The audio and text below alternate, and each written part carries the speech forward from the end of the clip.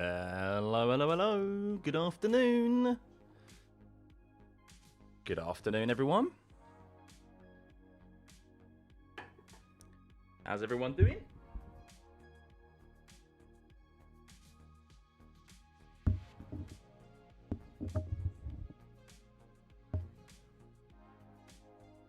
Ooh, who is ready for the Monaco Grand Prix? Yes, afternoon here from the UK. Good morning, good afternoon, good evening, wherever you are in the world.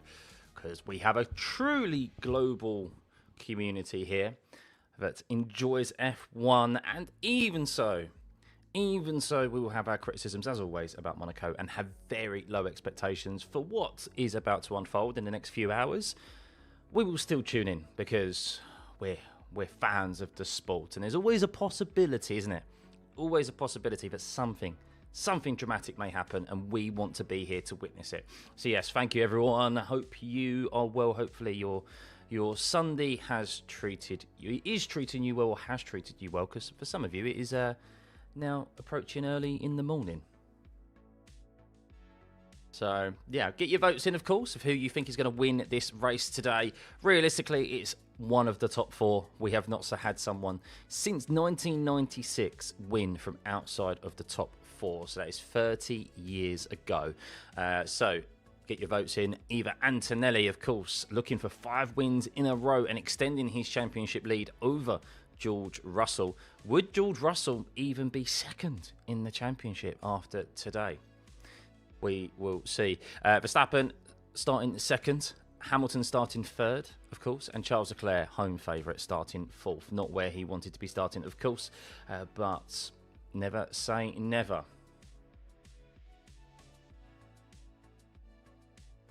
You can see the starting grid shortly. Yes, the live data isn't available just yet.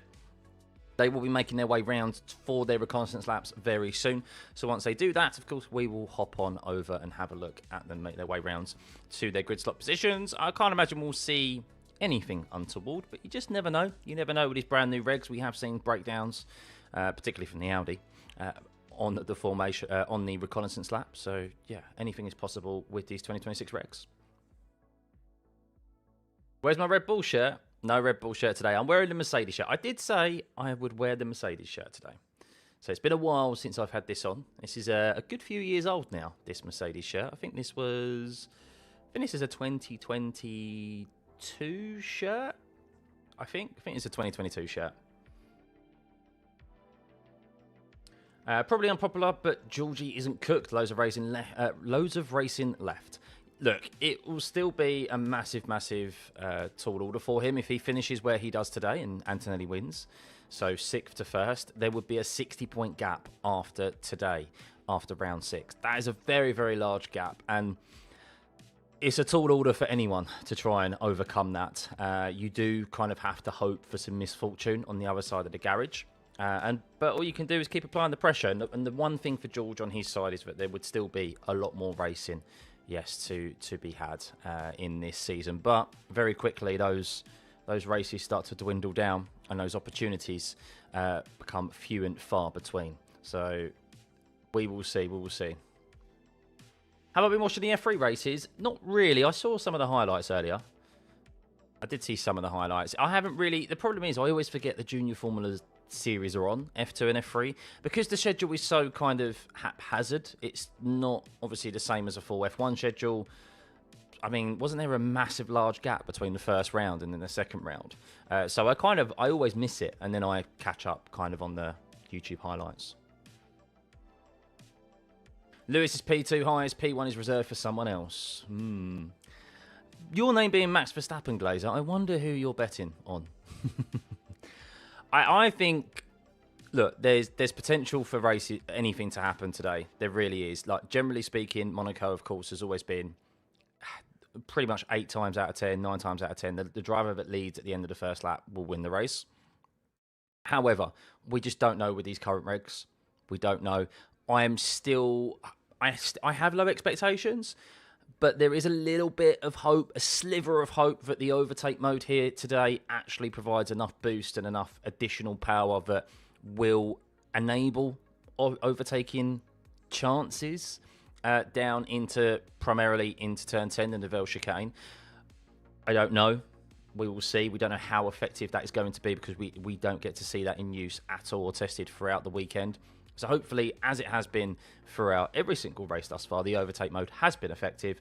I'm hoping here at Monaco, where the DRS only used to be in one zone, which was down the start-finish straight, which was not long enough for DRS to be effective, the overtake mode could be used anywhere. And that hopefully means that the best opportunity for an overtake at Monaco has really always been down into turn 10.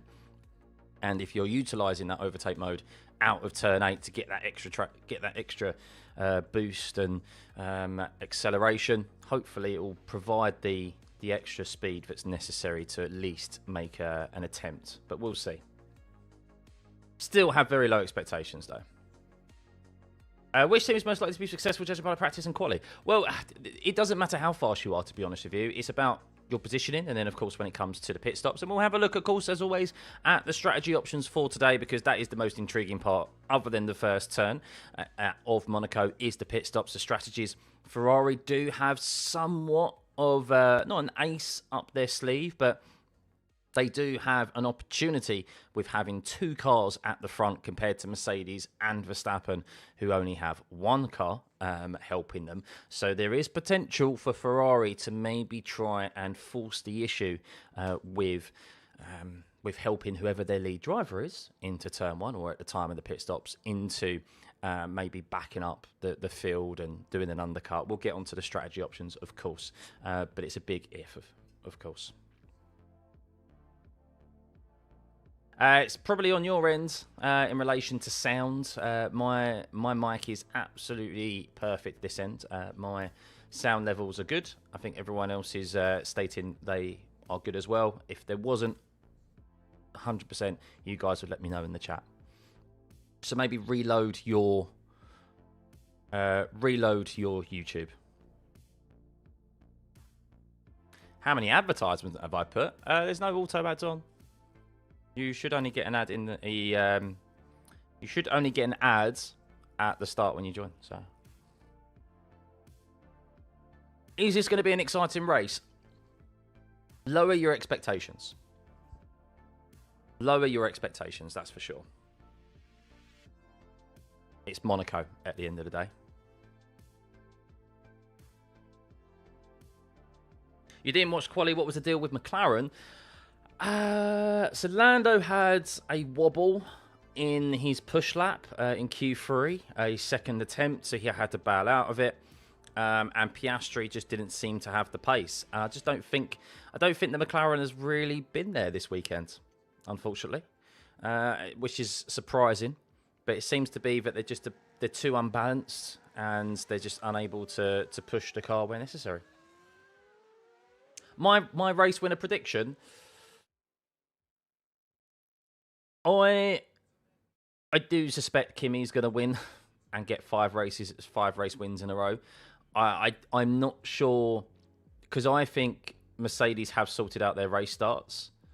It really does depend on the race start. I think if he gets into the lead into turn 1, same. I think whoever out of Max and Kimi leads into turn 1 or out of turn 1 will win the race, in my opinion. I think they both have the pace to beat them.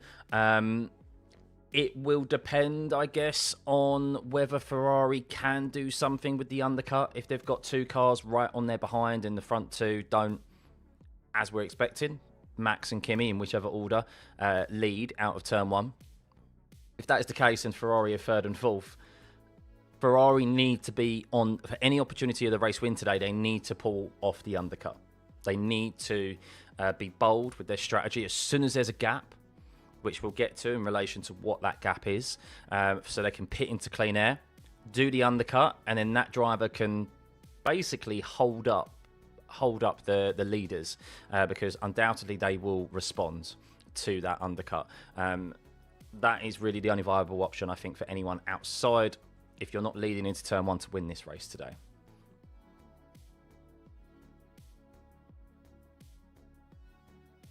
Ferrari have a chance. They've got an outside chance for sure. Right. So here's the lineup for today. Your starting positions. Doesn't seem like there's been any alterations to starting positions, so no one has taken any penalties and hasn't broken Parc Ferme for today. That's what it seems like to me, anyway. Drivers will be on their sighting laps soon. Where is my text here that drivers are on sighting laps? There we go. Drivers on their way to the grid. That'll be very soon. And then, of course, we'll have a look at the strategy options and everything on offer today. Hey, Taco, good to see you, mate. Monaco is about the spectacle. Yeah, look, it's just, as we said before, Monaco used to be special. It has lost some of that specialty to it because of the fact that we have so many more street circuits now. We have Singapore, which is a longer version of Monaco, which is held at night, which is special in a different kind of sense. And really the special nature of drivers being on the edge, racing around the streets of Monaco has been diluted, really. And that's F1's fault. There was always people who would say whenever we get to Monaco, yeah, we're not going to get any overtakes or whatever. Very limited overtakes. But it was one race out of what used to be 16, 18, 20 races. Now we have 24 race weekends a season, and a third of them are street circuits. So because of that, we come to Monaco and people were just instantly like, well, it's one of many street circuits and it's the worst street circuit out of all because the others, to a degree, provide at least a bit more racing. I would also say that Singapore is a bit boring as well. And if you were to get rid of one of the two races, it would be Singapore, because Singapore hasn't been on the calendar as long as Monaco. But yeah, that's kind of the reasons why I think Monaco is, the special feeling of it has become diluted to us fans. You have to disagree, but it's not Monaco that has been diluted, it's the F1 cars. I mean, the F1 cars haven't helped, but even then, you go back through the years, I mean, there wasn't many overtakes back 30 years ago, 20 years ago. So Monaco has always struggled to have overtakes, and it's never really been about the race itself. Qualifying, of course, Saturday's been important. It's the event itself about, obviously, you just have to be there, that usual crowd, which I get. If you're there, it's probably amazing to experience, like many F1 races. But, yeah, it used to always be drummed up as racing around the streets of Monaco. You don't get this anywhere else. Well, now we do. We get it at least 6 other races per year. And that takes away, in my opinion, the special nature of Monaco. Do I think Charles has a chance? Look, they always have a chance, and I think with these regulations, there is a possibility of DNFs. There's a possibility of Antonelli and Verstappen having contact at the first corner. Look, if Verstappen if Verstappen has any look into the first corner, he's going to take it. And for Kimi, how bold is Kimi going to be? That's the question, because he's still the championship leader. He's got 43 points. Yes, it's early on in the season. Of course, he wants to go and win the race as best as he possibly can. But you don't want to... The last thing that he wants is to give himself damage and not finish this race after just the first corner. And Max is going to take it to him, that's for sure. Hey, Cole, good to see you, mates. Welcome, everyone. So, yeah, we're just waiting for the formation lap. We're waiting for the recon lap, guys, where they make their way round to their grid slots. They'll be making their way round very shortly. Do I think the record by Max to win the most races in a row will be broken by Kimi or George this year? I don't think either of them will. I don't think Kimi's going to go on and win the next... How many races was it in a row that he won? I don't think he's going to do that. I don't think the Mercedes... I think you will see Russell come to some circuits in the near future that are his strengths, that he's strong at. And I think you'll also see... I mean, there's always potential of DNFs and things like that as well. What would the betting odds be for an Aston podium? Don't waste your money. Whatever you bet is what you'd end up losing.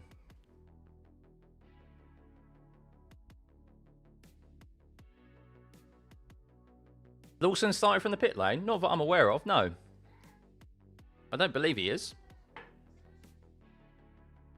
News to me if he is.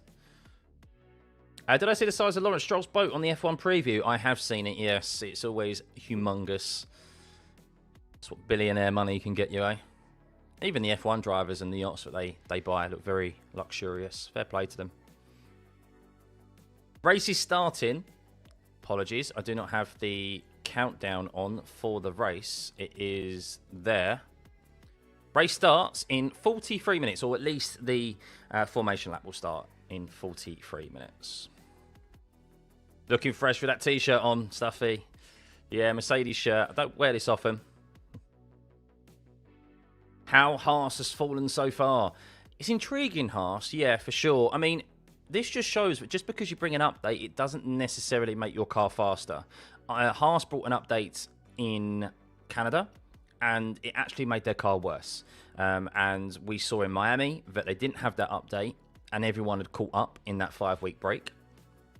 And then it comes to Canada, and the update, where they were expecting to make themselves quicker, actually made themselves probably worse. And they've come here to Monaco, and they're similarly having difficulties. So Haas, after a great start to the season, are now on the back foot. And this is going to be the nature of this season as a whole, I think, where we're going to have that development curve.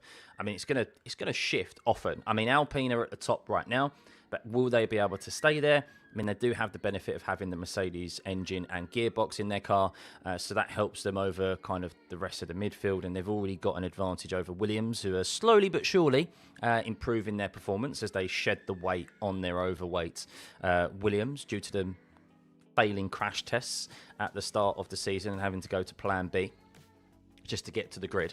But yeah, Haas definitely... Yeah, they need to go back to the drawing board. Undoubtedly, they already have done, but it doesn't look good for Behrman and Ocon, because Behrman was really, I think, the outstanding performer, wasn't he, in the first few races of the season? And since then, they're really struggling with the car, both of them. No one that we know of, but someone said pit lane start for Lawson. Don't know if that's true. If they'd already announced, unless it's recent, like really recent, in like the last like few minutes or so, it won't be reflected on the current standings, but on the timing tower that you can see. Normally, if they have announced beforehand that they're going to be breaking part Ferme rules, and they'll be obviously changing setup and so forth, and they'll be starting from the pit lane, that will be reflected on the current timing tower. So unless it's brand new and they've only just put that in and that's coming through now, when they go for their reconnaissance laps, that's when it will be reflected on the timing tower. You're surprised how little love Kimi is getting, given how little overtaking goes on in Monaco. I think he's been getting a lot of love. In what sense? What, in just my chat right now? I think he's been getting a lot of love, to be honest with you. Did I see that Tommy, from Matt and Tommy, his dad, put Gasly at P3 for his predictions, given the starting position, and that this is Monaco? Is he onto something? No, I don't know why he put Gasly as P3 at Monaco. I mean, Gasly, great performance yesterday. Once again, Alpine, not really looking like they were going to be... Alpine, I don't think at any point throughout this weekend, even though they've been strong recently, Colapinto's had a couple of good back-to-back results, they didn't show anything this weekend that indicated to me they were going to get into Q3. And Gasly, as he kind of tends to do, when he is kind of on the back foot, he digs out a performance, and he's done that here, and he's got a great chance of securing some points today. Colapinto, we'll see how he progresses, but starting in 14th, he's got a lot to contend with. Hulkenberg in the Audi, he'll be looking to try and make a good start, because Audi, they'll be very disappointed with their performance in qualifying, in the top 10 in every single practice session, and then to come to qualifying and Bortoletto crash out, of course, of Q1, but he made it into Q2, and then Hulkenberg only 13th. That is poor from Audi when they look so good all weekend. So for Colapinto, he's got to get past Hulkenberg. He's got to get past like two Williams, who look not too shabby here this weekend. Not great, but not too shabby. And then you got Lawson and Gasly, who, yeah, I mean, probably rightfully so, will be fighting it out for those last point scoring positions, depending on how good their start is. Right, so reconnaissance laps are underway here. So drivers making their way round to their grid slots. All systems check, of course, if you're unfamiliar what the recon laps are, just to see what the lay of the land is, the track conditions, etc. And they make their way a couple of times through the pit lane. and then they line up on their grid slots on the start line. Gasly 100% getting a good driver rating if he performs well in the race. Yeah, I mean, look, he's already had a great qualifying. Of course, a great qualifying can be outdone by a poor race. It does need to be taken. My driver ratings, I do take consideration, of course, qualifying for sure. But yeah, this time around, my driver ratings will be a lot easier to assess because there's no sprint race. They're a lot more difficult to assess when you've got sprint races, like 2 qualifying sessions and 2 races to assess. Was the Ferrari simulator the reason Hamilton has not been more optimal in his performance? Potentially. Maybe he has relied on the simulator a bit too much. And sometimes less information is more. It is better for you. Because you can have sometimes too much data. And that's the case in kind of any sports. And you can overthink things. And particularly for Hamilton, by the sounds of it, the correlation from what was happening in the simulator and then their preconceived thoughts of how the car was gonna feel or how to set it up when they got to the track wasn't matching up. So for him, Lewis has always been someone that has spent less time in the simulator compared to his teammates because he's from a different generation, of course, and he has always ended up. He's always ended up going more so for feel and kind of the old school way, really. And yeah, it seems to maybe have worked for him. Figure out how things are at the track. Get out there, see how the car feels. Some of these guys are experienced enough anyway, to be able to know exactly what they want to change in the car as soon as they get out there. They've done countless laps in these cars and many other cars, and they know exactly kind of what they want from a Formula One car. So yeah, maybe potentially that is it's only the second race where he's done that and not used a simulator, but it seems to be so good so far, doesn't it? Do I think the Red Bull is making a comeback as they've improved just too much from the starting of the season? Too early to say. Monaco, of course, is a very different circuit than anywhere else. One thing for sure, though, I think is that the Red Bull power unit is not as bad as what people maybe thought it was. It's actually a decent enough power unit. So much so that I don't think the Red Bull power unit is going to get the additional development time. They are within that 2%, 4%, whichever it is, range of the Mercedes power unit, whereas the Ferrari power unit, I don't believe is. We're still yet to get confirmation of that. So for them, it's really making sure everything else around it, the chassis, the suspension, all of that, working out the balance of the car, which I think is where Hadjar and Max have really struggled to be able to feel comfortable in pushing and leaning on the car. So any chance of rain today? I will spoil the weather report for you. There is no chance of rain today. There is no chance. Do I think Leclerc has a chance with the home factor and also Mercedes being weaker? Do you think Leclerc has a chance with the home? No, I don't think so. No, he's starting fourth. Look, if he gets ahead of Hamilton, maybe there's a chance of an undercut, 2 cars against 1 apiece with Antonelli and Verstappen. There's still a massive unknown with the overtake mode today. Is that going to be effective enough? I don't know. We will see. But it's bright blue skies in Monaco at the moment, so no chance of rain, even though we have seen, of course, storms make their way over the hills of Monaco and give us some wet races here, but I don't think we're going to see that today.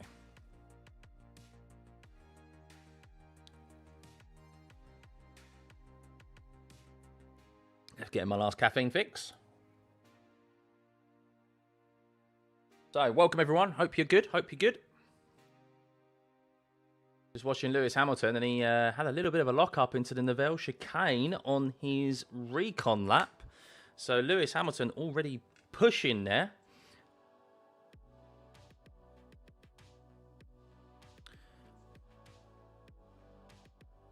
Leclerc looks just as sound as he was in Miami. Do you think this could affect his mindset and performance, or maybe a home race advantage boosts his esteem? I think he'll always have... He undoubtedly would have gone home last night, because they all live in Monaco, very upset and downbeat. But I think he will be sitting there going, okay, refresh today. kind of nothing to lose. Let's see what I can do. And if there's a sniff of an opportunity for him to, get ahead of Verstappen or his teammates at any point in the race, he's going to do that. Or even Kimi Antonelli, because we don't know who's going to lead out of the first corner, do we? And what may potentially arise. But I think what we will see, personally, I'm intrigued to see that if Antonelli does, well, this is the thing, this overtake mode. I don't know. I think we could get a bit of a train with the top four. I think if Hadjar stays ahead of Russell into turn one, I think what we could see is the top four have a significant pace advantage over the rest of the field of, i.e. Hadjar, Russell and the two McLarens, and they end up pulling away. And then that will make things interesting when it comes to the strategy and the pit stops. What about overweight RBs? Have they reduced that to outperform the Mercs? They undoubtedly are reducing it as they go along. We don't know ever, really, unless someone gets a sneak peek like they did in China over the shoulder of the person, the FIA individual weighing the cars. We don't get an idea of how much they exactly weigh. That's not really information that we're privy to, but it does get kind of leaked at some point throughout the season, and the teams will shed weight as the season goes on, understandably, because that is a clear way to improve performance. As I've mentioned before, if you have an extra 10 kilograms of fuel on board the car, that equates, generally speaking, to around 0.3 of a second per lap. So if you can shed 10 kilograms of weight off the car, then that's going to equate to, 3 tenths of time. So the teams are always looking to do that. And for a team like Williams, as an example, that's like an easy performance gain for them if they can do that. Do I think Red Bull, particularly Max, can win races against Mercedes after their biggest update in Austria? How long's a piece of string? I really don't know. It really depends if they can close down on the power side of things, I think.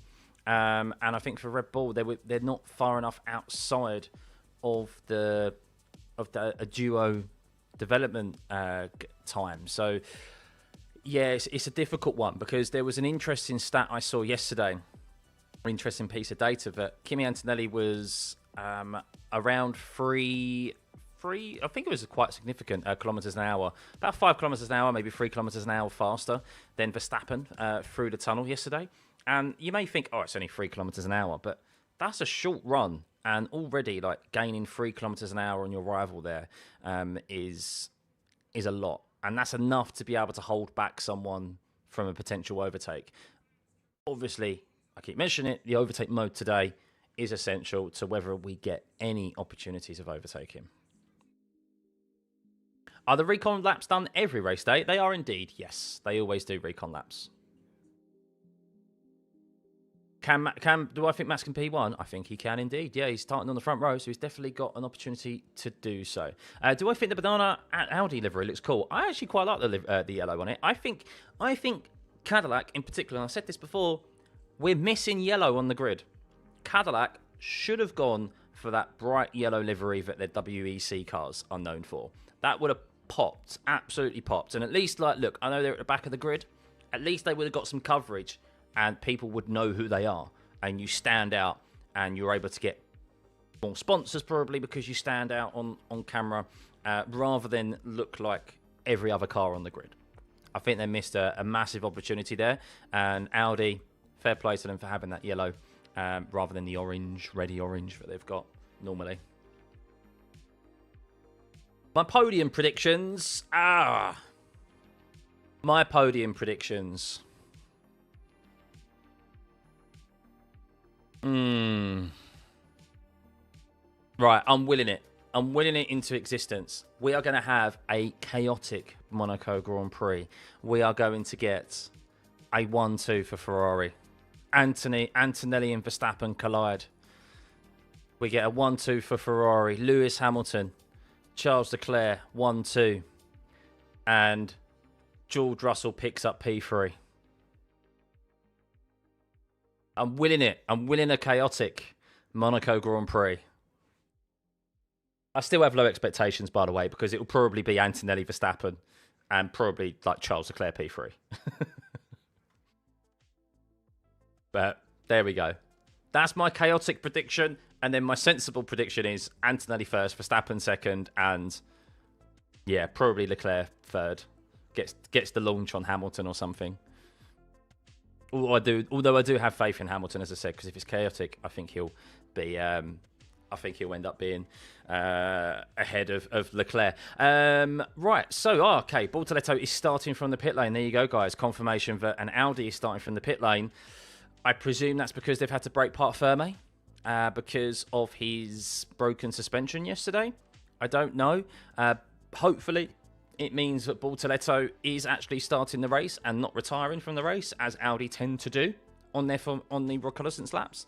So hopefully that's not the case. But anyway, let's have a look at the strategy options for today's race and the tyre allocations, all the important information for your viewing experience for the MONACO Grand Prix.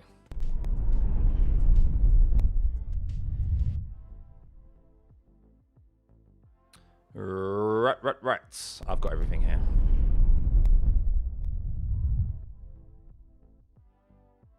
Right. Here we go, ladies and gents. Here we go. So, your strategy options for the 2026 MONACO Grand Prix, unsurprisingly, are all one-stop strategies. We have the primary strategy being the soft compound tyre to the hard. That is what we see quite often. Of course, the soft compound tyre, I think we will see everyone start on because we know how important the start is at Monaco. The primary opportunity to overtake and gain one or two positions.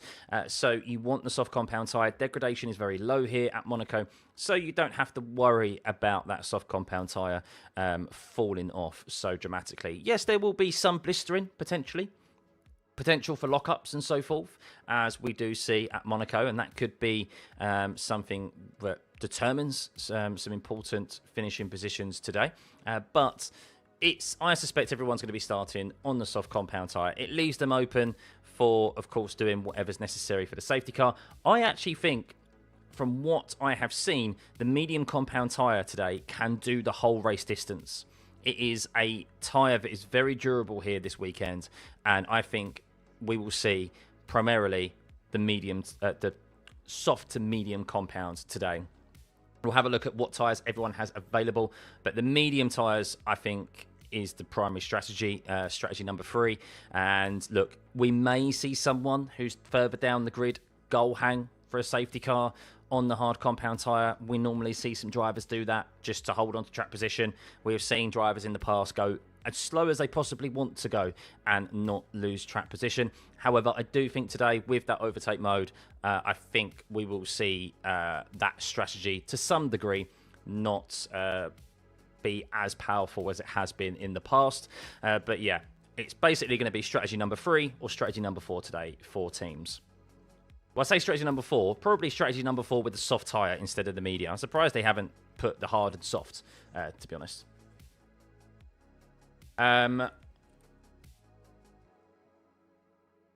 Hot track temps could cause mediums to overheat, but not likely. No, the data suggests not that. So tyre allocations as well.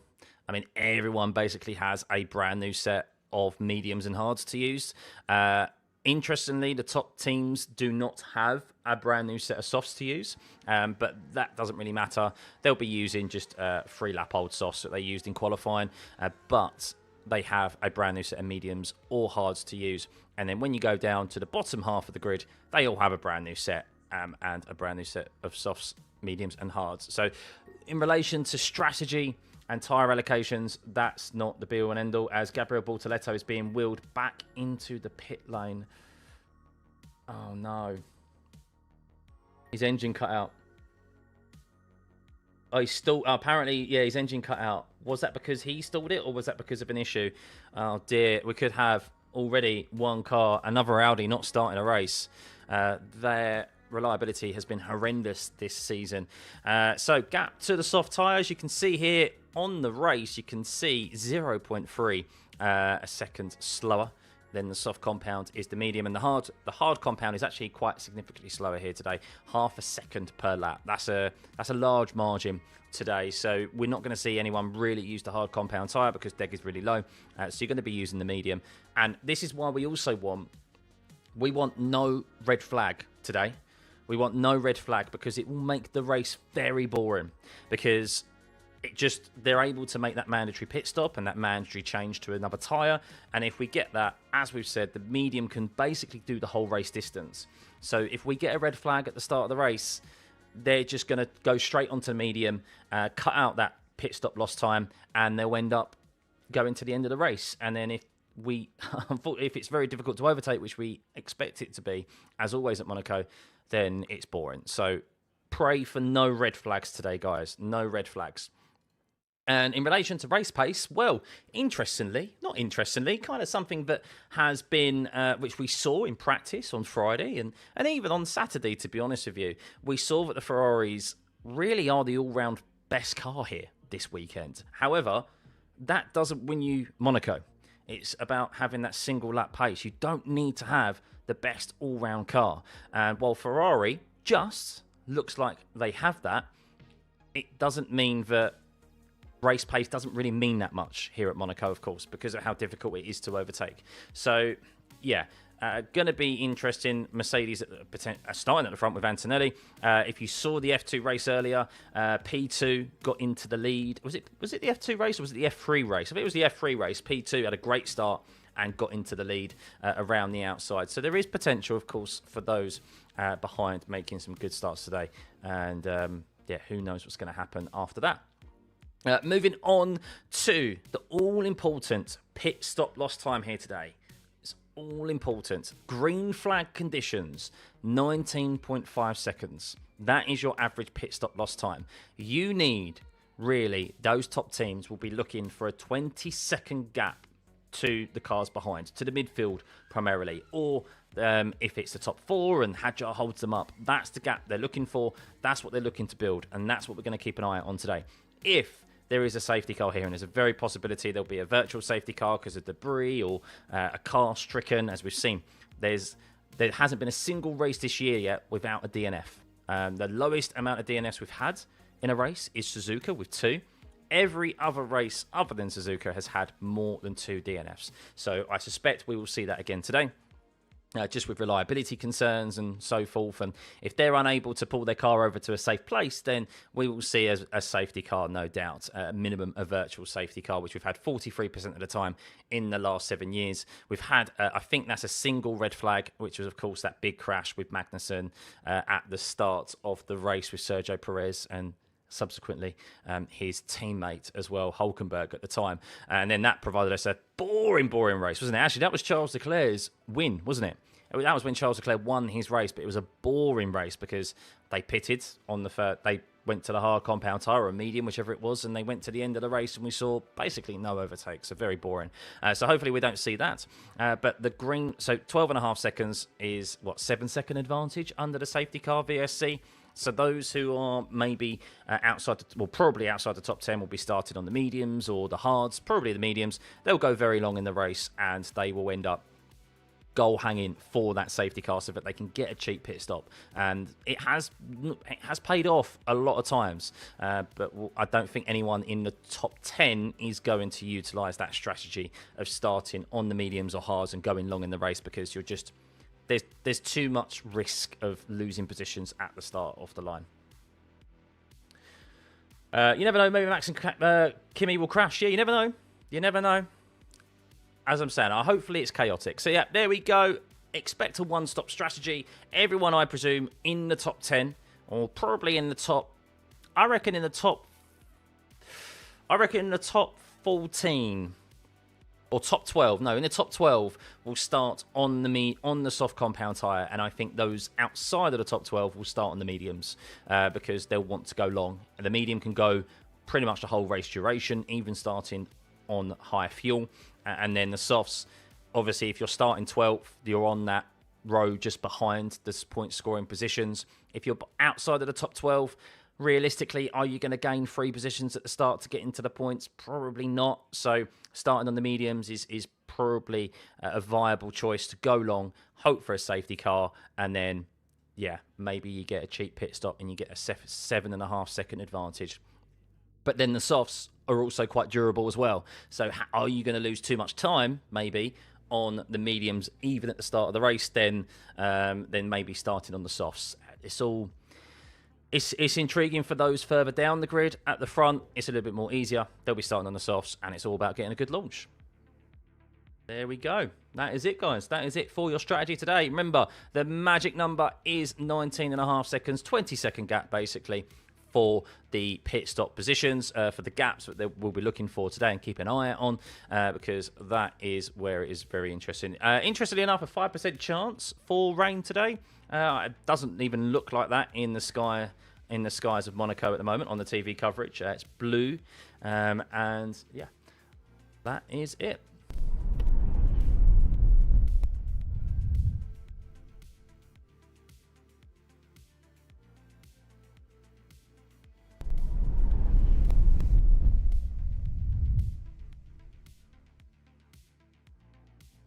Oh. There we go. There we go. We're ready. We are ready for the Monaco Grand Prix.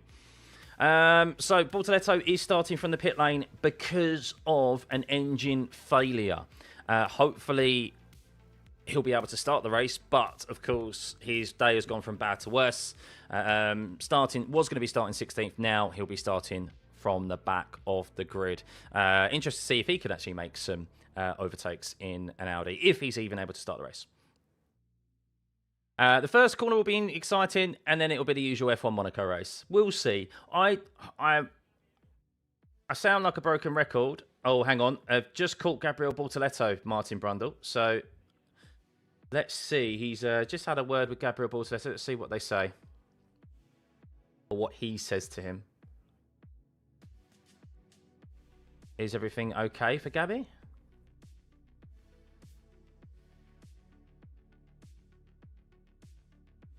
So Gabby just says, we'll be starting from the pit lane. Let's see if we can make it. Ugh, so not even confident that they'll be able to make it.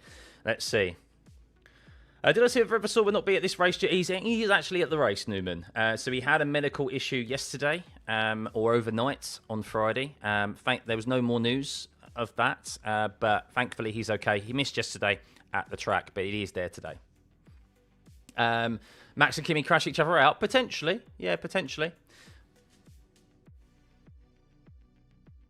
The Bortoletto will be fine. Let's see. Let's see. But get your votes in, guys. Thank you for everyone for tuning in. As always, hit that like and subscribe button. Let's see. Can we get to 1,000 likes before the race gets underway? We're at 319 at the moment. It'd be great if we could get to 1,000 before the race begins in 16 minutes' time on the formation lap. Get your votes in, of course, as well. Over 2,300 votes for who will win the Monaco Grand Prix. A lot of you have faith in Verstappen. Close between Verstappen and Antonelli, 34% to 32%, understandably, on that front row, that dash to the first corner. Hamilton, 22%, with Charles Leclerc, 12%. No one has won this race from outside the top 4 in 30 years. I can't remember when the last person won from 4th place or the second row, but yes, it's definitely not as long as 30 years ago, but that's how difficult it is to win from outside the top 2 rows. Pardon me. At least if Max and Kimi crash, they won't have as much drama as Max had with Russell. Yeah, but this is the thing, this could be Max's only opportunity in Red Bull to win a race this year. So if he's gonna see a gap at an opening, he's gonna go for it. And also Max will know the benefit for him today is that Antonelli has more to lose in the grandstand into the championship. Max, realistically, not fighting for a championship this year. Already quite a few positions behind. And let's have a look at those championship predictions, shall we, while we're talking about them. I'll have to look at the investigations as well today. But let's have a look at the standings. And, well, you can see that Max is on 43 points. Antonelli's on 131 points. So a significant difference there in the point standing. And, look, realistically, Max knows he's not in a car this year that's going to challenge for race wins consistently. this could be his best opportunity of winning a race this year. He's going to go for it. Kimi Antonelli has the bigger picture. If there is an opportunity and a slight opening, Max is going to go for it, even if it is not at the first corner and it's later on in the race. These cars are slightly smaller, slightly narrower than they were last year. And with the overtake mode, how effective will that be? He can go for a move with knowing that Antonelli, well, if he turns in, he's going to crash type attitude. And for him, that's a benefit for Max Verstappen to potentially win this race today and force Kimi out of position. Got buffering issues. Seems to be okay my end. I haven't got any issues with the stream. If you have any buffering issues, guys, just reduce your resolution that you're watching it on. So I am streaming in 1440p. That is the max one that you can watch in, but you don't necessarily need that. Reduce it down to 1080p. But on my end, it is saying that my connection is okay. So, thank you, GeForce. Must appreciate. Yeah, thank you for all of the subscriptions, by the way, guys, and all of the likes. Thank you. Keep them coming in. We're trying to hit 90,000 subs. If we could get, obviously, edge closer to that today, that'd be amazing. Trying to push, of course, towards 100k by the end of this season. Might be a YouTube issue. I mean, it seems okay my end, but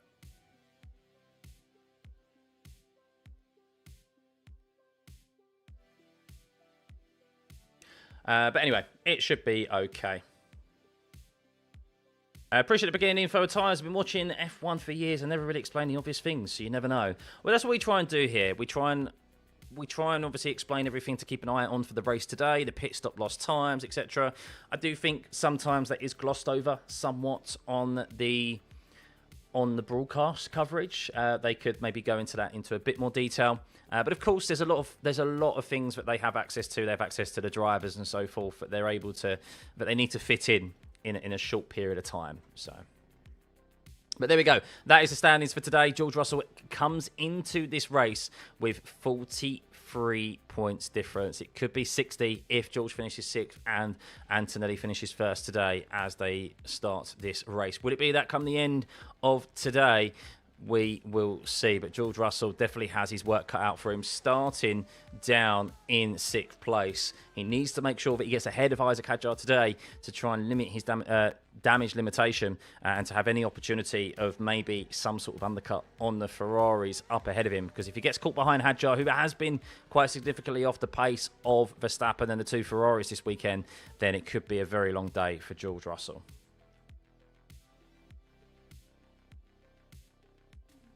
I'm sure it will sort out, guys. I'm sure it will sort out. I mean, my internet, my end is fine. I'll do a speed test right now.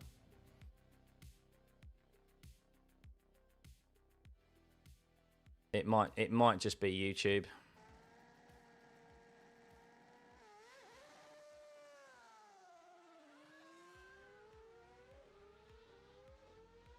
Just looking at my uploads, my download speed, which isn't really the issue, of course. So I've got 734. I mean, it's definitely not me. My upload speed is at 900.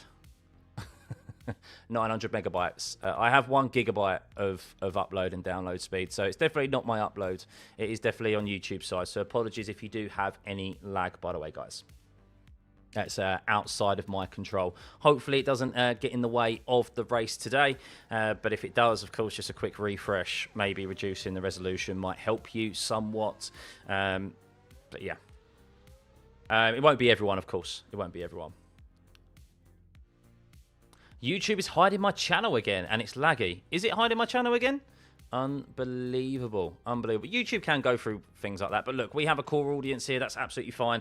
When it comes to, obviously, the numbers, you guys keep tuning back in, and I really appreciate that. So consistency is key, of course, with YouTube and viewership and so forth. So yeah, big thank you, guys. It's my cat. No, hopefully not. Hopefully not. Will drivers go slow to back up the field for teammate pits? I think they will, yes. Definitely, I think they will. I think that's something that Ferrari could do today with the undercut. I think that's their own real... Unless there's a collision between Antonelli and Verstappen, I think that's really the only possibility of a race win today for the Ferraris. Unless, like, we do get some actual overtaking opportunities here, which I highly doubt. But Ferrari need to do something with the strategy. Spanners had a go at Hamilton yesterday for tinkering with the car when he actually did nothing. Well, supposedly, I think they said they made some very small changes, but it sounded like the Ferraris in general had a bit more front end than necessary yesterday. The car felt a bit too pointy, and he actually, through each qualifying session, Lewis said that he was taking downforce off of the car, or off the front end of the car, a lot of wing changes. So for Lewis and for Charles yesterday, I think that's why Charles had that snap. Where he did in also into back and through turn 3, which is why he had to bail out of his first lap. I think it was more so probably track conditions changed from Friday to Saturday, and also Mercedes and Red Bull made some good changes when it came to the setup as well. Max said they made quite a few changes overnight from Friday to Saturday, and that allowed them to catch up to the pace of Ferrari. So it wasn't necessarily that Ferrari lost pace and made poor decisions. It was more so that the other teams caught up to the performance of the Ferraris.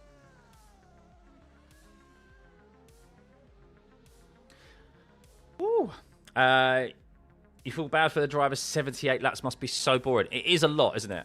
It is a lot of laps. But they must go pretty quick, though, because a lap around here at Monaco is very quick. It just shows the level of concentration that these drivers have. They must be so mentally fatigued after a race at Monaco, because in the F1 game, whether it's on controller, whether it's on a steering wheel and pedals, you know the level of concentration it takes to do that in a sim / game, let alone in real life for that long. So yeah, it is definitely mentally fatiguing for these drivers, and they probably get a very good night's sleep after the Monaco Grand Prix.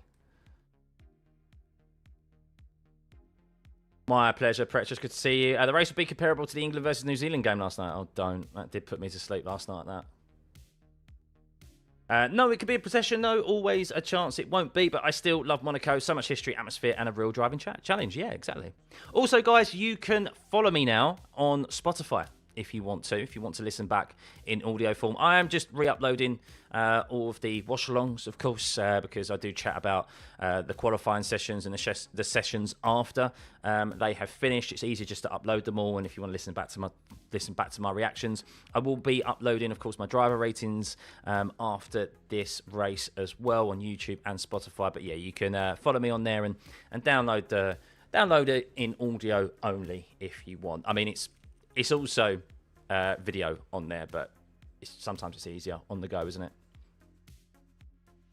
There'll be no video shown of the race due to copyright reasons. So anyone on YouTube who does show the race for full coverage will probably be swiftly taken down because it is in breach of copyright. So no live footage. We have just data, telemetry data, and the track map that is not in breach of copyright. And yeah, we'll have my alternative commentary throughout as well, which you guys seem to continue to enjoy.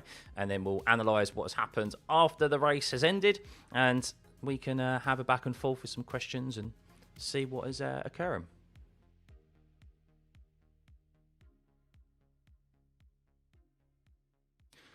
Being Dutch, you support Max just like English fans support their English drivers. No problem here. There's nothing wrong with biasness. I have no issues with people supporting their own countrymen at the end of the day. So hopefully, guys, if you are experiencing any sort of buffering lag issues, it will be due to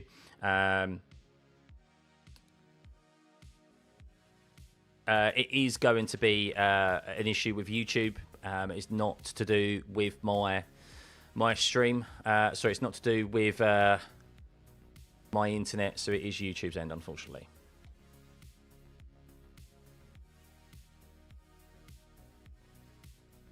Yes, the race start box will be removed. Don't worry. I'll move it over here for the time being if you want to see some of the messages that are coming through.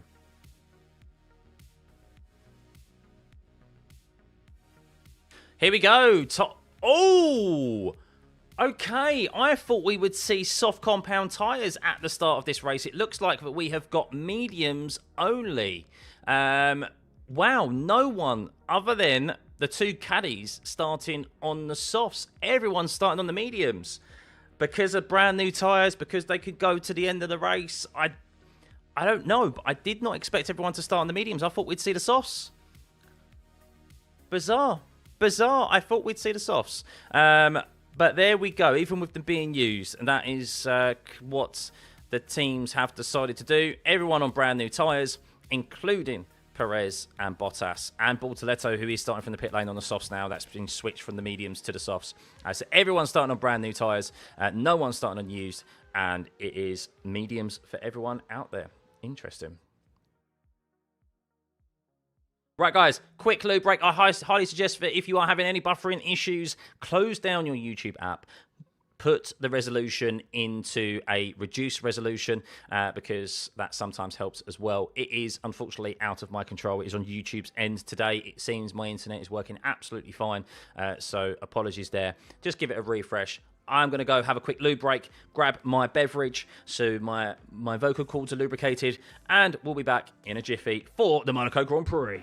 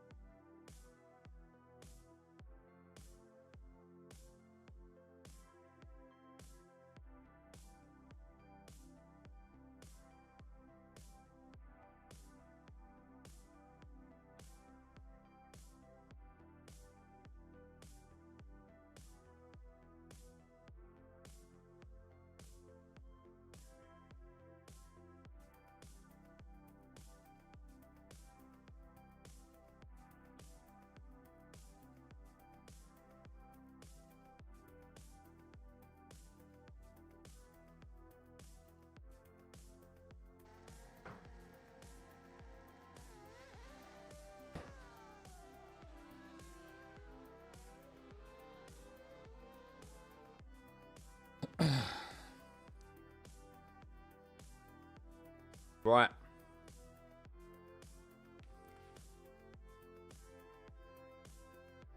Here we go. Here we go.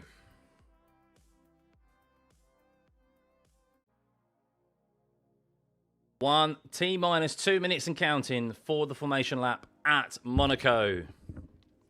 Welcome, everyone. Hope you're well. Hit the like button. Let's get to 1,000 likes before the formation lap, if we can.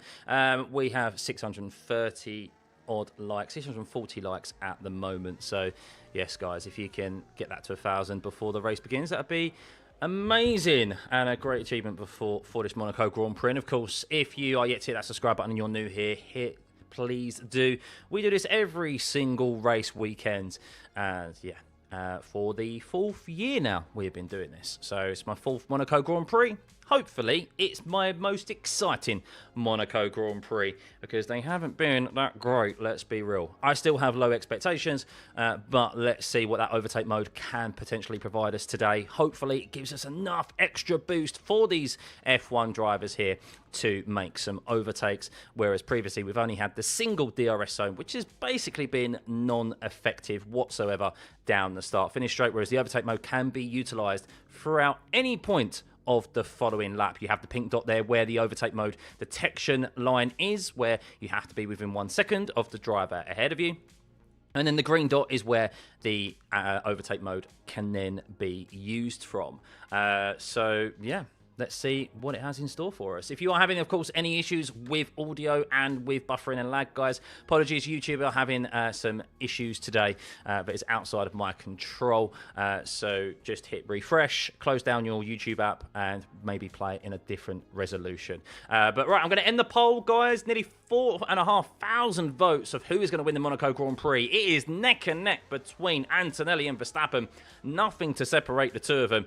Both starting on the front row, of course. Antonelli on pole, Verstappen in second. Hamilton 20% and Charles Leclerc 14%. Understandably, not as favourable as those starting on the front row, with it being such a short run to turn one here, and with the start of this race and turn one being so important to how this race can potentially unfold. I'm still intrigued that everyone's on the mediums.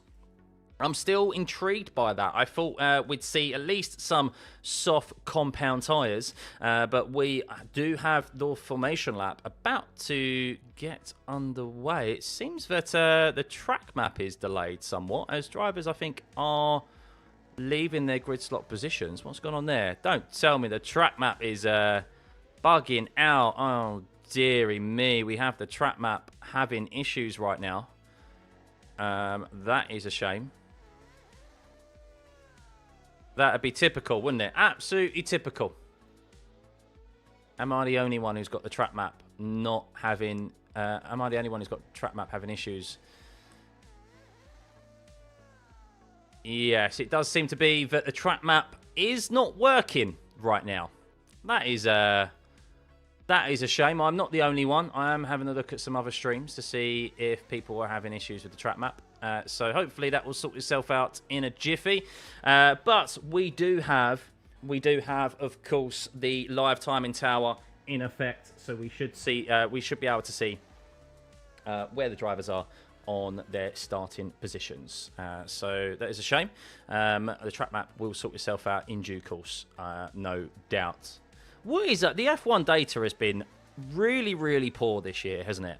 Issue after issue after issue this season with the track map. So, yeah, a real shame for that there. It's not just me. It is others are having that issue as well.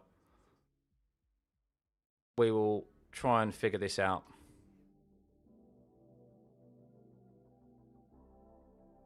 That's typical, absolutely typical. They need a new provider for the track map. Yeah, it seems tricky. Oh, there we go. Look, the icons have completely disappeared. Right, so it does seem that drivers have made their way round to their grid slots. So let's have a quick run through of your starting grid. It is Antonelli starting P1 with Max Verstappen. P2, we have Hamilton P3 with Leclerc 4th, Hadjar 5th, Russell 6th, Piastri 7th, Norris 8th, Gasly 9th, Lawson is 10th, with Albon 11th, Sainz 12th, Hulkenberg 13th, Colapinto 14th, Lindblad 15th, Bortoletto 16th, Esteban Ocon 17th, and Perez 18th, with Behrman 19th, Bottas 20th, and Alonso 21st with Stroll 22nd. Bortoletto will be starting from the pit lane. We, of course, will be trying to ensure that the track map updates itself very shortly. But we have drivers on the grid now. Here we go. We'll see if the track map is going to sort itself out as before this race begins. But here we go at Monaco.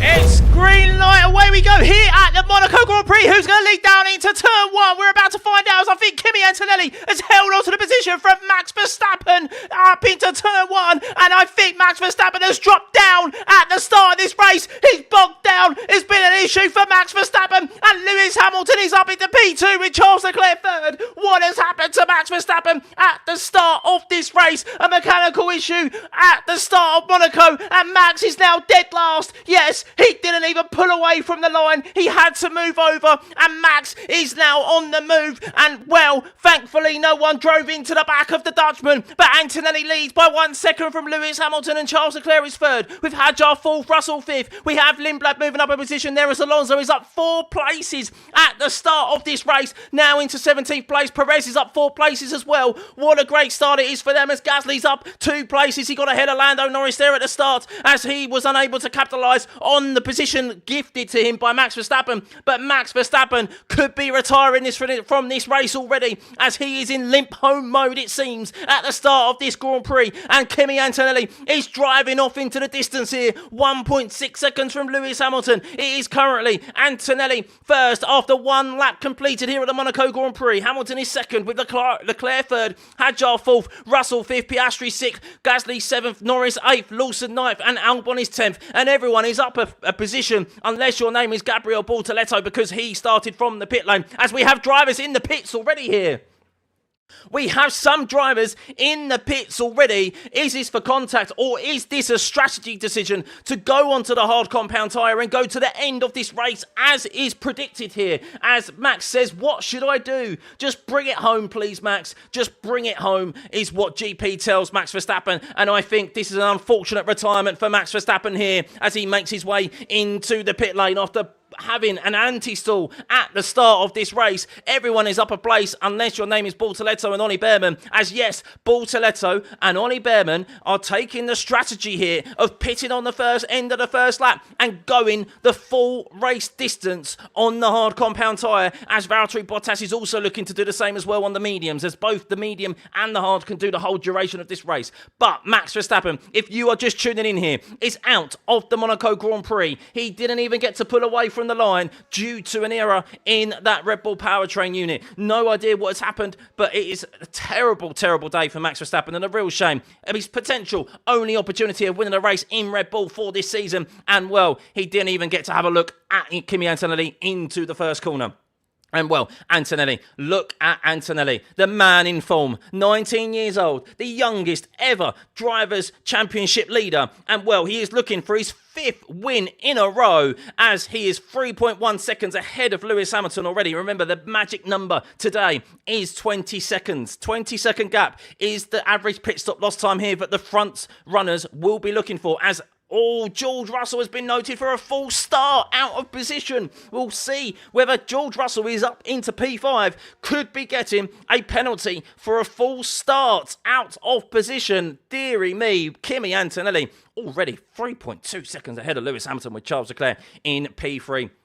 On the back of his teammate, it does look like with Isaac Hadjar 2.1 seconds behind Charles Leclerc, but the two Ferraris, as long as they don't tangle, will be finishing on the podium today. Yes, it's crazy to say, with only 3 laps completed here at the Monaco Grand Prix, but if you have never watched the Monaco Grand Prix before, that is normally the norm here at this racetrack. But Kimi Antonelli, 3.6 seconds ahead of Lewis Hamilton as they cross the line for the 4th time here with 75 laps remaining. Charles Leclerc is 3rd with Hadjar 4th, Russell 5th, Piastri 6th, Gasly is 7th, up 2 places. He got ahead of Lando Norris at the start of this race and is losing ground on Piastri but keeping Norris behind. Liam Lawson up a place as well because of Max Verstappen's retirement from this race. He is in 9th. Albon up into points now. Sainz is 11th. Hulkenberg in P12. Colapinto 13th. Perez, an unbelievable start from Sergio Perez, the Mexican, as Fernando Alonso pits now. He made a brilliant start at this race with 4 places gained.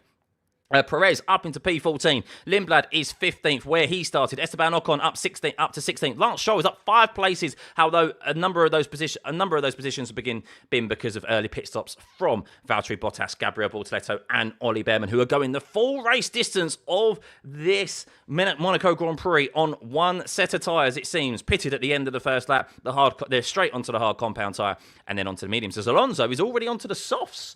That's intriguing. Fernando Alonso onto a set of soft compound tyres, unless that is an error with the timing tower. Fernando Alonso is onto a set of soft compound tyres, and I'm surprised he's gone onto that. Surely the softs aren't going to do a whole race distance, are they?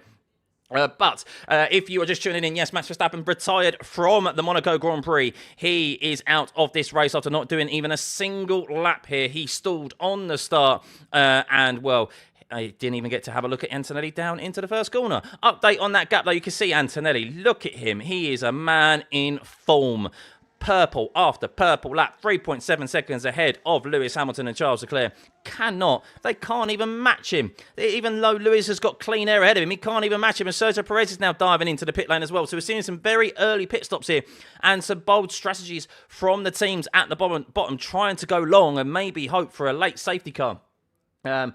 so that they can maybe get a benefit from that, get track position. All about trying to find clean air here at the Monaco circuit. As you can see, a bit of a train there between Bottas, Bortoleto and Ollie Bearman. It's been a very tricky weekend for Ollie Bearman, and Gabriel Bortoleto will be kicking himself because of that crash yesterday in qualifying, as Ollie Bearman looks like he might be having a move on Gabriel Bortoleto down into turn one. No such thing. So right now, the only overtakes that we have seen have been at the start of this race and some early pit stops from those in the bottom half of the standings. Max Verstappen, of course, did not even complete one single lap of this race after an early issue, as we can see. But Russell, no further investigation for a full start out of position. So George Russell, thankfully, is not going to get a penalty for a full start out of position, as the track map, unfortunately, seems to be having some issues right now. But Antonelli, a 16.6 last time around. I was just about to say that Hamilton matched Antonelli's time with a 17 flat, but now Antonelli has just pumped in a 16.6, so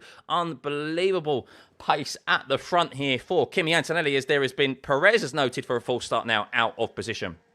And well, as Verstappen just watching his onboard, and he is just looking at his right-hand mirror instantly, as Norris was the one who flagged up George Russell being outside of his grid slot. And I'll tell you what, Norris and Russell did a great job of moving around Max Verstappen, the slow-moving Max Verstappen at the start of the race, as Norris had to back out of the battle with his own teammate into the first corner, and that allowed Pierre Gasly to swoop up the inside, as the track map, unfortunately, yes, is having issues today here at the Monaco circuit. Not entirely sure why that is, of course, with some issues with the GPS here, with lots of buildings in the area. It will sort itself out soon, hopefully, but that is outside of my control. We'll try and keep refreshing it, of course.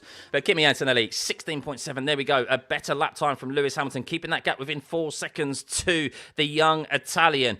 Charles Leclerc is third, 3.1 seconds behind, with Hadjar 1.8 seconds behind Charles Leclerc. He's caught up to Charles, who has just dropped off the back of his teammate a little bit there.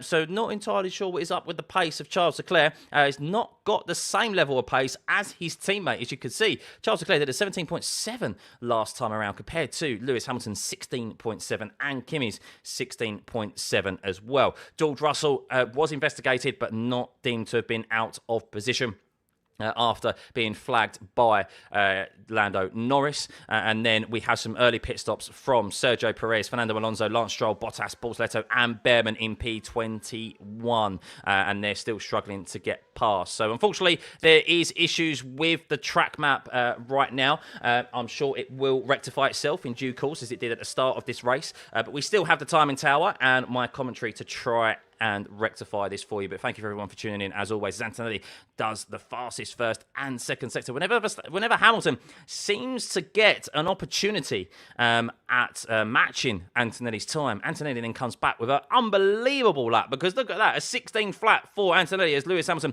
comes across the line with a 16.5, well, 16.6 really, and Antonelli is pushing that Mercedes and absolutely driving off into the distance here.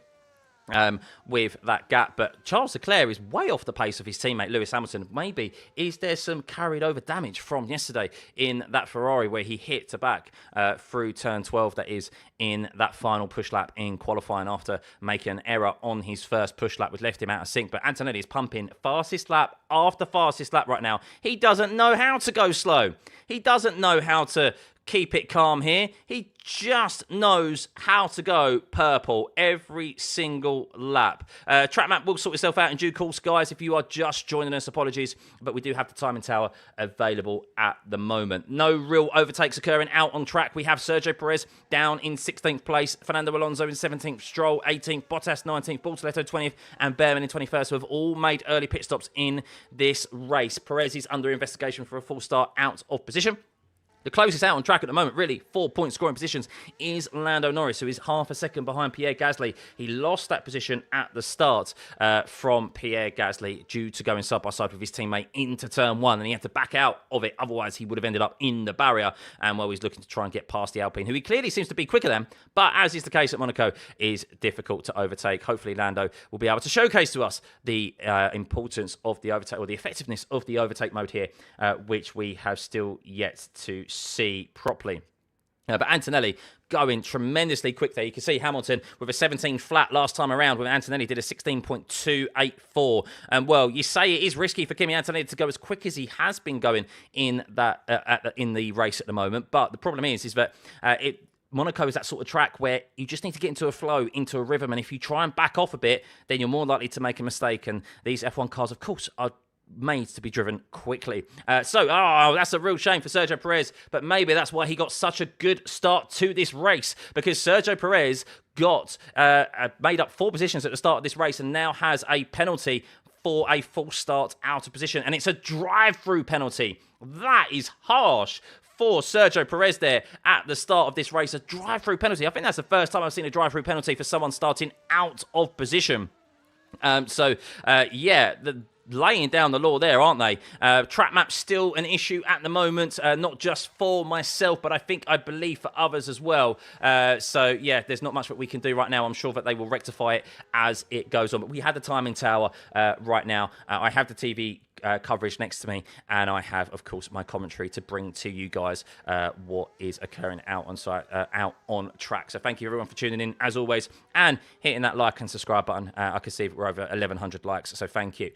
Right, so we do have some drivers closing up a bit, but yeah, you can see the field spread. Just look at the gaps there. While we don't have the track map visually to see exactly where drivers are positioned out on track, we can see that Antonelli has a 5.5 second gap to Hamilton. And, well, Antonelli has a 20-second gap, that magic number of a free pit stop, to Oscar Piastri in P6. The pace of Kimi Antonelli in that Mercedes is ridiculous right now. As it stands, Antonelli would be gaining 25 points. He'd be gaining 15 points over George Russell, who is in 5th place. So that would mean that the gap would be 58 points to George Russell. That is over 2 race wins difference to him and George Russell. That means he could afford to DNF twice and still have 8 points ahead of George Russell if George, of course, was to win those 2 races Kimi DNF'd in. So a very, very big advantage only after 6 rounds here, as blue flags are already being waved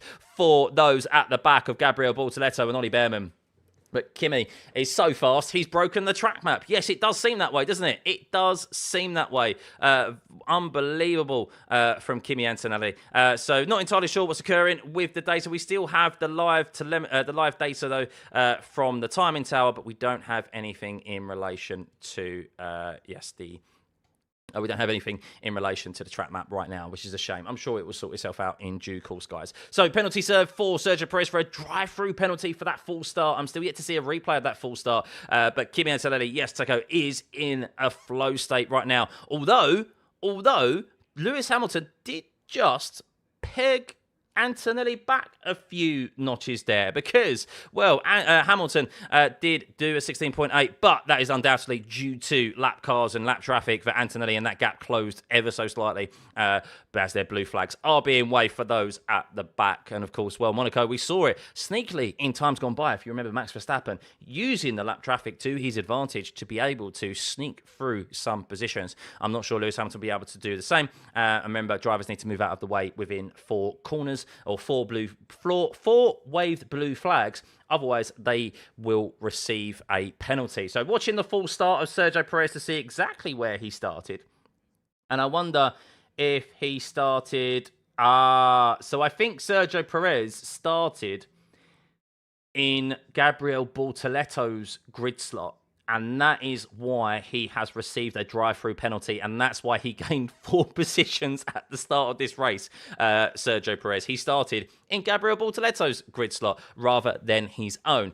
So that is why he did receive a drive-through penalty. The track map, I have reset it multiple times, guys. Unfortunately, it is out of my control. It is just not working at the moment, and that is the case for others elsewhere, so apologies. But right now, Kimi Antonelli leads by 4.2 seconds from Lewis Hamilton, who leads from 4.1 seconds from his own teammate. Quite neck-and-neck lap times between the 2 Ferrari drivers. They have the pace over Isaac Hadjar, who is holding off George Russell, who is 1.3 seconds behind. We have Oscar Piastri in P6, who is already 20.5 seconds behind Kimi Antonelli, who is navigating his way through some lap traffic. That is the magic number today of a free pit stop. And, well, Kimi already has that over Oscar Piastri in P6. These medium compound tyres can go very long in this race, though, today. That is why everyone has decided to start on them. And, well, the other drivers who have decided to pit early have taken the other approach of pitting at the end of the first lap or the second lap, to then go on a set of tyres that can go the whole race distance, unless your name is Fernando Alonso and Lance Stroll, who have decided to pit on a set of softs. So not entirely sure why they've gone onto the softs. Maybe it's just to gather some data. Of course, Aston Martin all at sea still at the moment with their difficulties. As Nico Hülkenberg dives into the pit lane, that Audi, he is currently in the pit lane, and that's quite early for him as well. Maybe he's just trying to find some clean air and do an undercut ahead, as Lewis Hamilton is gained a little bit on Kimi Antonelli last time around. But of course, catching is one thing, overtaking is another, especially here at Monaco. Right. Max Verstappen, if you're just tuning in, guys, what has happened to Max Verstappen? Well, Max Verstappen bogged down at the start of this race. I say bogged down, that is a simplification, really. His engine barely got going. He had to pull over to the side to ensure that no one crashed into the back of him. He didn't even make it into turn one side by side of anyone because he was on his own. He was all adrift. He was dead last and he was in limp home mode and unfortunately had to retire at the end of this race, not even completing a single lap here at the Monaco Grand Prix. So a shame for him. But Nico Hülkenberg has pitted. He's on the hard compound tyre. He's come out ahead of Esteban Ocon, so they've clearly found a gap for him. And we'll see if that will work and the undercut will work on those ahead of him who he was behind, which was in the name of Sainz and Alex Albon up ahead. So will he be able to perform an undercut here, which is powerful? We will see. Back markers are 4 seconds per lap slower than What a Sport. Yeah, they're very, very slow, aren't they? And I guess the problem is that Behrman and Bortoletto, I mean, Bortoletto probably doesn't have, is definitely not 4 seconds a lap slower than everyone else, but he's stuck behind, and it does seem to be that overtake mode isn't really as effective as we thought it would be today, as drivers are still struggling to overtake ahead, especially while they're on the same set of tyres, with, of course, Monaco being a track where degradation is never really that high, not really any high loaded corners here, so degradation is not an issue. That's why we're seeing drivers pit as early as they have done to go on to even the set of mediums that can do a whole lap duration. As Nico Hülkenberg with a bit of clean air there we go. See what a bit of clean air does for you at Monaco. Does the fastest first sector out of anyone today on the hard compound tyre. In P14, he's looking to try and close down the gap to Lindblad up ahead, but of course it's all well and good making that time up. He needs everyone else ahead of him to respond and pit, but they're probably going to go a lot later into this race. Track map still got issues, unfortunately, outside of my control. We will see if it will sort itself out. But yes, not the only one at the moment where that is not working. So apologies for that, guys. But thank you everyone for tuning in. Regardless, we're providing you live commentary here with the timing tower. The track map will sort itself out, and undoubtedly, as we further progress into the Monaco Grand Prix with 64 laps remaining. If you're just joining us, Kimi Antonelli leads by 3.4 seconds from Lewis Hamilton in P2. Charles Leclerc is P3 with Isaac Hadjar P4. Hamilton does seem to have Charles Leclerc covered at the moment and is currently, other than Nico Hülkenberg, the fastest man out on track, as Nico Hülkenberg did set a PB for him with a 16.5 there on his first lap on a brand new set of hard compound tyres and some clean air ahead of him.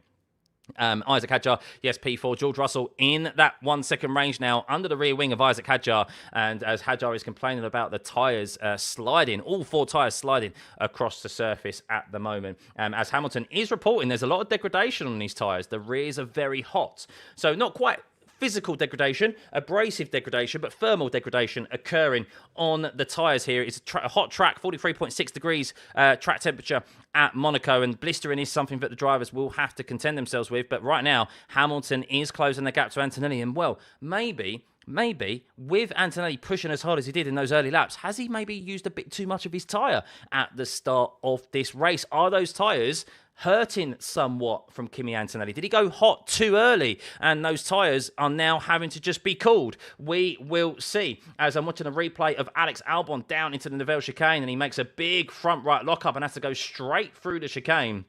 Alex Albon, Carlos Sainz is 4.5 seconds behind those. So tyres, they are still managing some tyres out there. And Lewis Hamilton is one of the best, of course, at managing those tyres. And we'll see if he's going to be able to catch the young Italian and maybe apply the pressure. Because someone who isn't going to apply the pressure is Max Verstappen. He's being interviewed right now in the media pen because he had an issue with his engine, which caused him to not really even get off the line and retire from this race. Didn't even complete a single lap, which is a shame for us because we were all looking forward to that dash down to the first corner in those first couple of laps with Max and Kimi Antonelli. So a shame for him. But what could have been probably his only opportunity at a race win this year in the Red Bull. And that's been completely taken away from him. I'm sure he is loving these cars even more now after today. So, update on the drivers that are closest out there right now. It is Isaac Hadjar and George Russell, as George Russell, right on cue, complains about front left graining as well, and we won't be out for much longer. So, yeah, George Russell just loses his complaining about the graining, and that graining, of course, with that tread of tyre that you see, the line of rubber around the tyre, normally on the outside, that happens because of the thermal degradation, not the physical degradation. The tyre's getting very, very hot, and that means that the car slides around and you lose that level of grip because you have less contact patch surface to the tarmac. As Lando Norris has been under the rear wing of Pierre Gasly since the start of this race, but unable to get past. And that just shows that even Norris, who's probably in a quicker car, is unable to get past an Alpine, as we have seen so often at the Monaco Grand Prix. So we're keeping an eye on that gap between Lewis Hamilton and Kimi Antonelli to see whether or not they're going to be able to close that gap. Lewis Hamilton was closing it, but he's just losing a bit of time now. Not quite sure where he is out on circuit. Looks like he's he's making his way across turn 3 and turn 4 where the first sector line is, and you can see there he's just lost a couple of attempts again in that first sector. So maybe Antonelli is just let off somewhat after the first initial push laps and is now looking to cool those tyres, as we have Valtteri Bottas back into the pit lane. So what has happened to Valtteri Bottas? Not sure there, as the track map is still yet not sorted itself out. So apologies for that right now. Yes, so Norris, can he utilise that overtake mode to get past Pierre Gasly? It doesn't seem like it's properly enough. It is all about the pit stops, of course. We're expecting really those on the medium compound tyre to probably pit around lap 28 to 30, but with them complaining about the graining of the tyre, maybe they'll pit earlier. But the problem is that you can, well, not a problem, but what you can do with the graining of the tyre is you can work your way through it. You'll lose grip for a few laps, and then that extra layer of rubber starts to fall off of the tyre and will cut, and the grip will then come back to you. So Valtteri Bottas, unfortunately, is retired from the Monaco Grand Prix. So Valtteri Bottas' start to this season in Formula 1 in 2026 is not gone well. Clearly outperformed by Perez here this weekend again, and well, now his car has been retired after only 19 laps here. As Kimi does the fastest first sector of anyone. He's just gone half a second quicker than Hamilton in that first sector. Calm it, Kimi. Calm it. Wow, Kimi Antonelli, 19.9 in that first sector. The 20-second pit stop loss time is 20 seconds is the pit stop loss time, and Antonelli currently has 21-second gap to Isaac Hadjar in P4. That shows how quick he is right now. And Lewis Hamilton is the only driver who can match him at the moment. And I say match him, it is a very, very big loosely match him, because Kimi just seems to be calling the car and then going back on the attack. And you can see this lap here, he is gaining a significant amount of time over Lewis Hamilton. He's gained half a second in the first sector. He's gained half a second in the second sector. What is he going to be in the last? Well, let's see. Kimi does not know how to relax, Jarvis. No, it doesn't seem like he does. And sometimes that's the best attitude. It's 16 flat for Kimi Antonelli that last lap, and Lewis Hamilton did a 17.2. 7. That is 1.2 second difference in one lap alone round Monaco here for Kimi Antonelli on Lewis Hamilton on lap 19 of this 678 lap race of Monaco, as George Russell is all under the rear wing of Isaac Hadjar as they exited the Nivelle chicane, but he cannot have enough to get past him at the moment, as Hadjar is reporting his engine braking is going wrong. What is going wrong with my engine braking? Something wrong with first gear. It's unusable, as Hadjar is clearly feeling the pressure out there. And could we see a second issue for a Red Bull powertrain. We've already seen one at the start of this race from Max Verstappen, who retired after not even doing a single lap here after issues off the start line. And well, Isaac Hadjar, who has already had his issues with the Red Bull powertrain, most notably with that engine fire in Australia, the opening race of this season, is looking like he is having to manage some issues right now as well, while feeling the pressure from George Russell in P5, trying to close that points gap to Kimi Antonelli, because as it stands, if he finishes P5 and Antonelli finishes first, which it looks very comfortably that Antonelli will win his 5th race in a row, then George Russell will be 15 points further behind Antonelli before heading into this weekend. That gap will be moving out from 43 points to 58 points after 6 rounds. That is an unbelievable gap, and definitely something that is going to be tricky for any driver to close down. Still issues with the track map, unfortunately. Not entirely sure what is happening with the data, but we still have the live timing tower of data, thankfully, and my commentary. I do have the TV coverage alongside me to keep you guys informed on any action that is occurring out on track, which is very few and far between. You'd be unsurprised to hear at Monaco. Max's tyres threw the tears of his fans into his engine on the start line because of causing a terminal engine failure. Hadjar still complaining on the radio about his engine braking and the car. He is not comfortable at the moment, but George Russell doesn't have an answer to the struggling Hadjar, who is now 26.7 seconds behind Antonelli. Antonelli has a comfortable pit stop gap to Isaac Hadjar when he wants to decide to pit, of course. Charles Leclerc, 6.2 seconds behind Hamilton. He is lapping a little bit slower than his teammate right now, but he's comfortably ahead of Isaac Hadjar. No need really to push right now for Charles Leclerc because, well, doesn't seem to have the pace of his teammate. As Hadjar says, something is going to explode, Isaac Hadjar says on the radio. The engine is not healthy right now. Deary me, the Red Bull mechanics say they see the issue. We are working on it, but Hadjar is expecting his Red Bull engine to explode right now in the cockpit of his car. We've already seen one engine not even get going today in the form of Max Verstappen and not even complete a single lap. And Isaac Hadjar, who is under extreme pressure from George Russell, every time he looks in the rearview mirrors, he sees the teal colour of that Mercedes. A Mercedes that is looking to try and claw back every point possible on his young championship contender. Minimise the damage, of course, George Russell. He looks to the outside of Isaac Hadjar to let him know he's there. I'm sure you don't need to do that, George, because he's fully aware of it, because you've been there for many a lap now. But will Hadjar be able to even make it to the end of this race? They seem to know what it is going on. But Hadjar, after what has been a bit of a difficult weekend for him again, could be finishing 4th. And that would be, he's even better than his best finishing position, which was P5 in Canada only a few weeks ago. So we will keep an eye on whether Hadjar, that gap is, look at that, George Russell very, very close as they make their way out of Sector 2 into the braking zone of the Neville chicane. Every single time he gets to around 2 tenths on to Isaac Hadjar. That overtake mode does allow them to really close up, but it's not enough to allow them to overtake when they get down into the Neville chicane. Hadjar just has enough, even in that struggling Red Bull right now, as Hadjar did actually go defensive on George Russell down into the Neville chicane. So George is making Hadjar sweat right now. And well, we've seen drivers have lock-up here before. Could we see Russell force Hadjar into a mistake here as he is managing clearly an issue? As he's on the radio again complaining about the engine. Let's see what he has to say this time around, or whether if it's the engineers telling him what to do. Let's see if this track map will sort itself out, as I really hope it does, but it doesn't seem like it does. No.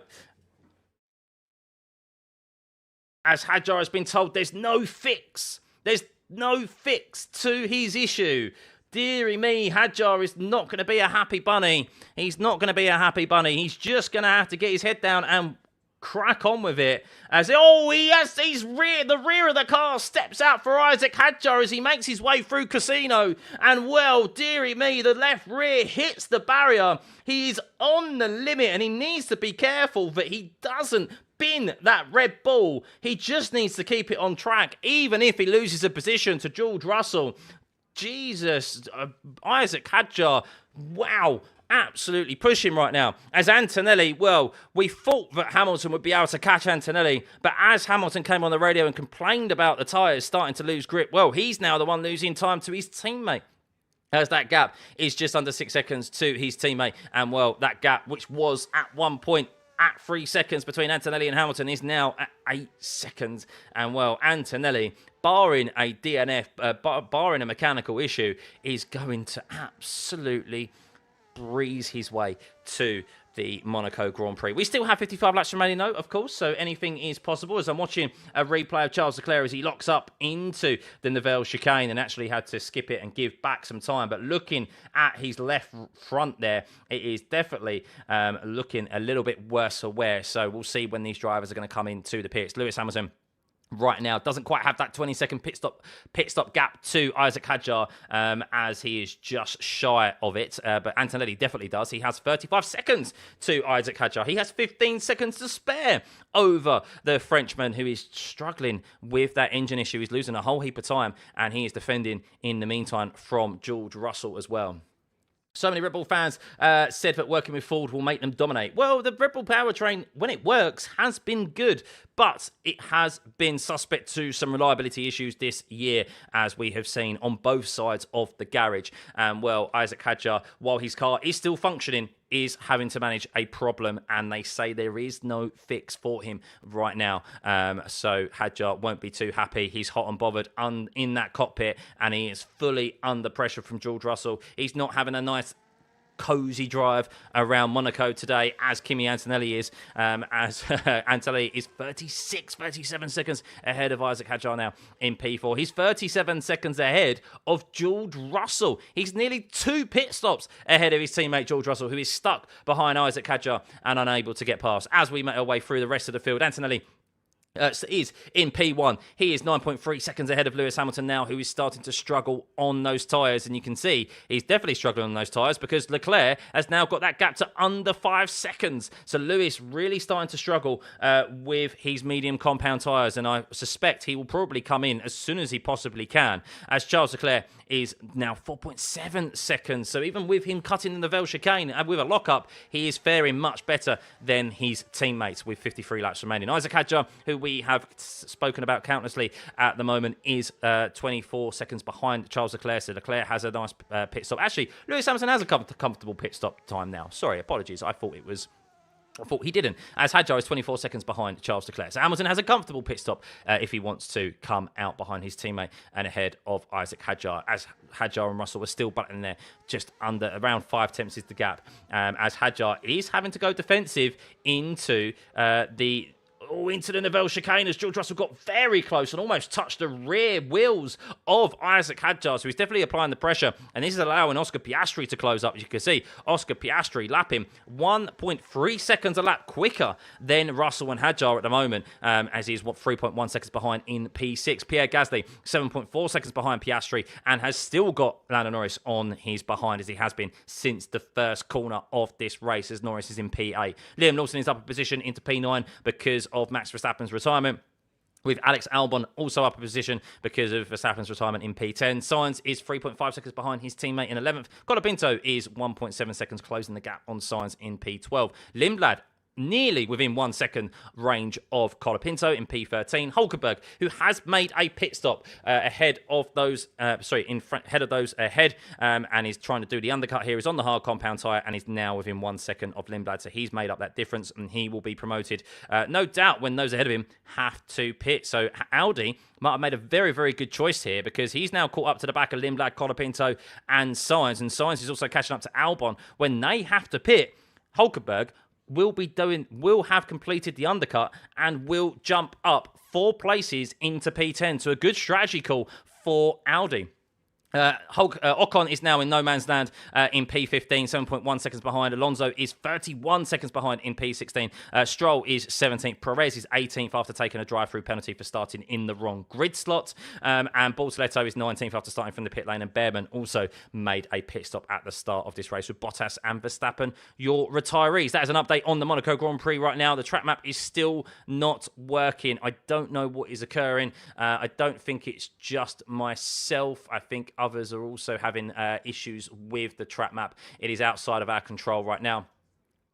So, yeah, apologies for that. But we have the live timing tower as George Russell gets very close to Isaac Hadjar again, but just cannot get past him. Well, I tell you what, the closest gap, one of the gaps that is intriguing to keep an eye on right now is Lewis Hamilton and Charles Leclerc, because Charles Leclerc is 2.6 seconds behind Lewis Hamilton. And, well, this is all about the podium positions, of course, and as it stands, if Hamilton finishes ahead of Charles Leclerc in this race, they'll be equal on points, 90 apiece. And they'll be closing the gap significantly on George Russell in second, who would be on 98 points. They'd be on 90 apiece, so only 8 points separating both Ferrari drivers. As Hadjar did just go straight over at the Neville chicane. So Hadjar did go straight over the Neville chicane, and George Russell is straight on the radio asking for him to move out of the way, and I do suspect that they'll investigate that to see whether he has to give the position back or give up some time. But yes, Hadjar definitely made a mistake there as we are starting to approach the pit stop window, as Hamilton there complaining about the car's oversteering now. I think that's a bit of an understatement, because Charles Leclerc, as Lewis Hamilton is in the pits, Lewis Hamilton in the pit lane, Charles Leclerc moves up into second, and Lewis Hamilton finally comes into the pit lane. He has a nice significant gap to Isaac Hadjar, who was 30 plus seconds behind. As Lewis Hamilton comes out of the pit lane, we'll see where that gap is. He's on the hard compound tyre. He'll be going to the end of this race. 50 laps overall will be Lewis Hamilton on this hard compound tyre. And he'll be hoping now, Lewis, that there is no safety car, because then that would mean that there would be a cheap pit stop for Charles Leclerc, and he would gain that position out on track on his teammates. Shame we couldn't see that on the track map, as there is still issues with the track map, and it's something that is outside of our control right now. So apologies, everyone. But Ferrari, there we go, pitted, and there is a 12.8 second gap to Isaac Hadjar, and he is, importantly, Lewis Hamilton, within that pit stop window of his teammate. 20 seconds, remember, is that magic number, and 17 seconds, the gap to Charles Leclerc. So watching Isaac Hadjar's replay as he went on the brakes into Neville chicane, and he did cut it. He definitely did cut it, but George wasn't close enough to gain a position there. But interesting. George Russell could be lapped. I don't think he'll be lapped. But yeah, George Russell definitely struggling to get past Isaac Hadjar, who is continuously under pressure, as is Pierre Gasly, by the way. But as I said before that, Lewis Hamilton, if he finishes ahead of Charles Leclerc, they'll be equal on points, and he would actually be a position ahead of Charles Leclerc on countback, because he would have obviously scored he would have had higher scoring finishing positions than Charles Leclerc. So he would be third in the championship. If Charles Leclerc finishes second and Hamilton finishes third, as it stands, Lewis would be on 87 points and Charles would be on 93 points, only 5 points behind George Russell, who would be second in the championship, as he would only be gaining 10 points with him in fifth place right now, and Antonelli would be gaining 25, gaining another 15 points, increasing his championship lead to 58 points from 43. So yeah, that is the current standings in the championship.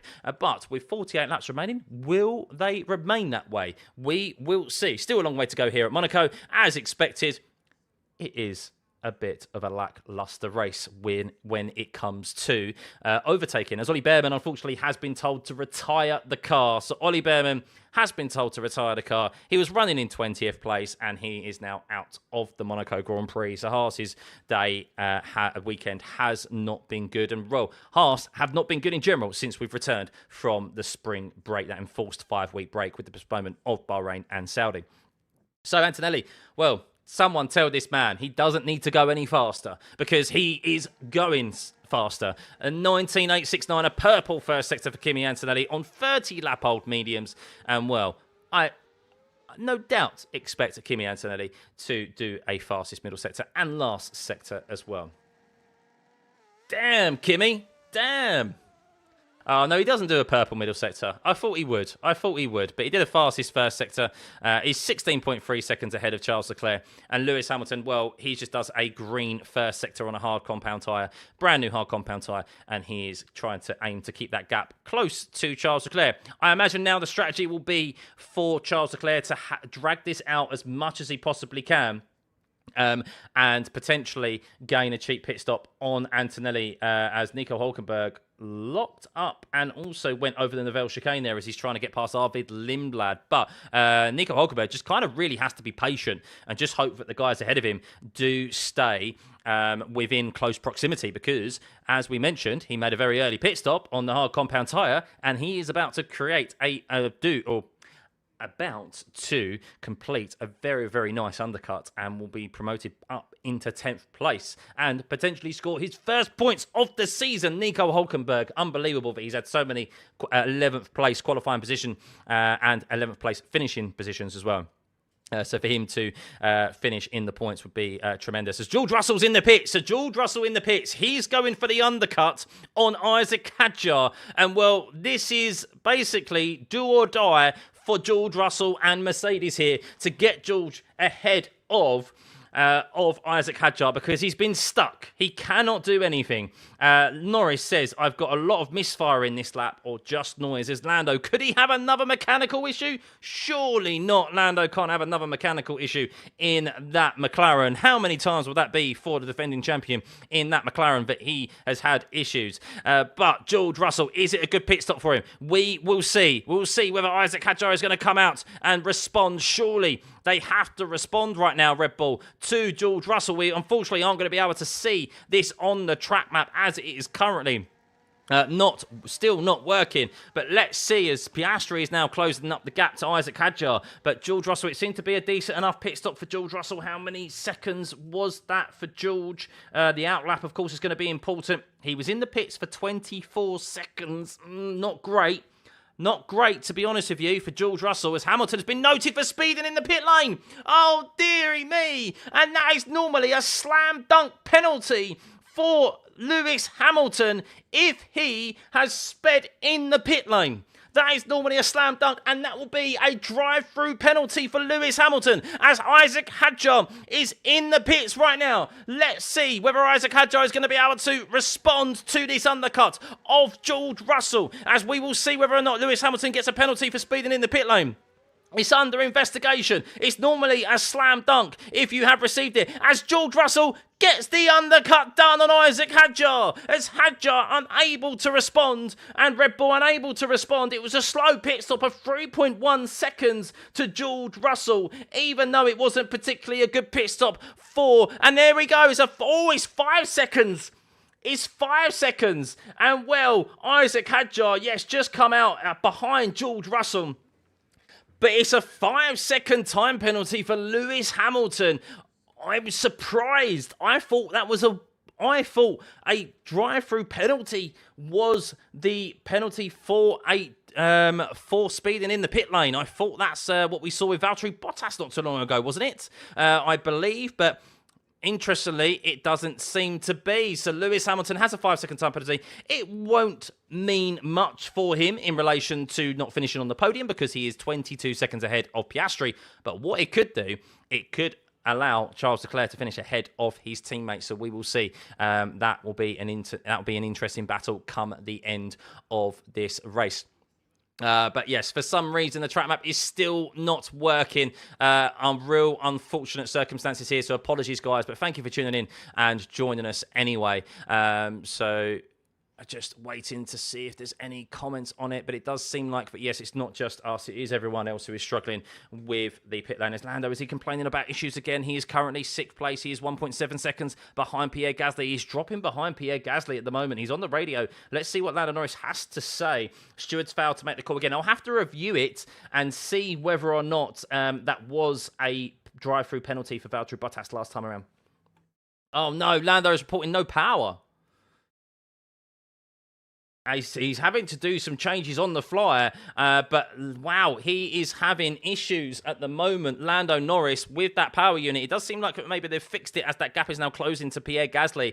Maybe he's just been running in too maybe the engine has been overheating. Not entirely sure if that has been causing issues because he's been under the rear wing of Gasly throughout this whole race, as he's making numerous changes on his steering wheel as he made his way down through the Nivelle chicane. So that's why he lost a whole heap of time to Pierre Gasly as he made his way through there. And well, following that, he has just made, following those changes to his engine on the steering wheel, he's just done his fastest lap of the race. So maybe those changes have actually done very good. But the reliability is a joke this year. Yes, it has been indeed.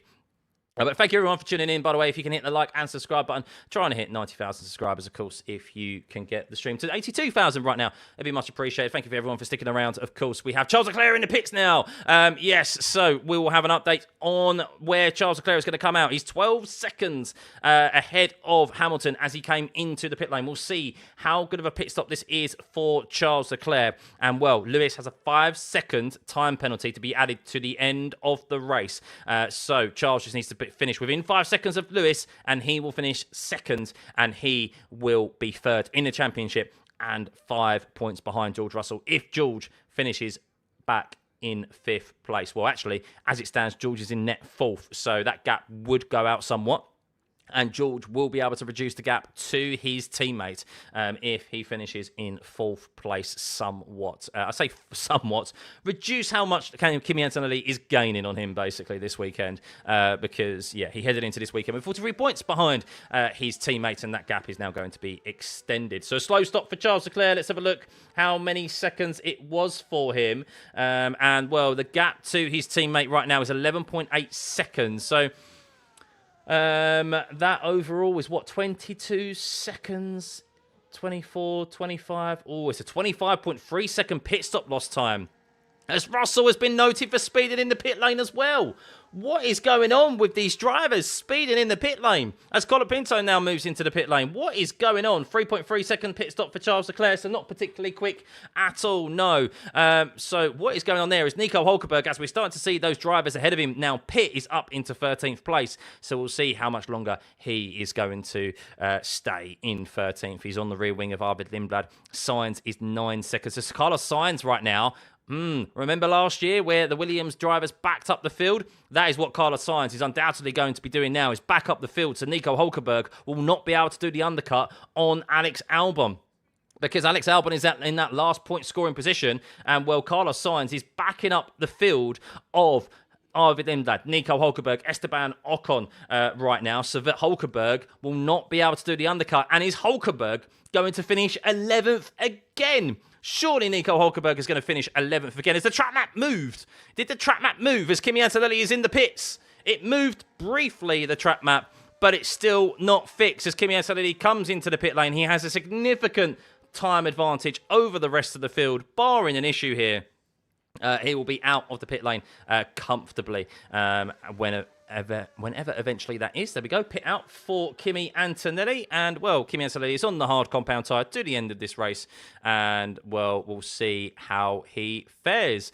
Track map did move, didn't it? It moved. The track map did move briefly, but it is still not rectified fully, unfortunately. But Kimi Antonelli now has a gap of 17 seconds, 14 seconds to Lewis Hamilton. Remember, Lewis Hamilton has a 5-second time penalty, so he has to, if Charles finishes within 5 seconds and makes up 8 seconds, basically, on his teammate, he will finish P2 and ahead of his teammate, even though Lewis will finish ahead out on track. As George Russell has also received a 5-second time penalty for speeding in the pit lane.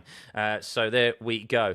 Yes, track map, if you're just tuning in, guys, the track map, unfortunately, has been on the fritz today. We haven't had it at all, really. We had it for 2 laps. It wasn't even there at the start of the race. We had it for 2 laps, and then it has been frozen ever since, and that is the same for everyone else. So apologies. I do keep refreshing it, but it's outside of my control. We do have the timing tower, thankfully, and my commentary to keep you guys informed on the status of the race. And, well, I won't lie to you all, you haven't really missed much, to be honest with you. If you're wondering, has this been your typical Monaco Grand Prix? It pretty much has. As really, the story was that Max Verstappen did have an engine issue off the start line, and, well, he retired from this race without even completing a single lap. Antonelli has been supreme today with his pace. Hamilton has been in second with Charles Leclerc third, but Hamilton does have a 5-second time penalty for speeding in the pit lane, just as George Russell does as well. But George is 12 seconds ahead of Isaac Hadjar. He got that undercut done as Hadjar is managing an engine problem as well, so it's not been a good day in the Red Bull garage for their power units. And Piastri, Gasly and Norris are still yet to pit, with Norris has been reporting some issues, but he now seems to have rectified those in the car. And, well, he is applying the pressure once again on Pierre Gasly, who is probably hurting more so on those mediums than that of Lando Norris. As Perez, who has already received a drive-through penalty and served the drive-through penalty, is being noted for leaving the track and gaining an advantage down in 18th place. So yes, Max Verstappen is the big noted retiree of this race. We've lost Bottas and Behrman as well, but they were running at the back of the grid. And then since then, I don't actually remember us having any on-track overtakes, unless maybe I've missed it and you've noticed it. If there have been overtakes, it has been due to pit stop related reasons. So there we go, the overtake mode. Unfortunately, my hope of the overtake mode having an effect here this weekend was, not really that great. But thank you everyone for tuning in regardless. Hope the day has treated you well, and well, hopefully the track map will sort itself out before the end of the race. We have 39 laps for it to do so. We have Norris 4 tenths behind Pierre Gasly, with George Russell now under the rear wing of Norris as well, who has been struggling. When is he going to pit? We will see. Pierre, that gap of Charles Leclerc and Lewis Hamilton, well, will Lewis Hamilton be able to stay ahead of his teammates by 5 seconds? I'm not so sure, as Charles Leclerc pumped in a 16.5 last time around compared to Lewis Hamilton's 18.4. That was a significant advantage there. I don't know if that's because Lewis Hamilton had an issue, maybe, and locked up down through the Novell chicane and had to get the time back, or whether it was just Charles Leclerc's significant pace advantage that maybe he had there on 4 lap-old hards. Antonelli 14 and a half seconds ahead of Hamilton. Barring some issue with the car, he is going to win his 5th race in a row this season and extend his championship, as Lewis is into some heavy fuel saving, is what as Bono reports to Lewis Hamilton. So that's probably why Charles Leclerc is catching Lewis quite significantly here. And the level of fuel saving on the last 2 laps was good. So basically, Ferrari are in Leclerc. Hamilton is doing Leclerc. We thought we'd not seen Leclerc or seen the back of Leclerc after last year, but it seems Leclerc is back and Lewis Hamilton is fuel saving while his teammate is on full push mode. So a shame for Lewis Hamilton, it seems, as Charles only needs to finish within 5 seconds of Lewis Hamilton to get P2 here. So Lewis seems like he's going to get a podium, but probably not a P2, and he will be 4th in the championship rather than 3rd, which is what he would gain over his teammates if they were on the same. As Charles is asking, what is going on with Lewis Hamilton? So yes, Charles is asking what is going on with Lewis, understandably, as we still have yet to see pit stops from Piastri, Gasly and Norris, and from Lawson, Albon, Sainz, Lindblad. They're still waiting there. Sainz still trying to back up the field of Nico Hulkenberg. He's trying to build that 20-second gap to Nico Hulkenberg, and it's working at the moment. Carlos Sainz holding up the field, trying to build a gap to Alex Albon so that he can score a solitary point here. So Carlos Sainz doing wondrous works here as Nico Hulkenberg. They thought the strategy might work. The undercut, it was looking beautiful, but Sainz with overtaking nigh on impossible again here at Monaco, even with these brand new regulations, as Stroll is noted for leaving the track and gaining an advantage as well. It seems that Sainz can still hold everyone behind him, even though going significantly slower. You can see there a 19.7, 1.2 seconds slow, a 21.8. That's his a full second slower than his teammate in P10. He's holding up the rest of the field, even though they have a significant pace advantage. So George Russell very close to Lando Norris, unable to get past. They're going very long in this race and still not going. Track map still not sorted itself out. Apologies, guys. I can't believe we're about to go the whole Monaco Grand Prix without the track map sorting itself out. It's absolutely ridiculous, to be honest with you. I don't know what's gone on with the live data this year.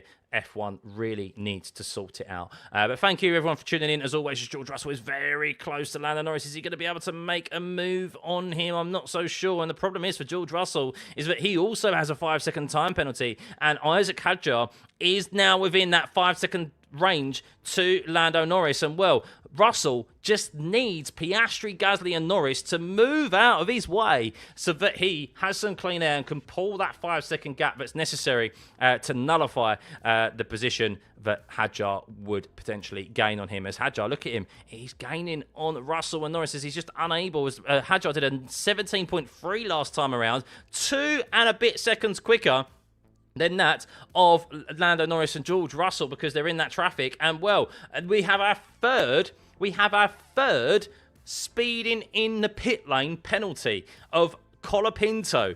Colapinto speeding in the pit lane. Actually, did we also see... no, we saw Ocon get a penalty for speeding in the pit lane, or was it because Colapinto? I can't remember. But yeah, we see, I don't know what's up with the pit lane, but we are seeing multiple drivers pick up penalties for speeding in the pit lane. And I don't know exactly why that is. Is it an FIA issue? I'm not so sure. We will see. Maybe there is. But it's very odd for everyone to be speeding in, as many drivers as this to be speeding in the pit lane, especially here at Monaco. Not entirely sure. They can't all have issues. They can't all have issues with their...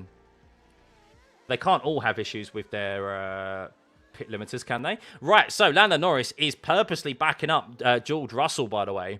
And, well, this is maybe a strategy of, as just what Carlos Sainz is doing to Arvid Lindblad, Nico Hulkenberg, to gain a point to Alex Albon, maybe Norris is also doing the same for Oscar Piastri and potentially even Pierre Gasly here, as Antonelli does the fastest lap of the race in Sector 1 there. Sorry, that's the fastest first sector. As Hamilton now is on a bit of a better pace. He's 7.2 at the moment, whereas Charles Leclerc did a 16.5 last time around with a green sector in Sector 3. But George Russell complaining that Norris is holding him up. But there we go. It can't be a coincidence for this many speeding issues. Yeah, it does seem it, doesn't it? I wonder if maybe they'd be revoked at the end of the race. As George Russell has also been noted for crossing the line at the pit exit.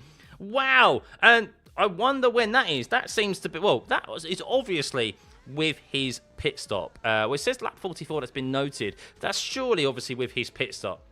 But that was 11 laps ago. Has it taken him 11 laps to realise, or 12 laps to realise whether George Russell had left, across the line at the pit exit? We will see as Antonelli just does the fastest lap of the race, a 1:15.7. Unbelievable. George Russell having a look at Lando Norris down into the Neville chicane, but he just cannot get past. As George Russell understandably becoming incredibly frustrated, stuck behind Lando Norris, just as Lindblad, Hulkenberg, Ocon and Colapinto are as well, as Hulkenberg has been, looked like he was going to do a great undercut, as Albon is now in the pit lane. And look at that. He's built up that 20-second gap. Carlos Sainz to his teammate. As Russell, we have an overtake on track. George Russell has got ahead of Lando Norris. Our first overtake on track at Monaco, if I am correct there. I think it's the only one I've seen. W's in the chat for George Russell because he's got an overtake done. As Norris might have an issue, as Hadjar has got ahead of Lando Norris as well. What has happened here to Lando Norris? Has he got an engine issue? He's fallen. He's lost a bit of time there. What happened to Lando Norris? I'm waiting to see.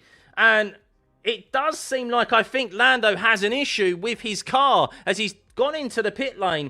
Is he going to come into the pit lane and just change tyres, or is it an engine issue? As he comfortably let Isaac Hadjar through. As Lando, I think, has an issue and could be retiring from this race. No, Lando, not again. Not again, Lando. I think Lando's retired from this race. I think that's the only reason we have seen an overtake here from George Russell and Isaac Hadjar out on track, as we have Liam Lawson also pitting as well. And Lando's retired. Oh my goodness. Lando has retired from another race. And this has got to be one of the worst performances from a defending championship team from a reliability perspective, because Lando Norris has retired once again from another Formula 1 race in 2026. That's 3 races now, 3 or 4 races. That I think that's his 3rd DNF, and he did not start China. So Lando Norris, unbelievable. Well, not due to his own fault, of course. This is just McLaren getting it absolutely wrong at the moment. And, well, Lando Norris has retired from this race. That allows Pierre Gasly to now dive into the pit lane as well and make a pit stop because he no longer has to worry about the threat of Lando Norris, and he will comfortably be pitting out in P7. Liam Lawson is up 2 positions now as well due to Max Verstappen's retirement and Lando Norris's retirement into P8. Alex Albon is promoted and Carlos Sainz is promoted into P10. Well, that could still leave Nico Hülkenberg open with an opportunity of a P. Oh my goody God, they're going to do it again. Williams are going to do it again.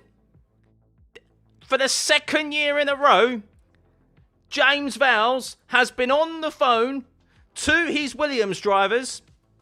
Back up the field. Back up the field. They're doing it again as Carlos Sainz now swaps places with Alex Albon. Alex Albon is on the fastest compound of tyre, the softs, and he is going to thwart. James Vowles, do you have no shame? Please, do you not like Nico Hülkenberg? Nico Hülkenberg is going to finish 11th again, isn't he?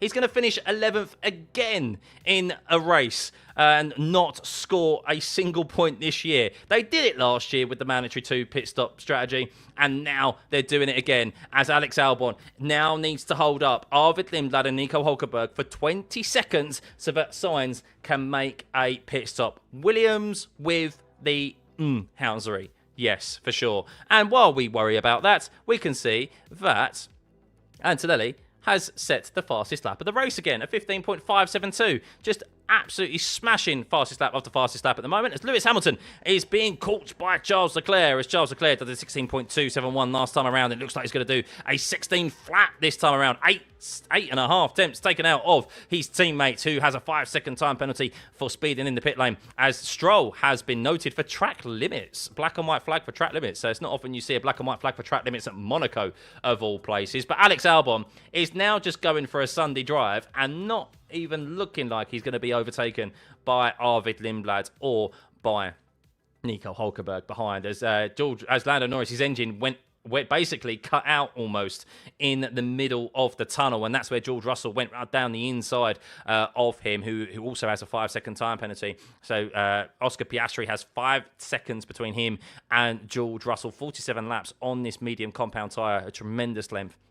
And look at that gap to Alex Albon and Arvid Lindblad, as Albon is just covering the middle of the track at the moment as they head into turn 12. There's nothing that Arvid Lindblad and Nico Hülkenberg can do to try and get past. And, well, they're just going to go as slow as they possibly can. And they are going to secure a double points scoring position for the Williams team, it seems, if they have anything to say about it. I can't believe they're doing this 2 years in a row. This is unbelievable from Williams. They did it last year. They're doing it again. Why is the track not working? That is the question right now. I don't know why it's not working. It's not my fault. It's everyone is suffering with the same issues. It is a real shame, but there we go. We can't fix it. But thank you everyone for tuning in. By the way, much appreciated. I'm going to gift some subs, some memberships right now as we are in the middle of this race. If you've been fortunate enough to receive 5 gifted there, hope you enjoy it. You feel the FIA is about to create a new rule specifically for Monaco. They've tried and tried and tried, and there's just not enough. There's just not a long enough run here for an opportunity at an overtake down into the Neville chicane. As Albon says, we're being too smart with these guys. I don't get it. I don't know. As Alex Albon has been overtaken by Arvid Lindblad. Wow. Do we have an on-track overtake there from Arvid Lindblad on Alex Albon? What happened to Alex Albon? I'm waiting to see a replay of what actually happened, as Albon was on the radio saying we're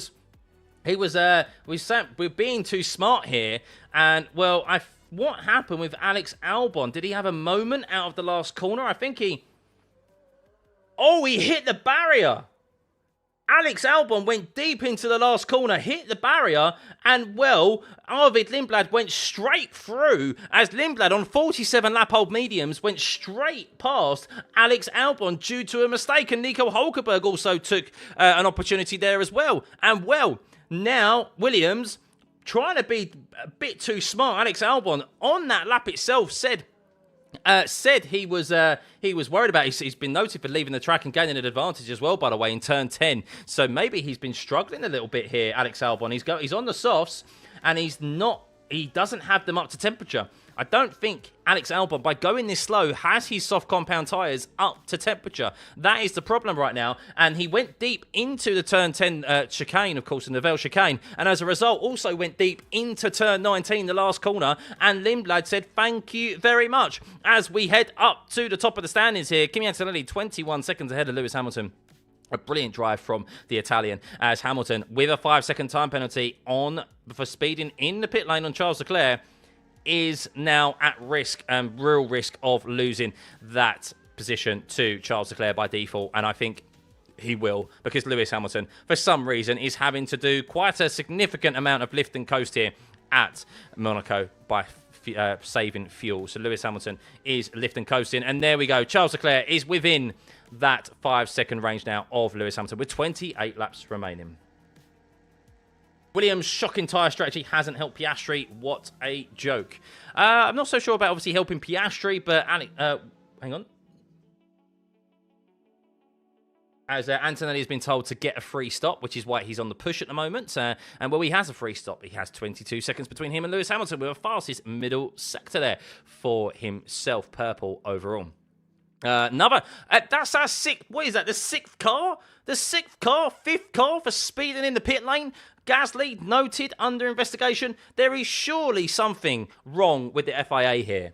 There is surely something wrong with the measurement of speeding in the pit lane. How can so many cars be receiving that penalty? There has got to be an issue. And if you're Lewis Hamilton, of course, well, he may be asked to give the position and cede the position to Charles Leclerc. But even if he doesn't, I mean, I reckon these 5-second time penalties for speeding in the pit lane could be rescinded come the end of the race, because that is I've never seen that many drivers receive 5-second time penalties, 10-second time penalties before, 5-second time penalties. I reckon they'll be revoked, but we'll see. Only the top 4 aren't lapped at the moment. I know. And well, even then, Antonelli has got a pit stop gap between himself and Lewis Hamilton. He's probably going to be overtaking his teammate very soon. It's a shame that we can't see it on the track map to see exactly where he is out on track. But right now, yes, the track map is... hopefully we'll get it... You watch. We'll get it on the last couple of laps. That's when the track map will be back in working action. But thank you, everyone, for tuning in, by the way. Hit that like and subscribe button. We're at 1,700 likes. And nearly 1,800 likes. You can get it to 2,000. And there we go. A very, very swift 5-second time penalty for speeding in the pit lane for Pierre Gasly as well. There's got to be something wrong there. Got to be something wrong with that. I don't see how so many have sped in the pit lane. We will see. Stay tuned after this race. Track map not sorted itself out. Apologies, guys. But yes, I appreciate everyone for tuning in. We have nearly 12,000. We had nearly 12,000 viewers in here for this live stream, by the way, which is tremendous, just considering we have the timing tower. And to be honest with you, you haven't really missed much either when it comes to the track map, because there have been very, very few overtakes. I think there's actually been no overtakes unless you count the mechanical issues that we've seen from Max Verstappen at the start of this race, from Lando Norris.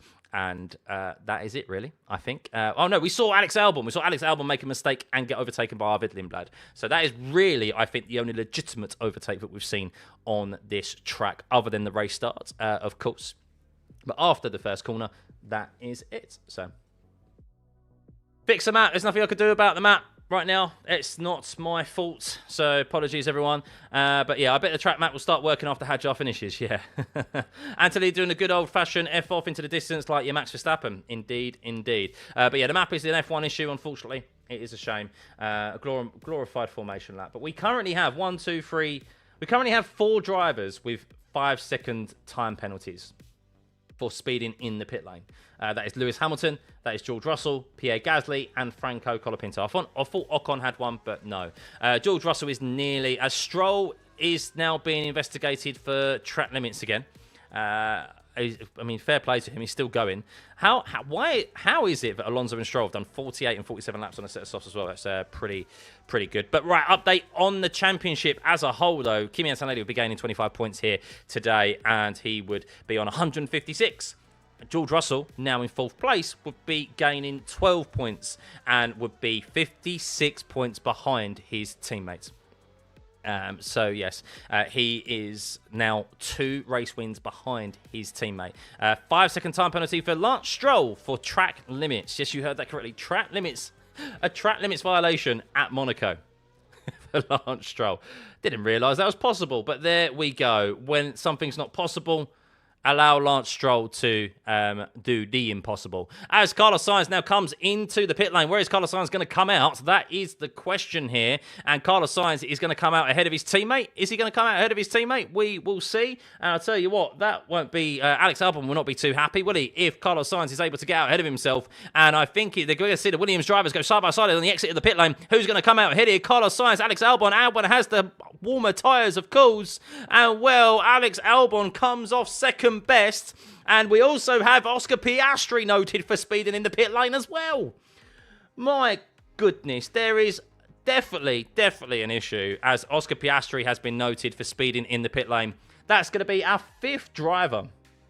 That's going to be our 5th driver, as Nico Hülkenberg is currently in 12th place, and he's going to find himself outside of the points once again. So, yeah. If this race is proof that Monaco needs to go when speeding in the pit lane is the most excitement it can provide. We never see speeding in the pit area, so unless for some reason they struggle to break in Monaco pit area, there's clearly something wrong with the FIA gear. I presume there's something wrong with the FIA gear and like GPS data. I mean, look at the track maps and so forth. There is clearly something wrong with the track map and the GPS data. And there we go, right on cue, 5-second time penalty for Oscar Piastri for speeding in the pit lane. Right on cue there, Antonelli does the fastest lap of the race, a 1:14.990, and he is lapping nearly 2 seconds quicker than Lewis Hamilton, who is doing some lift and coast.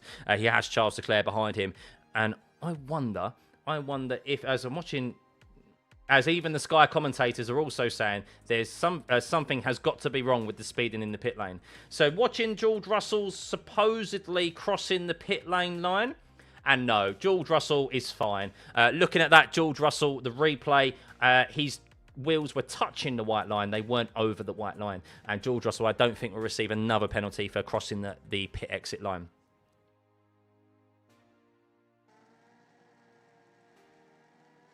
Surely that's not... You're allowed to touch the white line, right? You're allowed to touch the white line, I believe. So we'll see. We'll see whether he's going to receive a 5-second time penalty for that. It's very close, but I think it's fine. But yes, Sky commentary also stating that there's got to be something with speeding in the pit lane. So for Lewis Hamilton, he could still be on for finishing P2 here ahead of his teammates, because that 5-second time penalty could be rescinded come the end of the race, just as Pierre Gasly has, just as Piastri has, as Colapinto and George Russell also have. But the only driver it will really affect right now is Charles Leclerc and Lewis Hamilton, because they are within that 5-second range, as Russell now, with that free air ahead of him when Norris moved out of his way, is 10-11 seconds ahead of Isaac Hadjar, who is being closed down upon by Oscar Piastri. No further investigation for crossing, as Antonelli reports there's something weird with the engine up the hill. There's something weird with the engine up the hill, goes Kimi Antonelli, as he is 26.6 seconds ahead of Lewis Hamilton with 22 laps remaining. Could there be a drama here in the closing stages of the Monaco Grand Prix? This has been a race plagued by mechanical issues. As Antonelli was told, it just looks like it was a D-rate up the hill. Do not worry. Do not worry. As he responds with a fastest middle sector.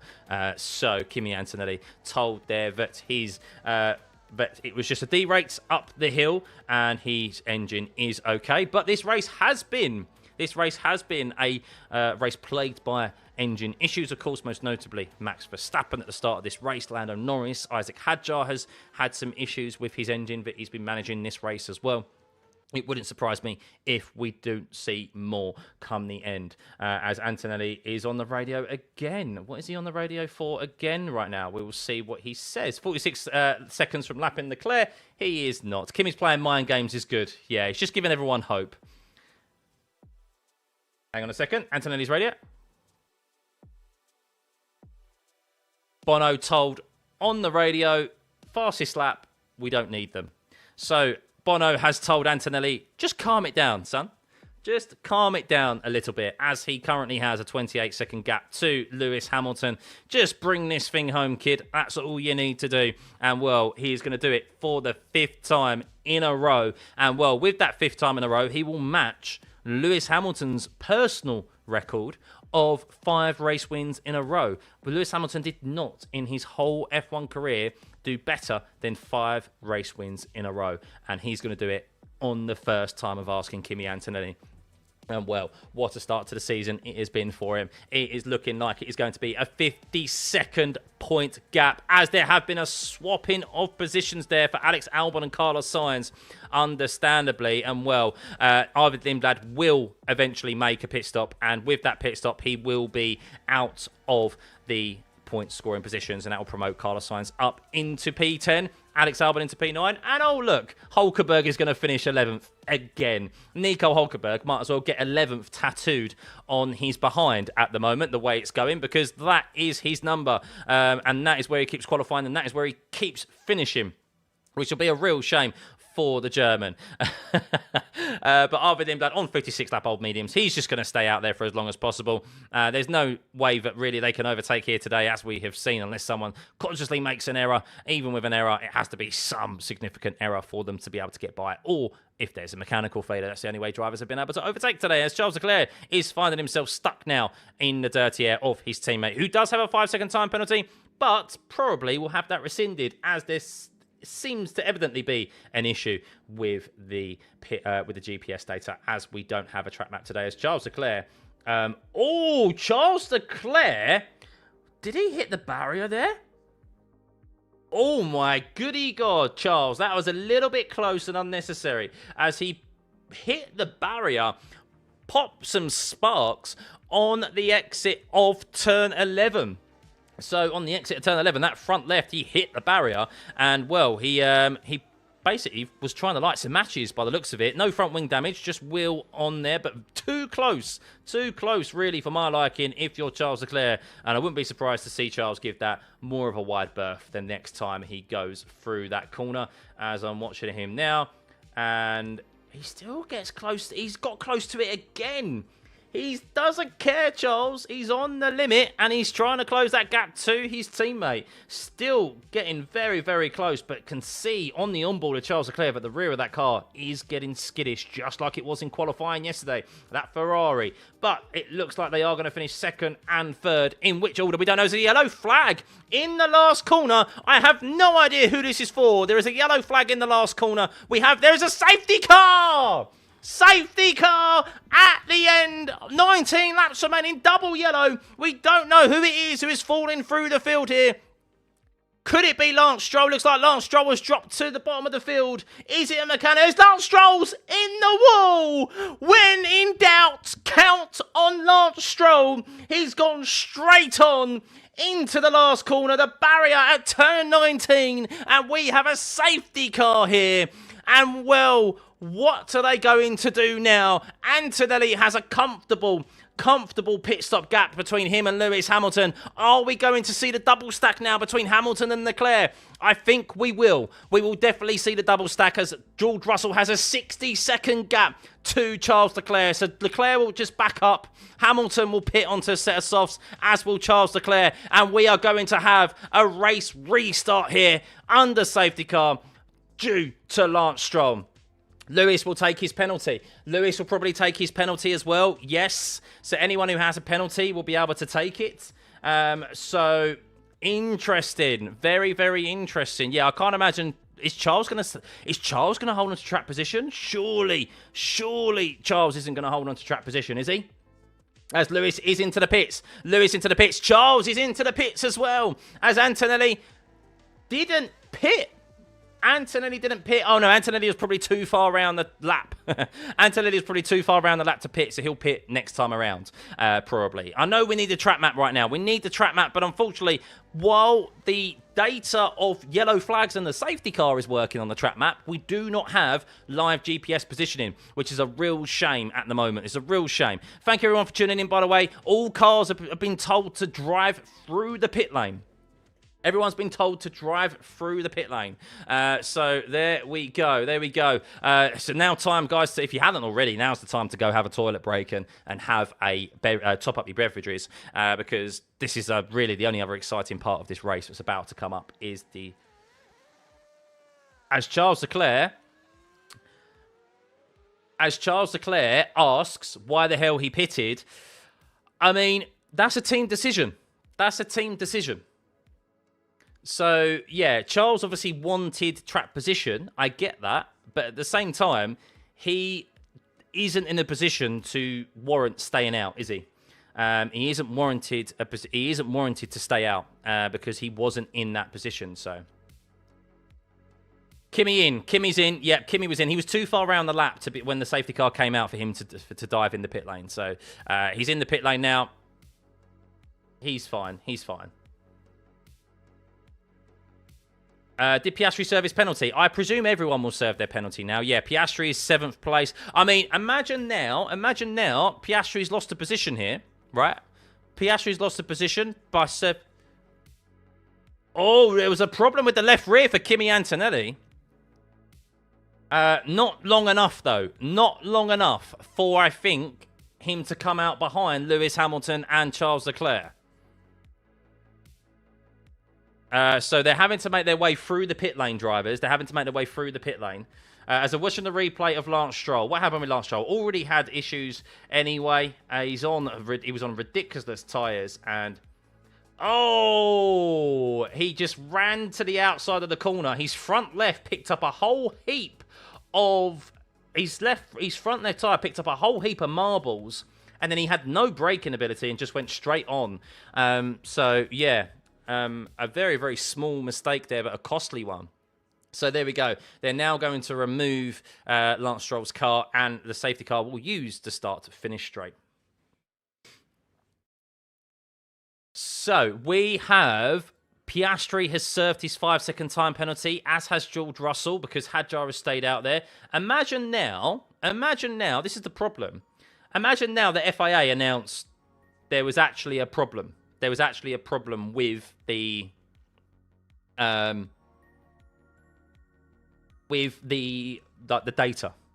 and no one actually sped in the pit lane, and everyone's now served their 5-second time penalty when they shouldn't have done. So Piastri now has potentially lost out on points to Gasly. Russell also in the championship to Isaac Hadjar. But that's got implications to the overall standings, and that's it's going to be terrible, isn't it? It's going to be terrible. So it's just something to think about come the end of the race. Hamilton served his 5-second time penalty. Yes, everyone has. So Colapinto has, Gasly has, Piastri has. But, well, actually, no, Gasly hasn't. Sorry, no, Gasly hasn't, because Gasly has stayed out on the hards. So Piastri, technically speaking, has, and only needs to stay within the 5-second 5 seconds of Gasly in front. But if the 5 seconds are, I guess now they can't rescind the 5 second. What are the FIA going to do now? If Gasly stayed out and he's received a 5-second time penalty, how is he going to be able to, like, if they say, oh, it's an error, you didn't actually speed, are they going to rescind that 5 seconds? But then Piastri served the 5 seconds. It's got very, very, very messy now. Got very, very messy. But anyway, Charles Leclerc not happy on the radio that he wasn't told to stay out. I get that, but at the same time, he also was not warranted, really, to stay out, I guess, because of the strategy, the call by the teams. Oh, hang on.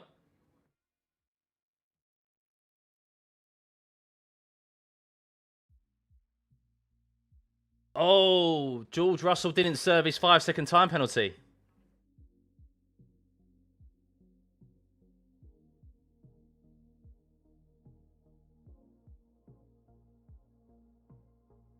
Oh, no. Oh, he hasn't served his time penalty, George Russell. George Russell hasn't served his time penalty, but I wonder if it will be rescinded. That's what I mean. I don't know. I don't know what's going to happen. It's a bit of a mess at the moment. It's a little bit of a mess at the moment. All I know is that there we go. Confirmation there of Oscar Piastri served his time penalty. We'll see if anyone else has served their time penalty. I mean, surely Lewis Hamilton has served his time penalty as well. Deary me, deary me. Not sure what's going to happen here. So we're now waiting for drivers to unlap themselves. Lap cars can now unlap themselves. But George Russell, I mean, yeah, I don't know what's going to happen there. I don't know. But he's now going to.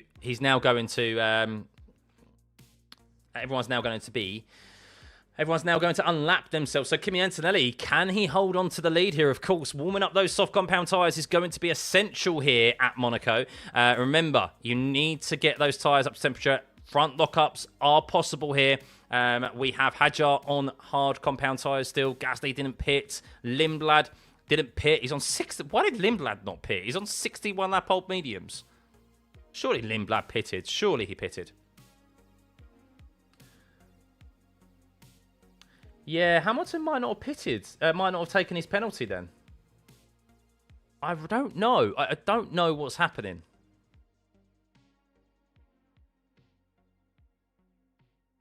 I don't know. Maybe they think that they didn't.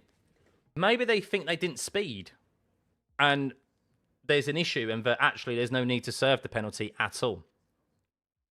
You saw Hamilton serve his penalty. It just hasn't been notified yet by the stewards. I mean, it would seem very stupid for Lewis Hamilton not to serve his penalty because they had... There we go. Confirmation of Hamilton right on cue there. Has served his time penalty. So he is out fighting for track position here for P2 with his teammate and for the potential race win to Kimi Antonelli. We have 15 laps remaining here. Drivers are unlapping themselves right now. So we have this race about to get underway. Apologies, this track map has been not working all race, which is a real shame. It's not our fault. We do have the safety car lights working, but nothing else working, which is a shame. But if you have enjoyed this stream, guys, please hit that like and subscribe button. We have over 14,000 of you here in the stream right now. Let's get this stream to 5,000 likes. Go on, you can do it. Hit that like button, and if you are yet to hit that subscribe button, please do. It'd be much appreciated. It has been a bit of a dire Monaco Grand Prix again, hasn't it? Overtaking's been very, very difficult. But if there's one chance for overtaking potentially to reoccur, it could be under this safety car restart with 14 laps remaining. Hopefully they will get going very shortly. And, well, getting those tyres up to temperature is going to be interesting. It's a shame that we don't have the track map available to us. I've tried to refresh, but it's not. So safety car is in this lap. Let's refresh one more time. One more time. No, GPS data is just not working properly, unfortunately, for the Monaco Grand Prix.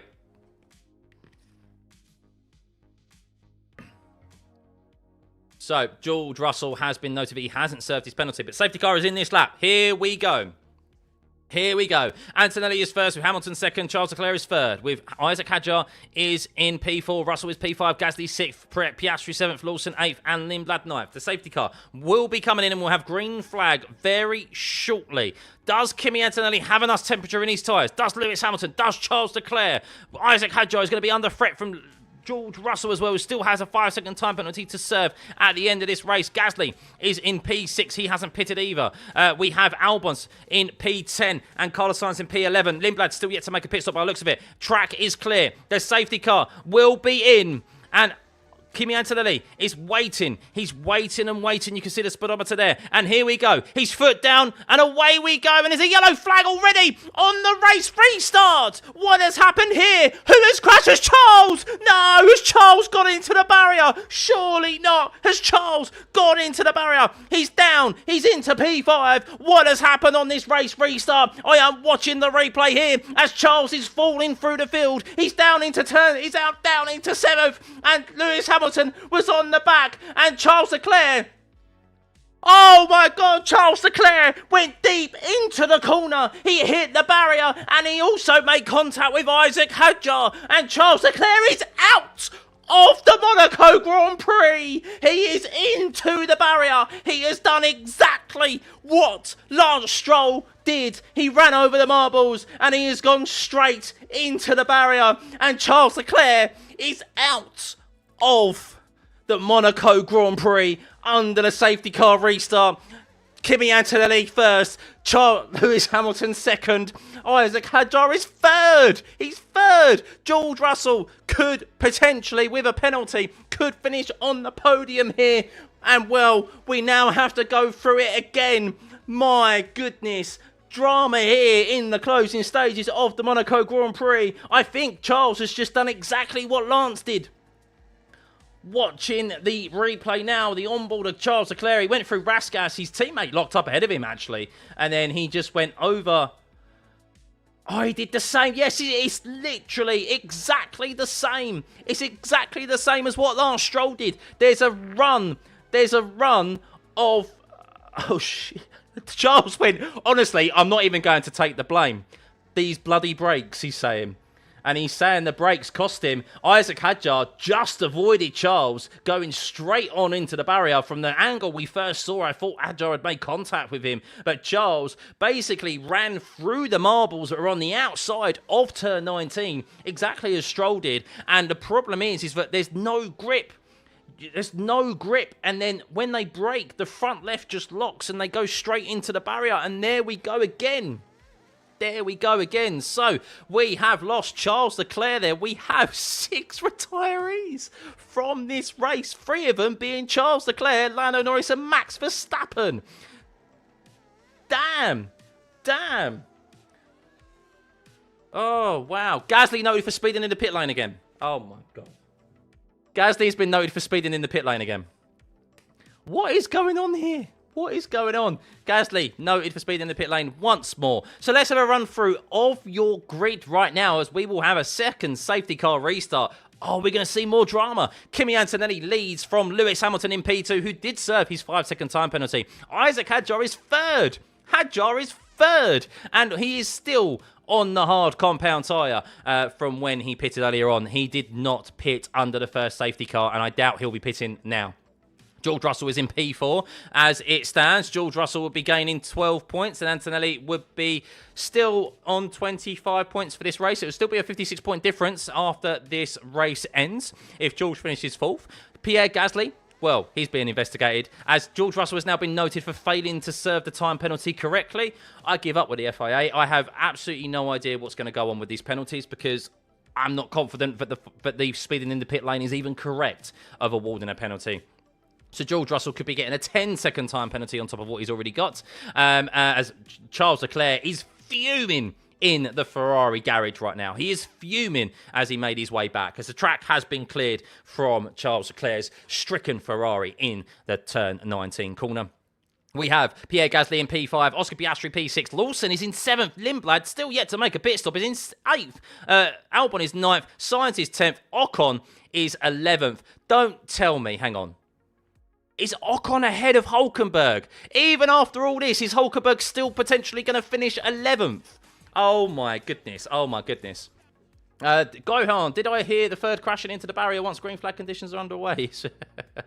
Honestly, it's a red flag! Oh, we have a red flag. And well, this will allow everyone now to change their tyres. But dearie me, red flag. Take a break, guys, take a break. I don't know why. You know why? Do you know why there's a red flag? Because it means there'll be a standing start. It means there'll be a standing start. And actually, this is a bit of a genius decision. Why not? Exactly, why not? Why not? Because I think there's probably not enough time for drivers to unlap themselves. Unlap themselves. And I think maybe they just think, unless the damage of the barrier is quite severe and they need to repair it, because Lance Stroll and Charles Leclerc did crash into the same barrier. So, confusion over whether Russell served his penalty or not. It didn't look like he did. No, he didn't serve his penalty. I just watched the replay and they instantly changed his tyres, so he didn't serve the penalty. Oh, dearie me. 5-second time penalty for Pierre Gasly, again, for speeding in the pit lane. Oh, my God. Right, can they assess... Right, you've got a bit of time right now, marshals, or the FIA, stewards. You've got a bit of time right now to assess whether you have received... Like, whether you've got an issue with the data positioning right now. And can we sort out... Yeah, can we sort out the track map? Can we please sort out the track map? Now's the time to sort out your GPS positioning data and sort out the track map. Come on. You could do this. You could do this. But thank you, everyone, for tuning in regardless. Thank you, everyone, regardless. We have a red flag here. We have a red flag at the Monaco Grand Prix with 11 laps remaining. There will be, hopefully, a standing restart. And, well, that will give Lewis Hamilton an opportunity at potentially going at Antonelli down into turn 1. Imagine. We will see. Antonelli has managed this race perfectly. Absolutely perfectly. And, well, it would be sod's law, wouldn't it, if he loses the race due to a red flag and a standing restart. But from a viewing perspective, from us as viewers, it's the best outcome, let's be real. It's the best outcome from an entertainment perspective. It is, whether you like it or not, because Monaco has been boring once again. But there we go. There we go. Has Hamilton served his penalty? Yes, he served his penalty. Incident involving Russell under investigation. Failure to serve time penalty correctly. Why does Charles get protected by everyone and not blamed like Lando for the mistake? No, I think that's Charles's mistake. I think it is Charles's mistake. I don't think it's the brakes at all. He did what Lance Stroll did. He just ran over too wide into the marbles and locked up the front left. So I don't think. Obviously, he's upset and he's going to look to blame the car first. But I think that was definitely Charles's mistake, just like it was Lance Stroll's. Is it to repair the barrier? I think it is to repair the barrier. Yes, but they've probably thrown it because they're like, well, we might as well. So I think they might be cleaning the area as well of marbles. They're asking Zach Brown about the pitting penalty as well. Let's hear what I'm going to hear what he has to say about it.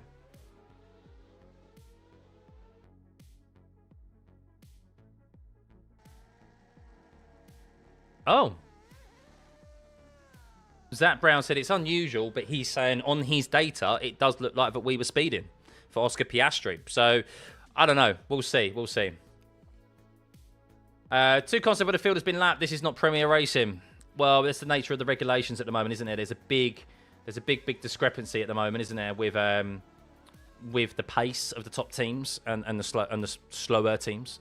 The ones at the bottoms. Cadillac points. No. I mean, it's still Monaco at the end of the day. And the thing is, with a red flag, guys, is that drivers can change tyres. So everyone here will probably go on to the best set of tyres they have available to them. That will be the soft compound tyre. So they're actually, at the moment, the reason they've red flagged is to clear the marbles on the outside. I'm not sure if I agree with this. I feel like the marbles are there for the marbles are just like part of racing. So they're actually cleaning the marbles. So after we've seen Lance Stroll and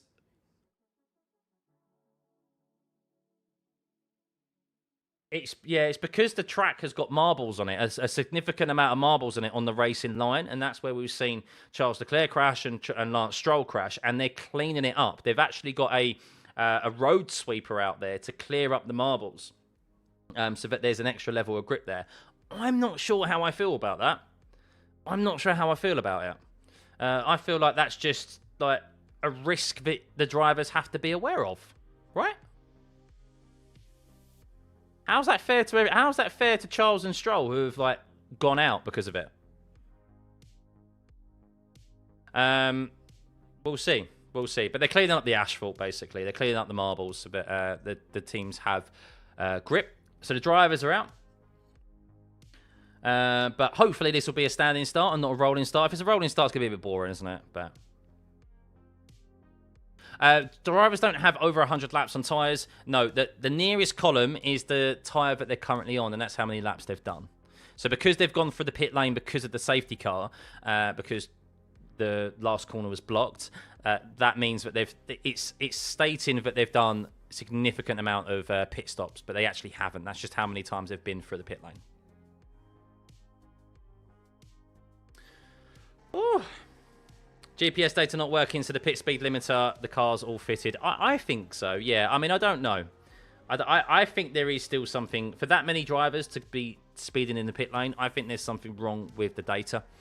We've seen this on the track map not working. So, yeah. The red flag isn't for marbles, it's for the track breaking up. That looked like it was marbles, though, Taco. That looked like it was marbles. Because the road sweeper was out there to clean the marbles up. Or has the track actually broken up? I mean, I could be wrong. I'll hold my hands up and say if I'm wrong. But, yeah. But anyway, if you are just joining us, where have you been? What a... I would say... What's the right word for it? It hasn't been a good race. It's been dramatic because of some reliability issues. And with these safety cars at the end. So, just having a look to see... They're analysing it on the SkyPad as to the last corner. Hang on. Is the track actually... It is a fresh bit of tarmac. So, yeah, maybe it has actually. It's chaotic. I would say it's chaotic, but it also hasn't been... really throughout the whole duration of it. We've had some moments. We had Verstappen at the start of the race not getting off the line, retiring before even a single lap. We had Norris having a reliability issue, and I mean, just seems to be the story of his season thus far. Another reliability issue, which caused him to retire. And then we had Stroll crash with the safety car, and then we had, on the safety car restart, Leclerc also crash. If Kimi has a bad start and Lewis does, he can win. He definitely can. Yeah, this is the same scenario, really. Whoever leads out of the first corner wins. They're just watching the replay of Lance Stroll.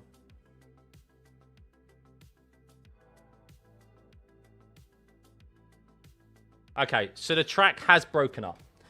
The track has broken up.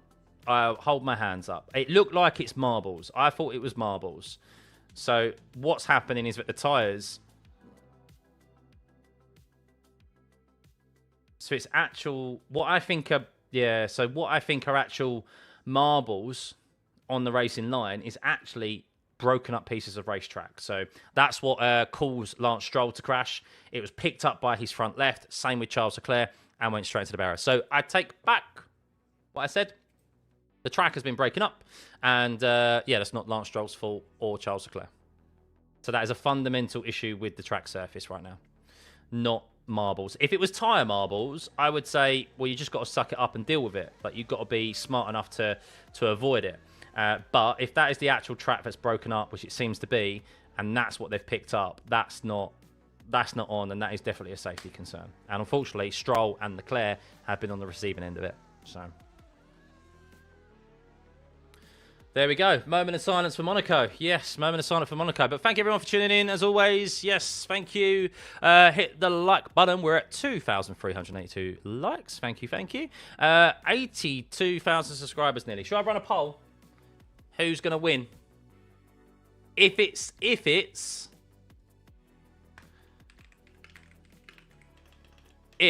is... A standing start this is, of course. Who else is there? I mean, I don't think... to be fair, I'm going to exclude Russell and Hadjar because I don't think any of them behind. Hadjar's on hards. I mean, he will be on softs. Maybe Hadjar could win. I don't know. I'm just going to include Antonelli or Hamilton. Get your votes in. Who do you think is going to win? Who do you think is going to win? Let's have a look at the driver's stand. Let's look at the championship standings right now. The permutations. We can see that Antonelli, by the way, has 25 points gained here. He will be on 156 points compared to George Russell on 100 points. But George Russell has, of course, penalties potentially to take still. So who knows where he's going to end up finishing. Lewis Hamilton will be definitely finishing ahead of Leclerc. Look at that. So if Leclerc did finish in third, Leclerc and Hamilton will be on equal points. And, well, if Hamilton finishes second now, which it looks like he will do, potentially finishing first, but minimum second, he's going to be on 90 points and only 10 points behind Russell. But Russell, Hamilton, depending on where Russell finishes because of his penalty points, there's a possibility here Hamilton could be second in the championship after this race. So yeah, we will see. We will see. Hadjar noted for a safety car infringement. Oh my goodness. The stewards are busy today, guys. The stewards are busy today. Hadjar, who's going to be starting third, is being investigated for a safety car infringement. My goodness. In relation to penalties, how they can serve them, they can't serve them now. Who has penalties? I mean, do you want to see the investigations tracker? That's the investigations tracker. I mean, there's a lot there. There's a lot. Especially for Monaco. That is a lot of investigations. George Russell has 9 notifications against his name. George has 9 notifications against his name for penalties. Oh, dearie me. Dearie me. So going back to the championship standing, sorry, let's bring that back. So Kimi Antonelli, if he finishes first, 25 points. Like, George, at best, I think at best, with how many investigations he's got and so forth, is looking like he's going to be 56 points behind. Could be more. Hamilton, I mean, yeah. He could win still. He could get 7 extra points here. Leclerc is 4th. Norris, we know, isn't scoring any more points. Piastri will be only 2 points behind Norris. Gasly, 10 points. There we go. Resumption order. 12. Car number 12, car number 44, car number 6, car number 63. So that's the order. Then we have Hadjar, who's currently in P3. Could be gaining 15 points, so moving up into 9th. Lawson would still be staying 10th and gaining points on Behrman, who's retired from the race. So, Hulkenberg. Bless Hulkenberg. It looks like he's not even still going to score a point. He's 12th place. By the way, Lindblad, I forgot this. Lindblad has had an absolute touch because he hasn't even pitted yet. And Lindblad is now going to start 8th place, 1 place behind his teammate. Absolute touch if you're Arvid Lindblad. Nico Hulkenberg, who tried to do an undercut at the start of this race. A big undercut. Well, there we go. Lindblad is going to be starting 8th. 7 places gained. So there we go. Right, guys, I need a quick loo break. I suggest you guys do the same because we have the resumption order. Hopefully, this is going to be a standing start. We are going to get very, very shortly whether we know if it's going to be a rolling start or a standing start. In my opinion, there is no excuse for this not to be a standing start. So, yes, I suggest you guys do the same. I'll be back in a jiffy.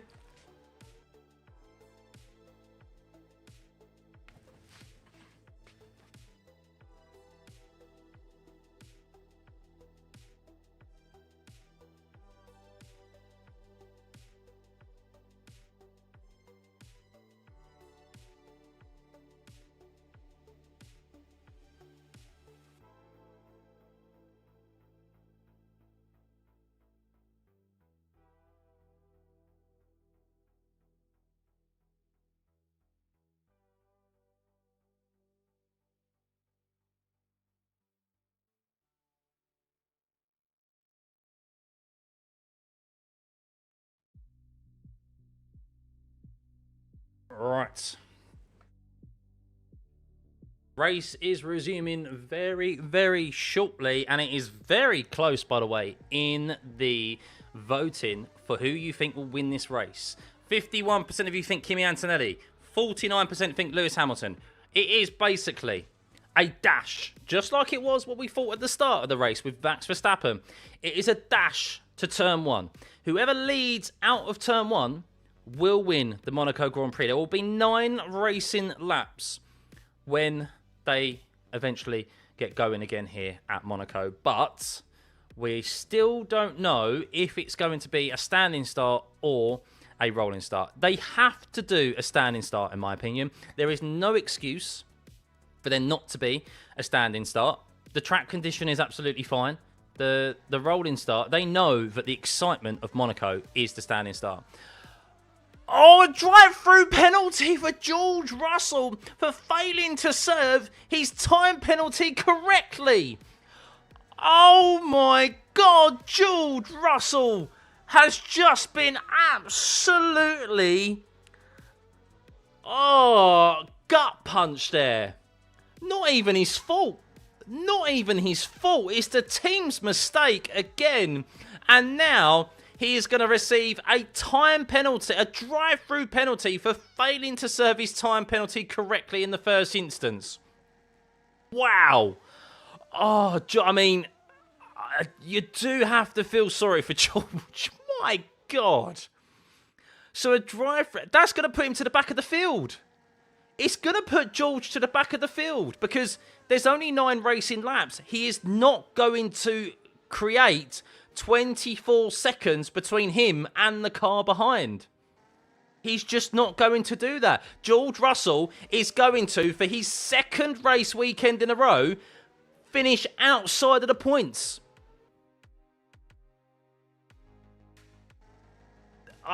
Mate, that... He's going to score 0 again. And George Russell, if Kimi Antonelli wins this race, George Russell will not even be second in the championship. He will not even be second. Lewis Hamilton would be second in the championship. What is going on? What is going on? Wow.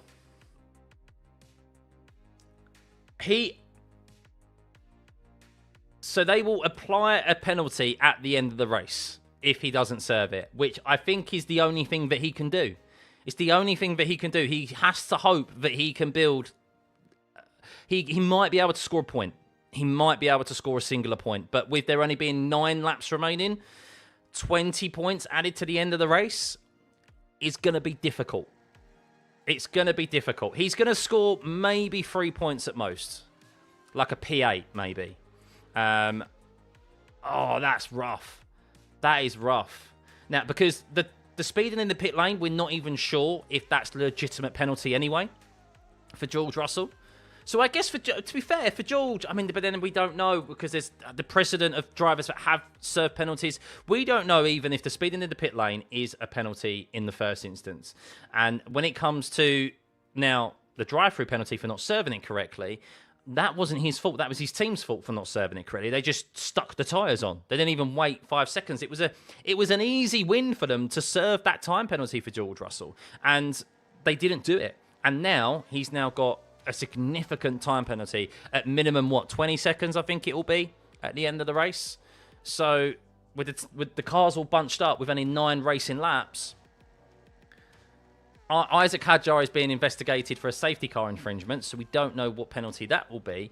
But my God, if you're George Russell, I mean, wow. Might not even score any points. Just said on TV when Hamilton got the penalty, he was 0.1 of a kilometre over the limit. Well, I mean, if you're over the limit, you're over the limit. But I don't know. I still feel like drivers... Why has there been so many drivers who have been caught out by the speed limit this year? We've never seen that before. We've never seen that before at Monaco. Don't drive-throughs have to be served with a few laps of getting it? No. There is a precedent set that there is a time alternative that can be taken. I mean, maybe it's free. I don't know. I don't know if there may be because of the if it's within a certain amount of time within the end of the race, maybe they don't have to take it. But yeah. I mean, if he has to serve it within 3 laps, he's scoring no points because the field's all bunched up because of the standing start. And they even told George to stay out when he came into the pits for his pit stop, by the way. Mercedes absolutely screwing George over here. Absolutely screwing George over. Wow. They have cleared the track, so we're just waiting for an update. I imagine they're probably giving the stewards a bit of time to update, just to review some incidents. So at the moment, they're reviewing Hadjar's safety car infringement. They've just given a drive-through penalty to... George Russell for not serving a 5-second time penalty correctly. But yeah, I hope it is going to be a standing start, but we don't know that at the moment. So, who will win the race? 52% of you think Kimi Antonelli will win this race still, and 48% of you think Lewis Hamilton. It's Kimi's championship to lose now. Oh, 100%. Yeah. If to everyone asking who's what happened with Charles Leclerc, yeah. So what happened with Charles Leclerc was he ended up going over some broken up track where there's basically marbles of the track, and it picked up it on his front left tyre and locked his tyres up, and he went into the barrier. Same thing what Lance Stroll did to bring out the first safety car. And then we had what else did we have? We then had we've had George Russell receive a drive-through penalty. We've had Isaac Hadjar for a safety car infringement. Yeah, someone said Gasly could finish on the podium here. Gasly could finish on the podium. Imagine that.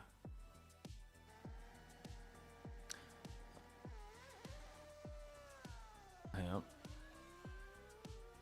Oh. George Russell has popped into the stewards to try and plead his case. Interesting. George Russell in real time, under this red flag condition, is pleading to the stewards his penalty. Not even sure. Hadjar is 10 car lengths, way more than 10 car lengths. Oh, so Hadjar's safety car infringement that he was more than 10 car lengths from the car ahead. Which I don't know if that's the case, but it does seem like he was a very long way back. Deary me.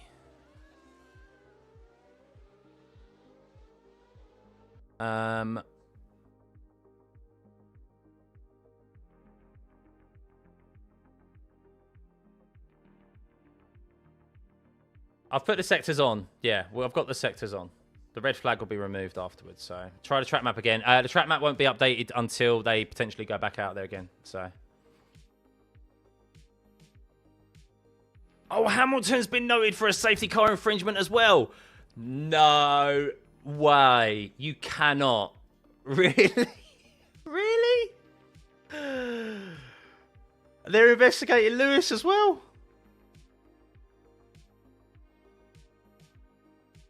They're investigating Lewis as well. But how would Lewis be... But I thought the thing is, though, would Lewis... Is that fair with Lewis? Because Kimi was a significant... Like, was out of sync with the safety car, wasn't he? Kimi was out of sync with the safety car. So how would he be deemed to be 10 car lengths behind? I don't know. I honestly, I don't know what the penalties are now these days, guys. I really don't know. If a Formula 1 driver does not serve a drive-through penalty within the mandatory 2-lap window, they will receive a black flag, resulting in immediate disqualification from the race. Oh, there we go. I think they can give a drive-through penalty after the race, can't they? But it's a time penalty. I think that's what we're all getting confused here. So drive-through penalty can be translated to a time penalty post-race if they're given a drive-through penalty for the misdemeanor. So like Charles Leclerc. Charles Leclerc got a penalty, didn't he? A drive-through penalty after the race in Miami for exceeding track limits for no causable reason. And that was 20 seconds added on. So I think that's the only way that they can. 82,000 subscribers. Thank you, everyone. Yeah, thank you for tuning in and then, well, watching the Monaco Grand Prix. It hasn't been the most exciting Grand Prix. There we go. We have a confirmation of the time the race will be getting back underway, which is 12 minutes time. 12 minutes time. 12 minutes past the hour, wherever you are situated in the world. And, well, I do currently have the track sector things on. I don't normally like these on, but you can see exactly where they are. If hopefully the transponders and that sort themselves out. If they don't, we'll leave this on. But if they do, then we will turn them back off because we've got the icons on track. Yeah,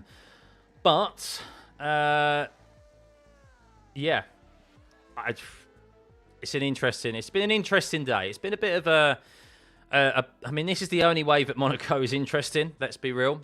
We've had very, very few overtakes out on track. We saw a couple of overtakes at the start of the race, as is always the case at Monaco. And then from then on, the only time we ever saw on-track overtaking was if there was a mechanical issue from a driver.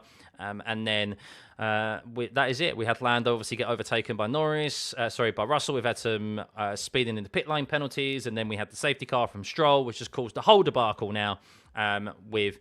The track basically has been breaking up between turns 18 and turns 19. The drivers, Stroll and Leclerc, picked up the broken track marbles, tarmac marbles, on their front left tyre. It caused them to lock up, and they went straight into the barrier at turn 19, which caused them to bring out the safety car and then the subsequent red flag because of the safety concerns there. And they've cleared it up.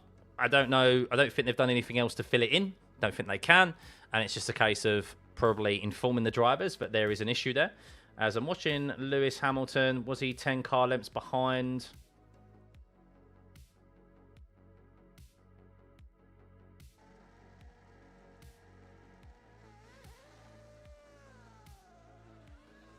So Lewis might have been deemed to have been 10... Yeah, so Lewis does look like he's more than 10 car lengths behind Kimi Antonelli. But I guess at that point, Kimi Antonelli, that's when Lewis and that were catching up to the safety car.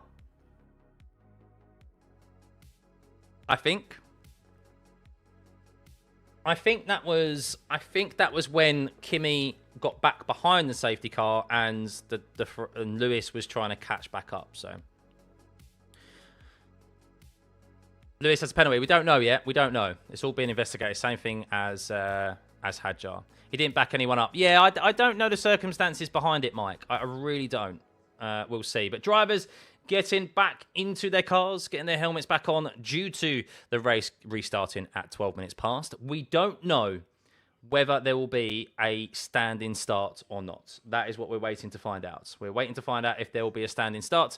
I really hope there will be, because that's the only way it's going to be intriguing here. At the moment, get your votes in. Who you think is going to win this race? It is currently 52% Kimi Antonelli. He has led this race from start to now. And then Hamilton, 48%. So it's the rules. Is it no? It is the rules. Yeah, it is the rules. 10 car lengths. I don't know. I mean, the whole thing has been a bit... what I would say is that I think Hamilton was trying... I think at that stage, I'm not sure. I mean, we don't know with the track map and so forth. I can't go back and look at the track map. Hamilton and... I think Kimi was... That was where Kimi like pitted the lap after and then was like right behind the safety car and then everyone was catching up. So I don't know. I really don't know. Yeah. People looking forward to the hand penalty remind me of flies. Well, I don't want to see a penalty for anyone. I don't want to see a penalty for Hadjar. I don't want to see a penalty for Hamilton. I don't want to see a penalty for Russell. I don't want to see penalties for anyone in general, to be honest. I want it to be sorted out on track. Yeah. That's it, primarily. What is the difference between a standing and rolling start? So standing is like your typical normal race start, where the lights are on. They all line up in their grid positions.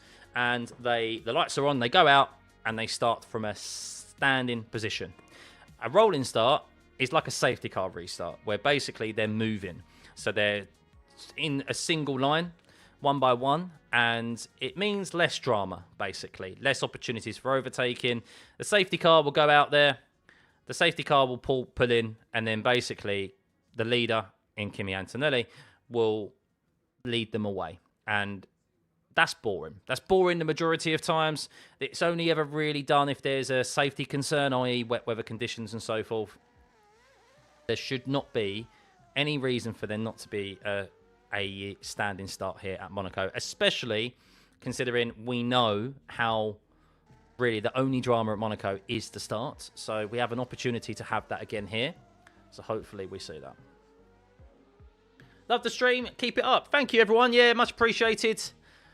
Monaco's difficult. Of course it is. It's been even more difficult today because we have not had any track map available to us. The transponders, the data has been very poor. We have had the timing tower, thankfully, so appreciate everyone for bearing with, and hopefully the commentary has kept you informed enough for this race today. We still have 9 racing laps remaining when they eventually do get started. Safety car lights are on. Don't let this be a... Is this going to be a rolling start? Don't let this be a rolling start.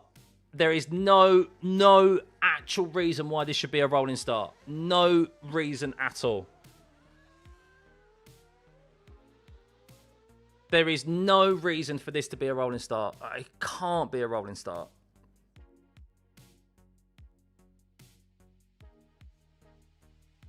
We'll see. We'll see. Does Gasly have a penalty?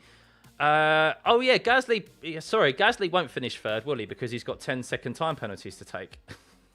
There's so many drivers who have got penalties to take. Oh, dearie me. Dearie me. Somehow, I don't think the finishing order... somehow, I've got a suspicion. The order they cross the finish line in, I don't think they will... Kimi's just been informed a standing start. Come on! That's what we want. That's what we want. We want a standing start. Come on. Kimi's just been told a standing start. That's what we want.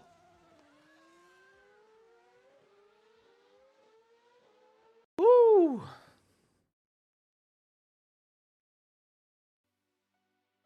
More penalties here than a Champions League final.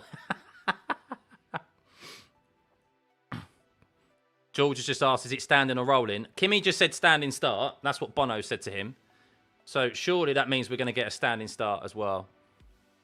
George has just asked, is it standing or rolling, if you can see there.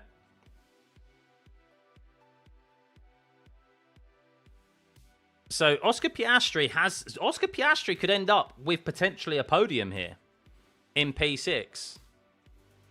George, just tell me when we need to do this bloody drive-through. Oh, bless him. Oh, bless him.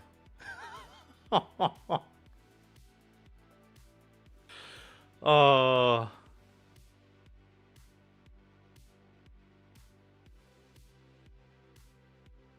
What's the difference between standing and a rolling start? As you said, standing start is your normal, typical race start where the lights are on and then they go out and they're not moving. Rolling start is when they're moving, just like a safety car restart. And they're in a single line. It's less exciting. Likely to be straight to the standing restart. Standing restart could be some laps behind the safety car, though.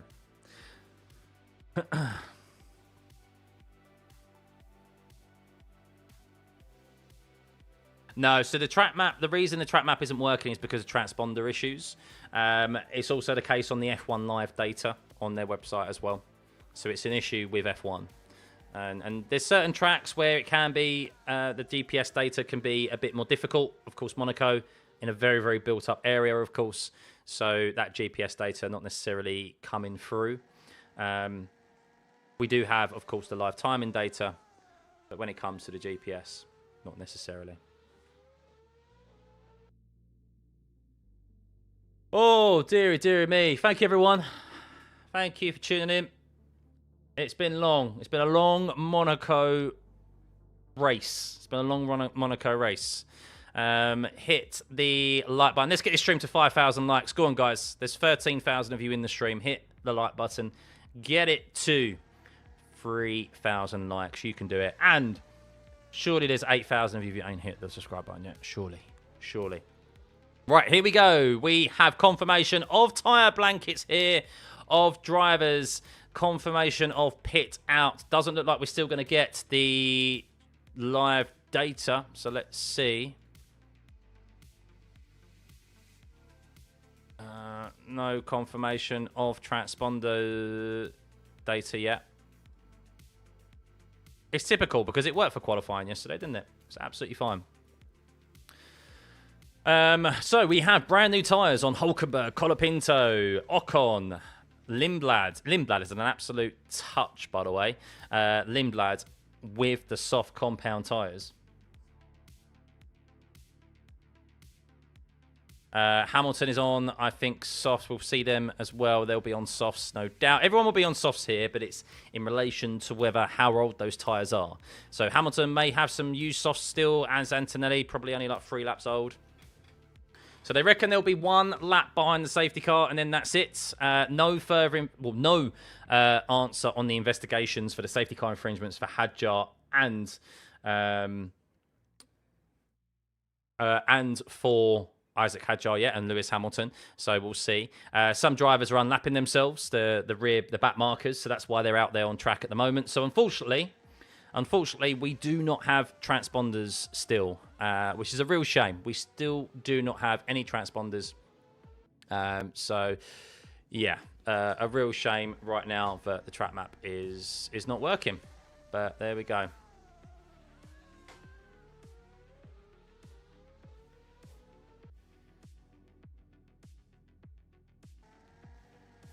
Where's my mouse gone? I can't find my mouse. It's not showing up. There we go.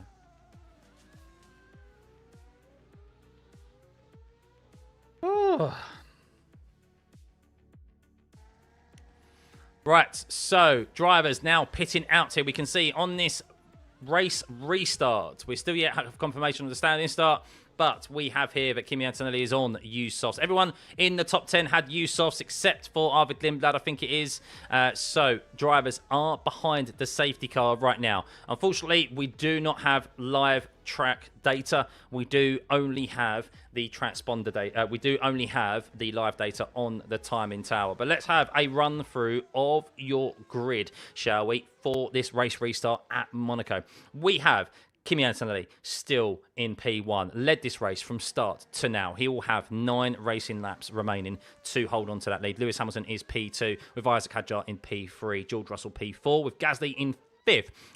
Russell has a drive-through penalty to take within 2 laps. Gasly has a 10-second time penalty to take, which he can take at the end of the race. Piastri has served his 5-second time penalty, so Piastri could be finishing on the podium here if Hadjar receives a penalty, and Gasly and obviously Russell have to take their penalties as well. Lawson is in P7. Lindblad is in P8. He was yet the only driver out there not to yet make a pit stop, and he has benefited from the red flag where he can change those mandatory tyres, and he is now in P8. Albon in P9. Sainz in P10. Ocon is in 11th. Hulkenberg 12th. Colapinto 13th. Alonso 14th. Perez 15th. Bortoletto is 16th. No further action for Lewis Hamilton's safety car infringement. They are free to race. Lewis Hamilton is free to race Kimi Antonelli without the dark cloud of a penalty hanging over his head. Charles Leclerc is out of this race, as is Lance Stroll. Both of them crash into the last corner, which is why we have that red flag for the track actually breaking up.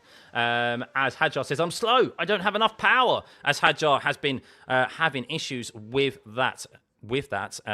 Of course, car and that engine all throughout today, with Max Verstappen, a retiree, not even completing a single lap. We have a standing start! Official confirmation from the FIA that we have a standing start here at Monaco to get us back underway here. We will have 9 racing laps. I'm going to end the poll. Who is going to win this race? It's a dash to the first corner.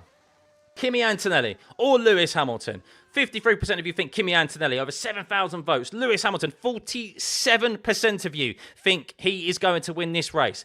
As it stands right now, Antonelli is going to gain 25 points. Hamilton could end up second in the championship. Stay tuned once this race finishes to see the current updated driver standings, because George Russell has a drive-through penalty he has to take in 2 laps. He is basically going to end up at the back of the field and going to score 0 points for the second race in a row due to no fault of his own.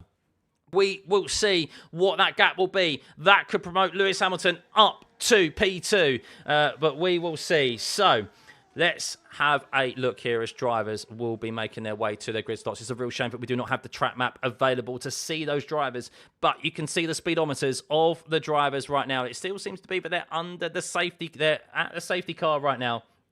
And we have 9 laps remaining. So going to the grid, you can see their confirmation of Kimi Antonelli and George Russell being told how many burnouts as they're trying to warm up those tyres as they make their way to their grid slot positions. You can see Antonelli, his speedometer down to 0 as he lines up on the position where he started this Monaco Grand Prix 70 laps ago. Lewis Hamilton will start in 2nd place, a position further ahead than when he did earlier, and he has now an opportunity to get at Kimi Antonelli into the first corner, something Antonelli didn't have to contend with earlier on because Verstappen failed to get off of the line. Isaac Hadjar, he's in P3, Russell in P4. Let's see what is going to occur here, but all eyes to the front of the grid here with Kimi Antonelli and Lewis Hamilton. Moments away from lights going out for the second time here, and we go again in Monaco 23. Here we go. It's lights out and away we go here at Monaco. Is Lewis Hamilton going to get ahead of Kimi Antonelli down into turn 1, or has Kimi been able to hold off the lead from Lewis Hamilton, as I think he's been able to, as Antonelli leads ahead of Lewis Hamilton. George Russell is up into P3 as Isaac Hadjar bogs down just like his teammate did, but not as bad, as Antonelli has handled the race restart perfectly, and Antonelli is looking to extend his championship lead by a further 25 points. And well, looking at the race restart on the TV coverage, Antonelli, no such poor restart as what he's seen, as we saw from the opening few races of this season. It seems they've definitely fixed their starting procedure issues, Mercedes, as Hulkenberg is up into 10th. Hulkenberg is into 10th. Go on, Hulkenberg. What has happened to Carlos Sainz? A real shame for Sainz, as Sainz has moved down to 14th. There's a yellow in turn 8. We have a double yellow. It's Sainz off into the barrier. I wonder, will it be another safety car here in the closing stages of this race? I think we may have, as watching the replay as Sainz has gone red. Oh, Sainz was tagged by Hulkenberg as they went through the Mirabeau hairpin, and Sainz went into the barrier, and he's pulled his car off to a safe place. And Sainz, wow, a real big issue there from Hulkenberg trying to force the issue, and I suspect there'll be another penalty for another driver here as Hulkenberg made contact with Carlos Sainz. That yellow flag has been removed as we are still racing here with 7 laps remaining. Antonelli leads by 1.5 seconds from Lewis Hamilton, with George Russell in P3, still yet to take a drive-through penalty. Keep an eye on George Russell when he'll be pitting into the pit lane. Pierre Gasly is P4. He has a 10-second time penalty. Gasly in P4, Hadjar in P5 as he bogged down at the start and got overtaken by George Russell and Gasly, who have penalties ahead of him. So Hadjar still has an opportunity of a podium here, but he's still under investigation for a safety car infringement earlier on, which we're still waiting an answer on. Oscar Piastri is in P6. He got a 5-second time penalty for speeding in the pit lane earlier, but he is okay. But Carlos Sainz out of this race. Hulkenberg has been promoted to 10th, but he could have a penalty on his way. No doubt that's going to be investigated. Arvid Lindblad is in P8 as Hamilton sets the fastest middle sector of today in P2 there, as Hulkenberg has got ahead of Alex Albon. We've got another on-track overtake from Nico Hulkenberg. He might have just, has he taken out another Williams here? Has he gone for 2 in succession? What happened to Alex Albon? Maybe he just went straight on at the Nivelle chicane in turns 10 and turn 11. I'm just watching the replay here. I think that's potentially what happened with Nico Hulkenberg. No, Nico Hulkenberg made a great overtake on, oh no he didn't, as Hulkenberg will probably have to get that position back as George Russell now comes into the pit lane as Hadjar is being noted for a red flag infringement again. What is going on with Isaac Hadjar? He's under investigation for 2 separate issues here as George Russell takes that drive-through penalty and is out of the points. And yes, confirmation, if Lewis Hamilton finishes where he does, he will be P2 in the Drivers' Championship. What a turn of events here with Charles Leclerc's retirement and George Russell looking to score 0 points in his 2nd successive race weekend. What a terrible start to this season it's been for George Russell, but on the flip side, what a brilliant start it has been for Kimi Antonelli, as he will have a 66-point lead over Lewis Hamilton. But Kimi Antonelli, with 6 laps remaining, leads by 1.6 seconds to Lewis Hamilton. He held off Lewis with a great race start. A pressure moment for the 19-year-old Italian, the youngest Drivers' Champion, getting ahead of myself there, Drivers' Championship leader. ever in Formula 1. And, well, he has just set the fastest lap of this race with a 14.585 and looking to build that gap with these closing laps here. We do not have any track map data, but I'm trying my best to provide you guys with the information that is at hand here. So Nico Hülkenberg did give that position back to Alex Albon. He went for a great move around the outside into the Neville chicane, but he was unable to secure it, and he went across the chicane, and that's why he's now ceded the position back to Albon. And, well, Hülkenberg is on course to score these first points of the season up in P9, but he may still be yet investigated for that collision with Carlos Sainz. Hasn't been noted yet, but I presume it will be. As Isaac Hadjar, it could be even worse for Isaac Hadjar, as Gasly is up into P3 now, but he has a 10-second time penalty to take. Oscar Piastri just needs to stay within 10 seconds and he'll find himself on the podium. Carlo Pinto and Carlos Sainz has been noted for causing a collision in turn 8, so it was Carlo Pinto? I think that's incorrect. I think it was actually Nico Hülkenberg.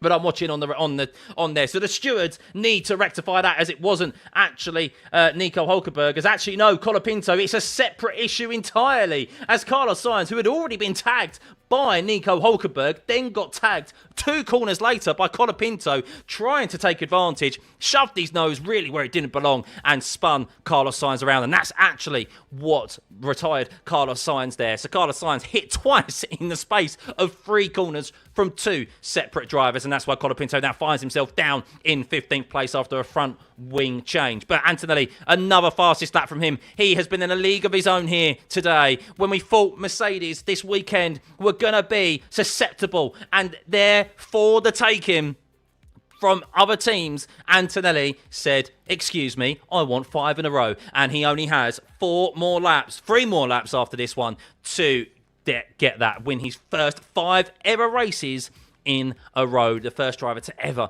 do that and match Lewis Hamilton's personal record of 5 race wins in a row, which Lewis Hamilton has not bettered. There we go. Sergio Perez has another full start. Sergio Perez hates standing starts. He got a full start out of position in the first instance at the start of this race, which he had to take a drive through, and he's now probably going to have to take another one as he has another full start out of position. So many investigations for the stewards today. They've been very, very busy.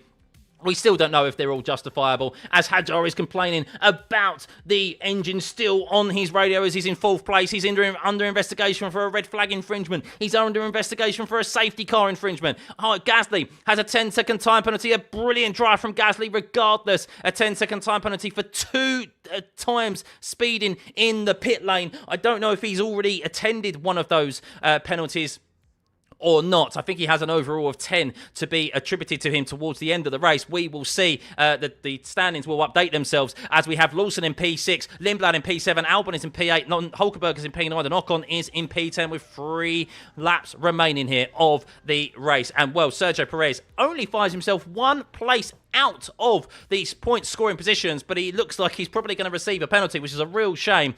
George Russell, of course, is outside of the points and is going to score 0 points today. We'll have a look at the driver's standings after this, so stay tuned, everyone.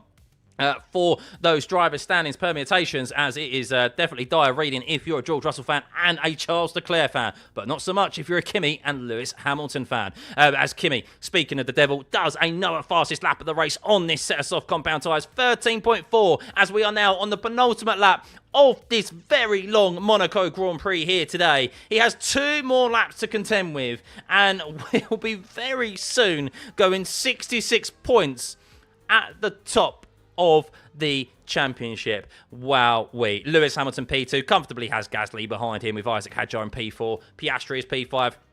Lawson in P6 with Lindblad in P7. What a great result this is going to be for RB and their hopes in the Constructors' title, closing down the gap on Alpine. We'll have a look at the Constructors' title as well, as there's not necessarily movements, but big points gains and big points losses across the board there. Most notably, of course, Red Bull with a retirement for Max Verstappen and for McLaren as well with a retirement in there.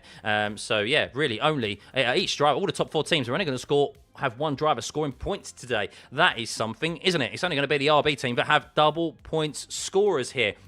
So on the penultimate lap here, Kimi, no purple lap this time around. He doesn't need to do it. He's already got 6 seconds on Lewis Hamilton. Unbelievable pace from Mercedes when we thought they would be weak. But no. He has definitely shown that Mercedes, well, him and Mercedes have definitely shown that even though this was going to be their weakest track this year, it is looking very ominous for the rest of the season. Ferrari have to hope, of course, that their additional development time that they have on their engines will be able to close the gap to Mercedes, because that gap is currently a lot larger than maybe any of us even thought after seeing the first few races of this season. We are now on the final lap of this 78-lap Monaco Grand Prix. It has been a long day. I'm not going to lie to you. It has been a typical Monaco race. If it wasn't for the safety car of Lance Stroll and the unfortunate demise of Charles Leclerc bringing out that late red flag and this standing start, it would have been very boring to the end of the race. Kimi probably would have lapped the whole field here. That was the pace advantage that he has had today. He is 19 years old. Are we sure he's 19 years old and only in his second year of Formula One? Because he is absolutely driving away into the distance already with only 6 rounds now completed here in the 2026 Drivers' World Championship. Unbelievable scenes. I didn't think it. I don't think anyone else did. As we have the checkered flag, and Kimi Antonelli wins his 5th race in a row. At the top of the leaderboard, 25 points gained on his championship rival, George Russell. Well, is he his championship rival? Because George Russell finishes in P14. 0 points for him. Lewis Hamilton in P2. He did the best that he could. As confirmation there of Pierre Gasly moving down into 6th place as he crosses the line. 7th place as he crosses the line. Oh, that's such a shame for Pierre Gasly. But Liam Lawson moves up into P5. Hadjar, for now, is on the podium. He is being investigated for 2 separate infringements after the race, as incident involving Hulkenberg's signs has been noted for causing a collision. So Hadjar finishes P3, Piastri P4, Lawson and Lindblad P5 and 6. We have Gasly with that 10-second time penalty in P7. Albon finishes in P8. Hulkenberg is being investigated, so he might still not score any points, Hulkenberg, if he is deemed at fault for that collision with Carlos Sainz, which, to be honest, he was. And I think Nico Hulkenberg, unfortunately, those point scoring positions are going to be very short-lived, because he is going to receive the 10-second time penalty and drop outside of the points, which could give Perez his first points in Cadillac. However, he in turn is also being investigated for a false start. So it could be Fernando Alonso scoring points. Yes, you heard that correctly. Fernando Alonso. If Hulkenberg receives penalties, if Perez receives a penalty, then Fernando Alonso could score a point here today. My goodness. No further action for Colapinto and Sainz. As Hulkenberg receives a 10. Oh, look at that. Perez is in the points. Perez is in the points after a 10-second time penalty for Nico Hulkenberg. That's a real shame for Nico Hulkenberg. But Perez is currently in the points.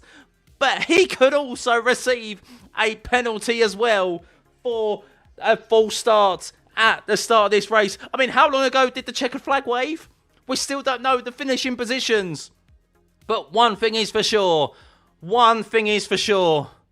Is that Kimi Antonelli has a 66-point lead at the top of the standings over Lewis Hamilton. Lewis Hamilton is second in the Drivers' Championships now. He is 2 points ahead of George Russell on 90 points. George Russell is on 88. Charles Leclerc is on 75. He has 15 points over his teammate. Wow. Piastri overtakes Lando Norris, who has his 4th retirement of this season. Or 3rd retirement, something like that. Verstappen scores 0 points as well. Hadjar moves up into P8, 4 places with a 3rd place for now. He could also potentially be moving down. Lawson could be scoring more points if Hadjar is going to be given more point a penalty for safety car infringement and red flag infringement. And then we have Gasly, who unfortunately had a 10-second time penalty in P10 there. He actually moves down 2 places, even though he finished in P3 out on track. Behrman scored 0 points today with a DNF. Colapinto scored 0 points. Lindblad scores 8 points because he was the only driver not to pit when that red flag came out. And then Sainz got taken out at the end of the race there. It was looking like it was going to be double points for Williams. A real shame for him. Albon in P15. There moves up 2 places after scoring some points, and there, a singular point today. Ocon scores, scored 4 points today. Albon, 2 points for Ocon as well. Could Perez score points? Could Alonso be scoring points today? Sergio Perez is still being investigated. You can see how many investigations Perez has right now. So he will be investigated after the session for a full start out of position, and well, that is probably a slam dunk for him. And if that is the case, Alonso will be scoring a point.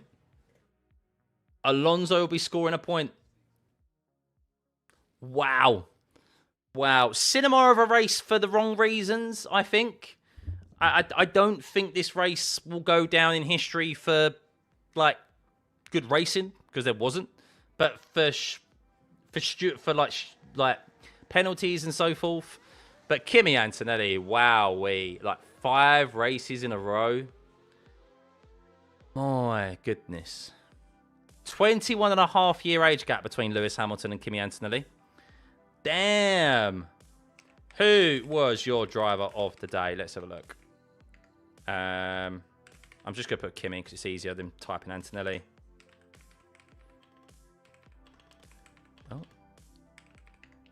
Lawson.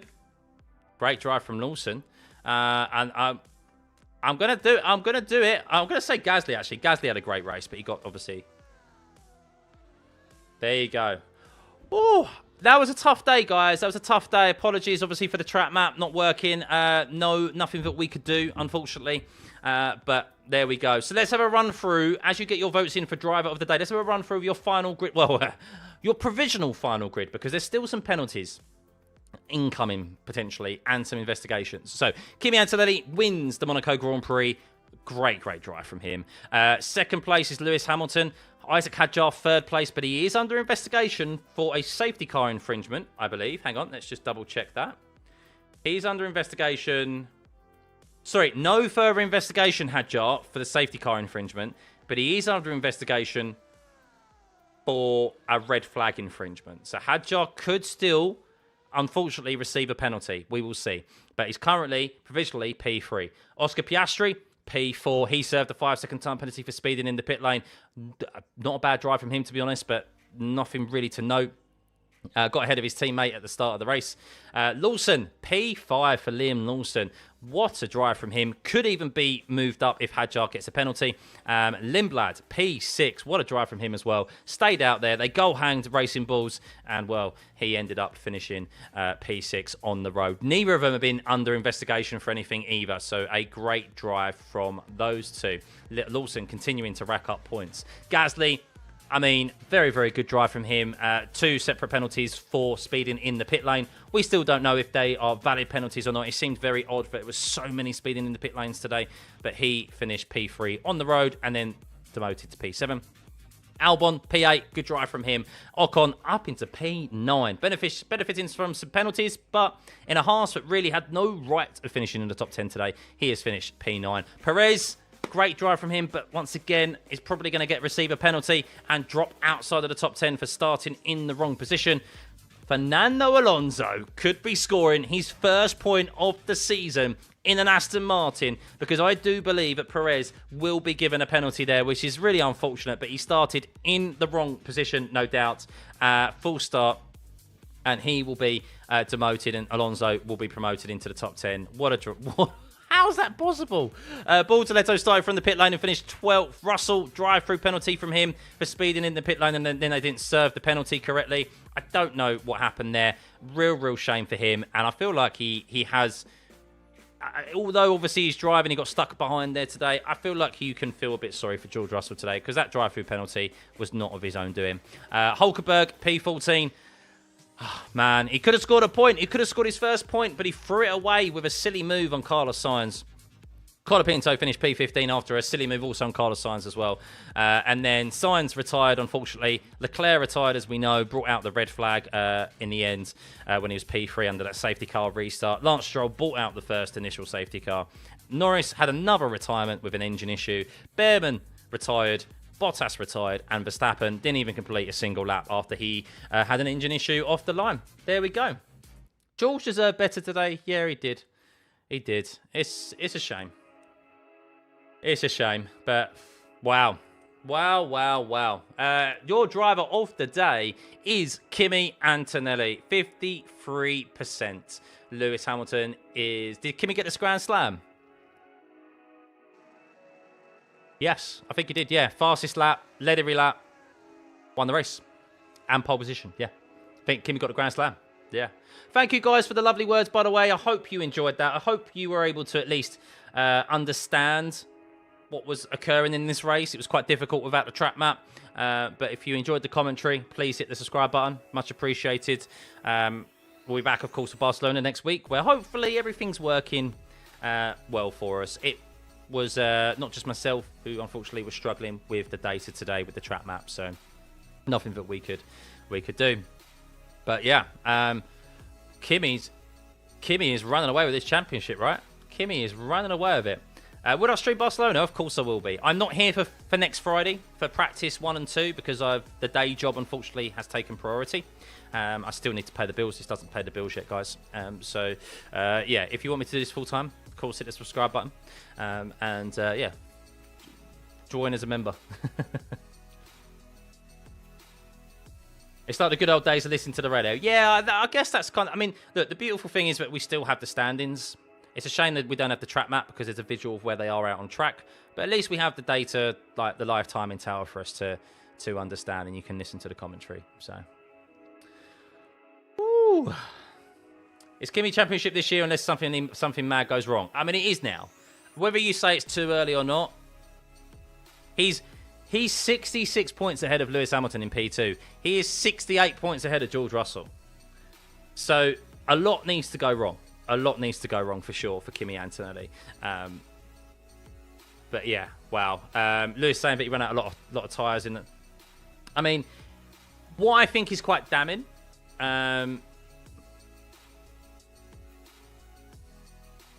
Apparently it's quite damning that... Well, I think it's quite damning, actually, sorry. That Mercedes here at their weakest track, ended up winning as much as they did. That just shows when we head to Barcelona, what Barcelona's going to be like and everything else. So, yeah, Lewis for the championship. Never say never. Did Leclerc spin off or engine problems? So what happened with Leclerc is that Leclerc and Lance Stroll, the track surface was actually breaking up. And what happened is that the marbles of the tarmac, Lance Stroll and Charles Leclerc ran over those marbles, which stuck to their wheel, and it caused them to have no grip, and the front left locked up as they touched the brakes, and they went straight into the barrier. So really, no fault of their own. Something that normally you wouldn't see marbles there. I thought at the time it was tyre marbles, and it was for them to avoid. I take back what I said, because clearly it wasn't their fault. That's something that was only kind of really seen once those crashes happened. So at the start of the year, I need to see more from Kimi this season. Wow, he has delivered and then some. Oh yeah, I mean that's understandable to say you need to see more from Kimi, considering he's a 19-year-old and he's only in his second year in F1. But wow, is he dealing with this? Dealing with being at the front.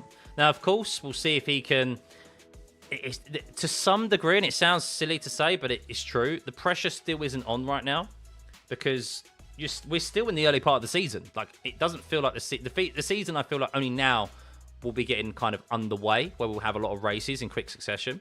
But we'll see how he fares when the pressure and the second half of the season, you know, when it's really like, okay, now you need to just get this home and drive this home. We saw what happened with Piastri. But right now, not all the luck. I'm not saying Kimi Antonelli's got the luck, because Kimi Antonelli is putting in the performances. He is making his own luck. George Russell doesn't have the luck right now. I mean, he wasn't there wasn't doing very well this weekend, but he was still going to finish P4, minimise the damage once again. And yeah, his team, one, he picked up a speeding penalty, which we're still not 100% sure was correct or not. I'm sure we'll find out. And then he got a drive-through penalty because his team didn't serve the penalty correctly, which then dropped him, because of the red flag restart, then dropped him outside of the points. So yeah, tough day for George. Thank you, Freebird. Much appreciated. I try my best. Kimi is proof that Youngblood needs to get a chance in F1. Yeah, totally agree. And I think we have seen that. We've seen Behrman come through. Obviously, he's in Haas, so it's a bit different. But when Haas have presented him a car, he's got the results. We've seen who else come through recently. Hadjar as well has proven it. Lawson has been given an opportunity. He's definitely providing this year. Lindblad has been given an opportunity this year and provided as well. So, yeah, there's definitely scope now. These rookies have come through and they've proven to the top team, or just to teams in general, that it's worth taking an opportunity on their junior programs or their junior drivers. Because I think for a good few years, there was that stagnation, wasn't there? There was that stagnation of the grid where a few drivers hung on to their seats when they shouldn't have done, and the teams were not willing to look after, or not willing to promote their junior drivers. And thankfully, Bortoletto's another one as well. Thankfully now that the rookies that have come through have taken their opportunity and they've proven to the teams, okay, yeah, we need to start looking at our junior drivers seriously again. And it's putting the more experienced drivers more under pressure.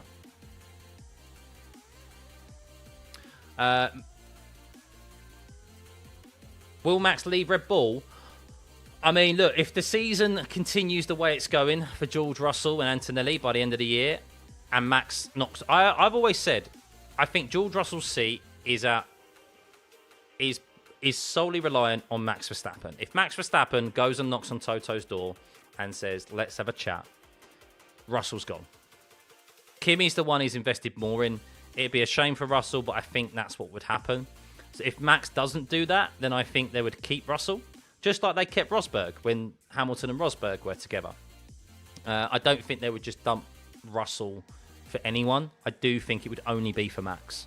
So it's solely reliant on what Max decides to do. And I think at the moment, they would probably sit there, Mercedes and Toto, and go, look, Kimi's performing obviously brilliantly, but George's performances, yes, while maybe not obviously up to the same level as Kimi, Canada, not his fault.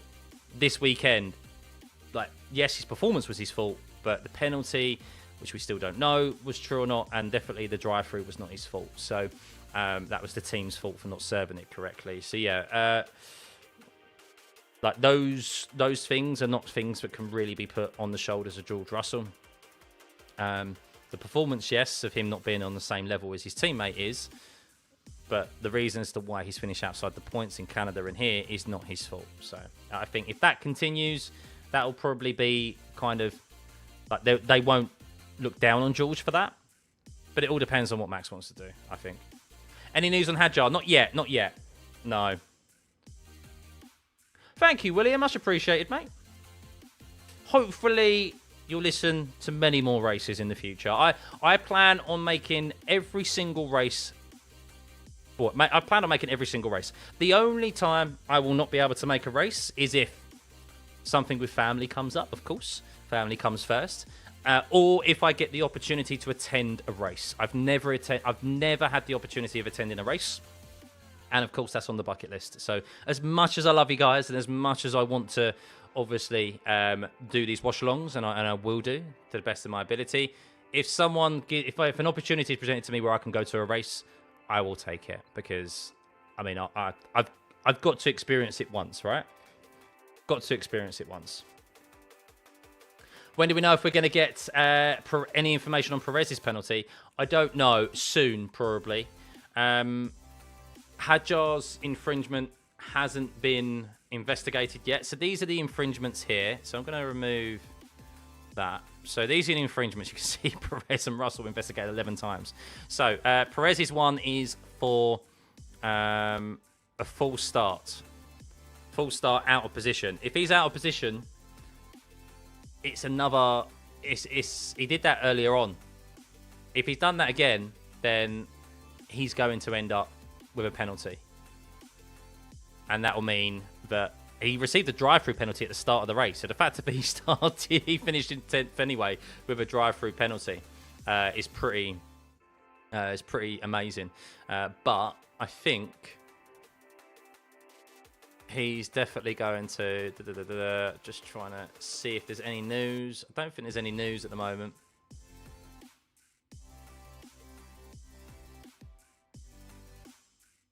There's no news yet on Perez or Isaac Hadjar. Isaac Hadjar is being investigated for something after the session. So that was no further action, safety car infringement. There we go, this one, red flag infringement. And I don't know what the red flag infringement was for. Don't know what that was for. Thank you, Freeski. KSG, as a Ferrari fan, I'm generally not happy. I mean, that car is way off the Mercedes, is miles ahead. Honestly, the boys in red have a lot of work to do. Yeah, look, the one positive that you can take from it is that Hamilton is clearly finding some consistency with the car and some performance with the car, especially relative to his teammate.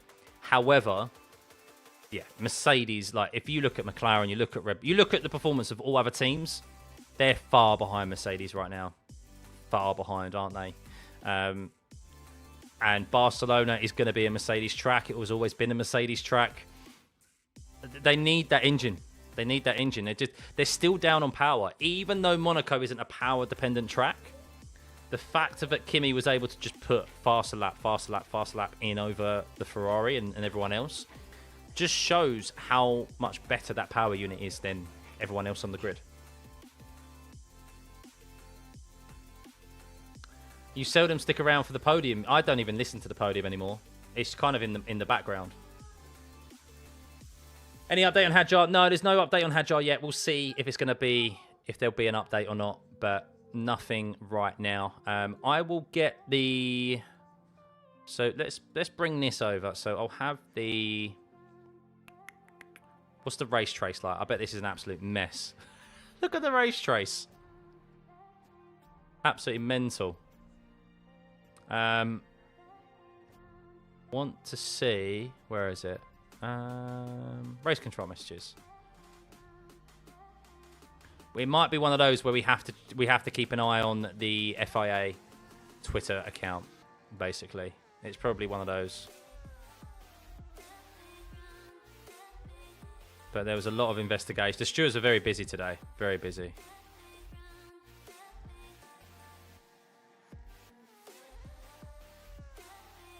Oh, why is it doing that? I just want to drag it down.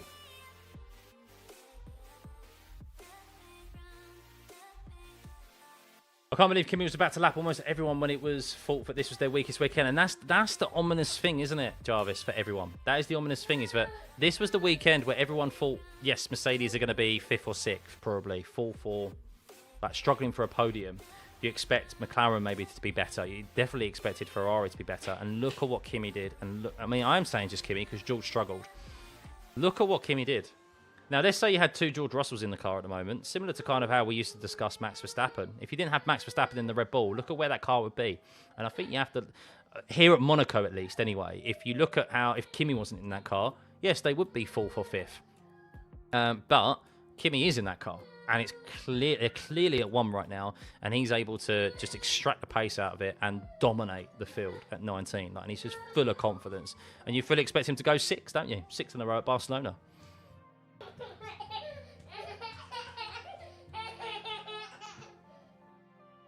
You change emotions like that, don't you? And Leclerc thought Canada's one of the worst weeks he's had. Little did he know. Yeah, I mean, he was going to finish on the podium, to be honest with you. It was looking like it's going to be a comfortable podium, and then that happened. So, yeah, it sucks for Leclerc. He would have been on same points as Lewis Hamilton. He would have been on 90, but Hamilton would have been ahead of him on countback. That's how it was looking at the time. But the big thing is, it doesn't matter about 2nd, 3rd, or 4th, does it? It matters about that gap at the top. 156 points to 90, 66 points. He has a 2-race buffer. More than a 2-race buffer now. He has He has a 2-race buffer and a 3rd place ahead of everyone else, basically. Mercedes, 25 points gained for them. So there's no changes in the constructors, by the way. No changes in the constructors. We have Mercedes at the top still, 244 to Ferrari's 165. McLaren, 118. The top 4 teams all had only 1 driver score points today. That's crazy. Only Racing Bulls had 2 drivers in the points. So if you look further down, Aston Martin, I think that's going to change. I think Aston Martin will score a point. Because I think Perez has got, I haven't seen it yet, if Perez has only scored, if he has that false restart, then he's going to end up without any points. Where did the pothole come from? So it wasn't necessarily the pothole, but it was basically a newly relayed surface part of the track. It's only like a patch, and it started to break away, and the tarmac started to displace itself on the track. So basically the marbles of the tarmac were picked up by Charles Leclerc, by Lance Stroll on their front left, and then they just had no braking ability. Thank you, Marion. Yeah, it worked all right. We did what we could with the information available to us. It is a shame that we didn't have the track map, but oh well. There we go.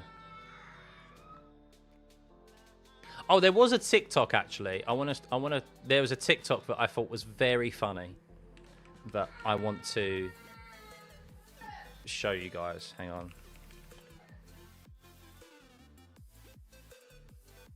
I think just sums up, but really does just sum up Formula 1 at the moment. It's very, very good, this individual.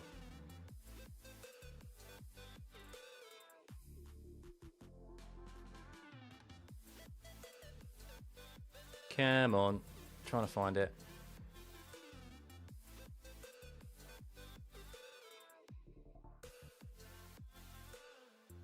Thank you, Peter. Yeah, thank you, guys. How many subscribers are we on? Nearly 82,500. Ah, bless you all. Bless you all. Yeah, it's near, and 3,000 of you here now, by the way. So thank you, guys. Over 3,000 likes. Oh, there we go. That was WhatsApp. So I sent this earlier. Oh my god, I've got 500 messages in my F1 group chat. Oh my god. Right.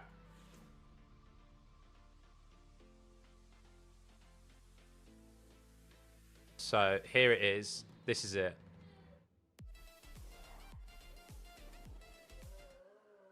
Listen to this. This is great. This sums up F1 at the moment. Oh, hang on. Can we hear that or not? Where is that? Why can't I hear it? Is it muted? Is that why? Oh, there we go. I say we put wet tyres on. Good plan. All right, let's go. Go on, Kimmy. You're a legend, Kimmy. What a lap, Kimmy. Kimmy, you're flipping amazing. I've never seen anything like it, Kimmy. Best driver ever, Kimmy. Next world champ, Kimmy. Kimmy! Kimmy, you're my favourite driver ever, and I love you. You right, George? So we really want to focus on strategy, yeah, guys? On what? Strategy? Strategy. You know what strategy is? Slow down, slow down. You know what he's on about? Strategy. What is it? Some sort of food? Where's Max? Ah, he's just popped to the Nürburgring. Yeah, fair, no worries. Anyone seen Hajar? He's next door.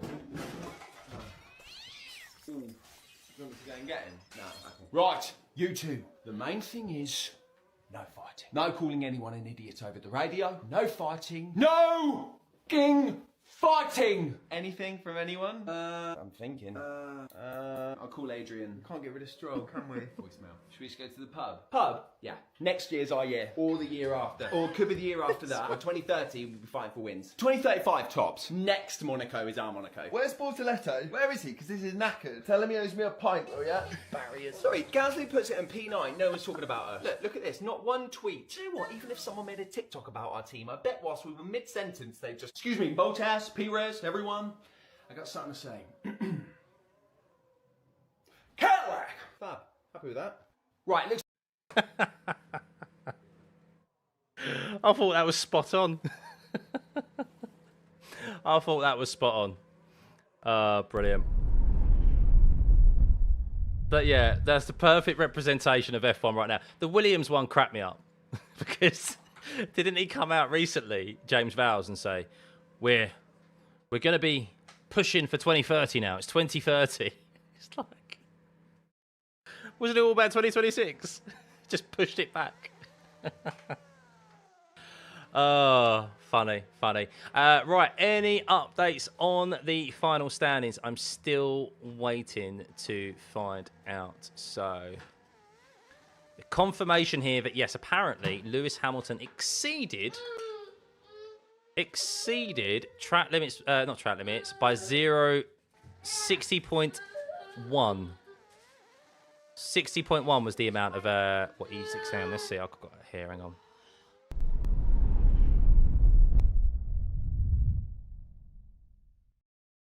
Oh, no, that's the wrong thing. Hang on.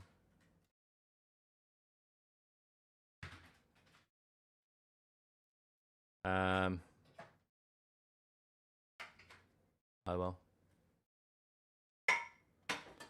Wrong thing there.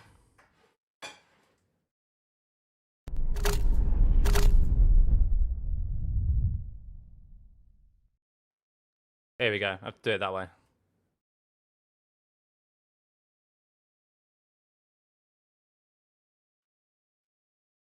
So Lewis Hamilton was 0.1 over the pit speed limiter. That's what it's showing there. That is pretty harsh, isn't it? Pretty harsh. Let's see if there's anything else that I can find.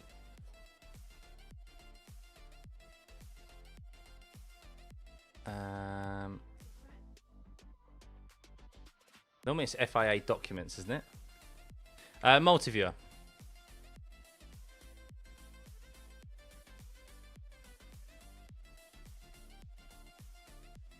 And Kimi has just become the youngest Monaco winner ever. He breaks Lewis Hamilton's record of 23 years. Kimi is 19 years, of course. Damn.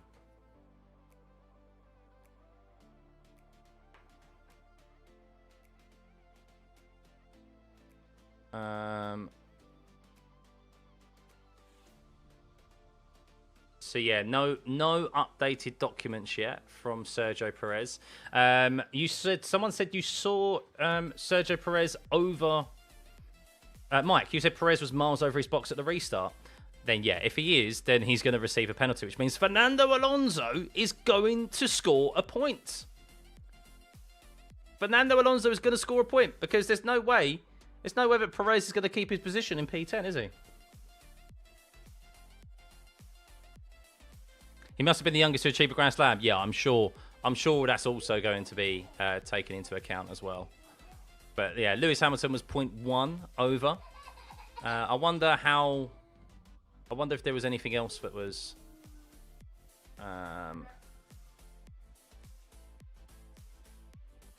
Hadjar noted for safety car infringement. So they're going to be. I mean, it'd be a shame if Hadjar does lose his podium. Because that means that Piastri could have been on the podium, you know, like whoever deserves to be on the podium, like because of penalties and so forth, like should have been. Yeah, and Perez still being investigated. Hadjar, is something for Hadjar under the red flag, but I don't know. They're not stating what the red flag infringement was for, so yeah, it's difficult to know.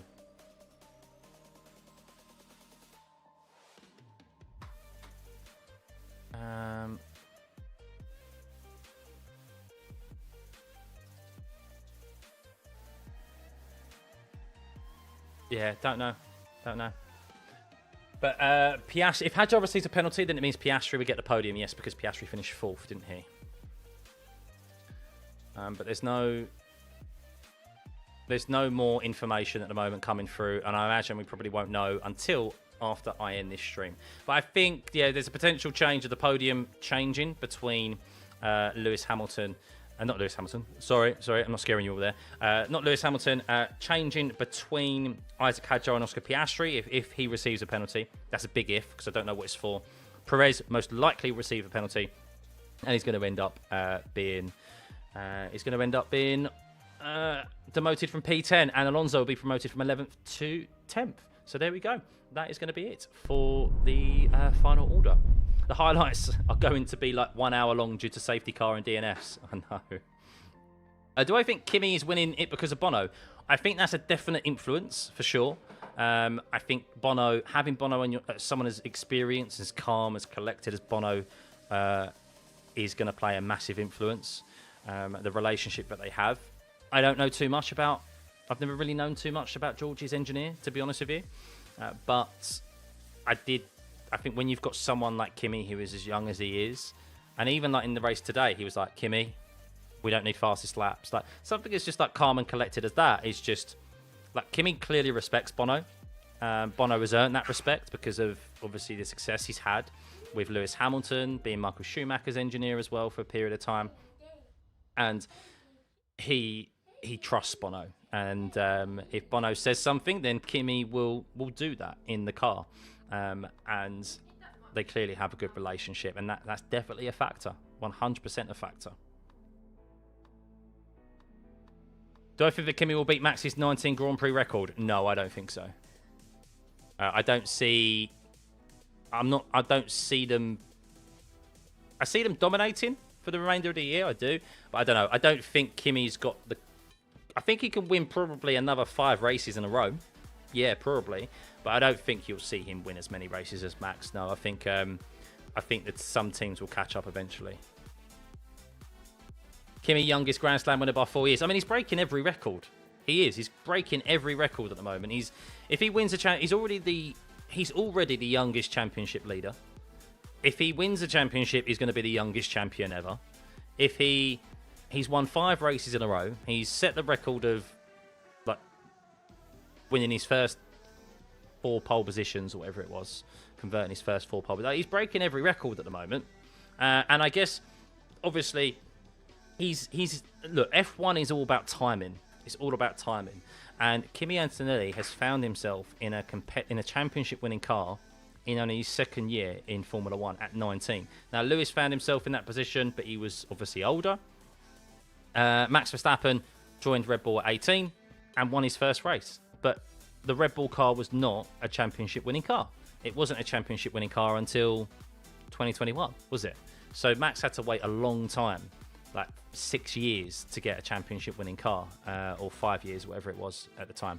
So Kimi has found himself in a championship winning car in only his 2nd year, and credit to him, he is converting it.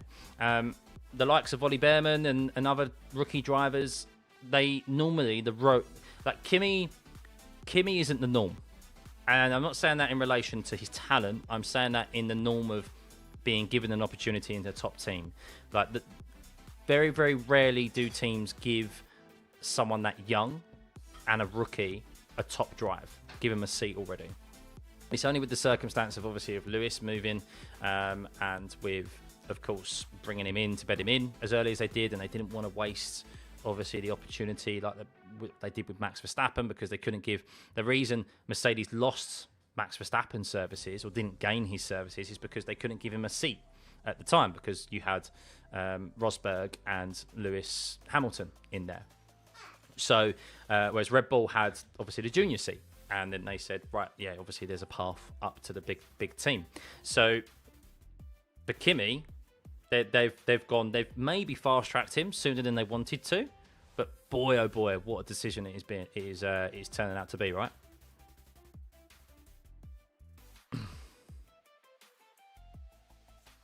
Before the race, I asked when will Aston get their point after the race. Stroll does a crash gate to benefit Alonso again. Well, to be fair, it wasn't Stroll. I mean, you could say Stroll had an influence, of course, because it was him bringing out a safety car that caused then Charles Leclerc to crash. But more Charles Leclerc. For I need to get that act together, that car is overrated and overhyped. I need to start seeing real tracks where it's truly the outright best car. I mean, we thought that here this weekend. We really did. I think what we saw here this weekend is that if they get it in the right window, Mercedes have an all-round phenomenal car. While, of course, their strength still lies in their engine, and that was clearly evident still here, even at Monaco. Because there's no way Kimi would pull out that much of a gap over Ferrari, who is good, which is a car that is good in the slow-speed corners. There's no way that Kimi would be able to put out as large of a gap if Mercedes weren't like. They're not going to put out that large of a gap just by being equal to Mercedes, to Ferrari in the slow speed corners. You know, they're still going to have a benefit of extra horsepower, extra speed available to them. It's still full throttle a large proportion of this circuit, and if you've got, of course, the extra horsepower to do that, which supposedly Mercedes have with the compression ratio trick and so forth, that's the whole reason behind it. Then, yeah. It's evident, but you still need to convert it, as we've seen before. As years gone by, having a quick car underneath you doesn't mean that you're just guaranteed wins. Look at George Russell. George Russell complaining about the driving style. I need to change my driving style. This car suits Kimi's driving style, and George doesn't particularly like this driving style that he has to use at the moment for these cars, and that shows. Not all quick cars are easy to drive. You still need to be able to extract the pace from them, and the best drivers in times gone by have been able to do that. Attention, are the investigations of Perez's false start for being out of the position of the grid box and Hadjar's red flag infringement correct? We are waiting for confirmation of those. I'm not sure when that's going to happen, guys. I really don't. I think Max has been sim racing since the first pit window. He probably went home. I mean, he probably went home. In Monaco, he probably walked home. Checo will probably receive a penalty, yes. Do I think if Oliver Behrman or Isaac Hadjar wouldn't have done equally what Kimi is doing in Mercedes? I think Ollie Behrman, maybe. I think Ollie Behrman is really talented, and I think Ollie Behrman, we will see probably, I say sooner rather than later, I don't know. I feel like Ollie Behrman could find himself in a George Russell-esque position like he was in Williams, where he finds himself in Haas longer than he probably should, because I think Lewis will stay at Ferrari probably for another, at minimum, 2 more years. I think Lewis will stay at Ferrari. If the way he's talking, he might stay 3 years. All depends on his performance, of course. But if Lewis has his way, then probably 3 more years. Then that, I mean, Charles has just signed a contract extension, so he's not going anywhere, is he? So that then means that Behrman's going to be in Haas for another 3 years, unless he goes, well, Ferrari, I'm now going to up and move elsewhere because I can't just sit stagnant in Haas for 5 years. Especially when maybe he looks and sees Kimi maybe win, you know, he might win 3 of the next 4 years or whatever, you know. He might end up, by the time Behrman finds himself in a championship winning car, he might be 3 championships down.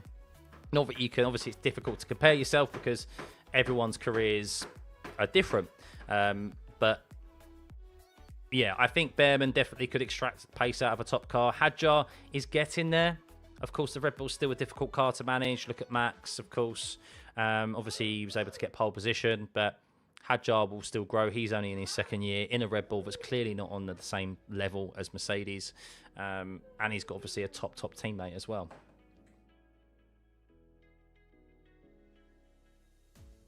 Mid-race, Hadjar complained to the team to fix something. How can a team fix something mid-race? So sometimes with engines, there's modes that can be changed. Obviously, there's a lot going on in the car in relation to software and things.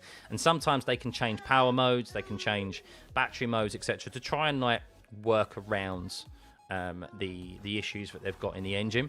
And that's, I think, what they tried to do. But apparently the issue that Hadjar had couldn't be worked around. So they had to... he just had to drive with the car suffering with some issues on the engine. I don't know what they were, but he was complaining about engine braking. He might have been, I think he was definitely down on power. So yeah. Behrman not ready for Ferrari is pretty clear. Talented, but another one struggling with the current regs. I disagree, Aaron. I think Haas in general was struggling at the moment. I think if you look at Behrman's start to this season was very positive. I think since Miami... since that 5-week break, Haas have definitely gone the wrong direction. They got caught up in development in that 5-week break at Miami. They then brought a development package or an update package to Canada, and it's actually made them worse. And then that's proven the case here again in Monaco. So I think Behrman has shown that he's got the better of Ocon this season, and he's got on top. I think he's doing well with these regs, but Haas in general have definitely taken a step back. after the 5-week break. Which is always a potential. Just because you bring update packages doesn't mean it's going to sort them out and make them better. My pleasure, like I always try my best. What is the potential of a red flag infringement? A red flag infringement would probably be a drive-through penalty, because a red flag infringement is normally deemed as a safety concern. So they treat any infringement under yellow flags, under safety car, etc., quite harshly.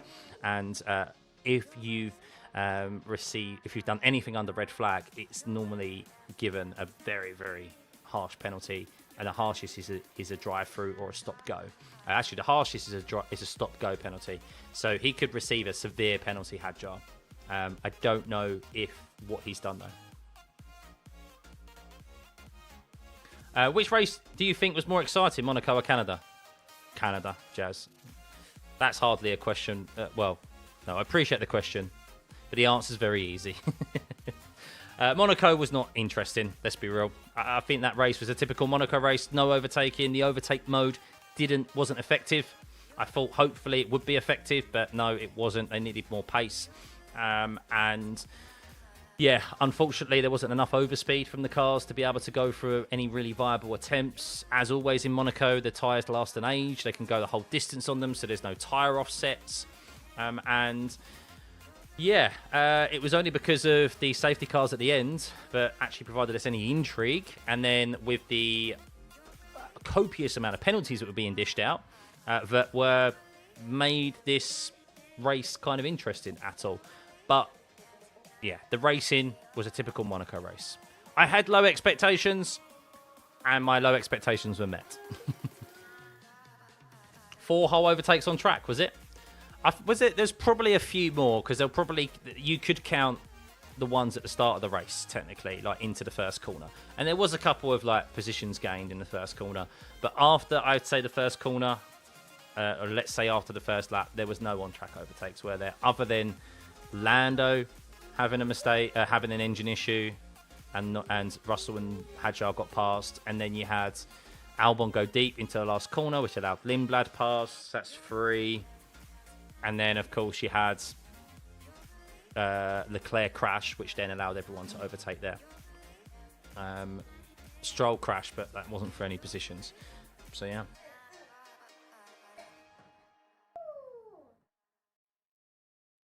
Did he really, Shameless? Would Charles not end up in the barrier if they had switched positioning among team before the restart? And what chances would Charles be as compared to Hamilton at the restart? I don't know. I mean, Charles wanted to stay out, didn't he? I totally agree with Ferrari's stance to not let Charles have that position, because they've taken it upon themselves, because it was a safety car restart, to take the strategy to pit both of them. I think at that moment in time, I don't think it was Lewis's decision to switch to the softs, and there was no point in Charles staying out there. Just to try, and also he hasn't gained that position on merit, really, because he was way off the pace of his teammate. And then, I mean, it could quite easily have happened. It could have happened to any driver, to be honest with you, going through there and crashing the same way Stroll and Leclerc did. It just happened to be with those two. I feel like they should allow the active aero to be like DRS to try and get some passing. I don't know. I think the overtake mode needs to be more effective, to be honest with you. That's probably what should have happened. Russell bottling Silverstone with cap off a rubbish current run of form. No excuse not to be challenging for the win. Yeah.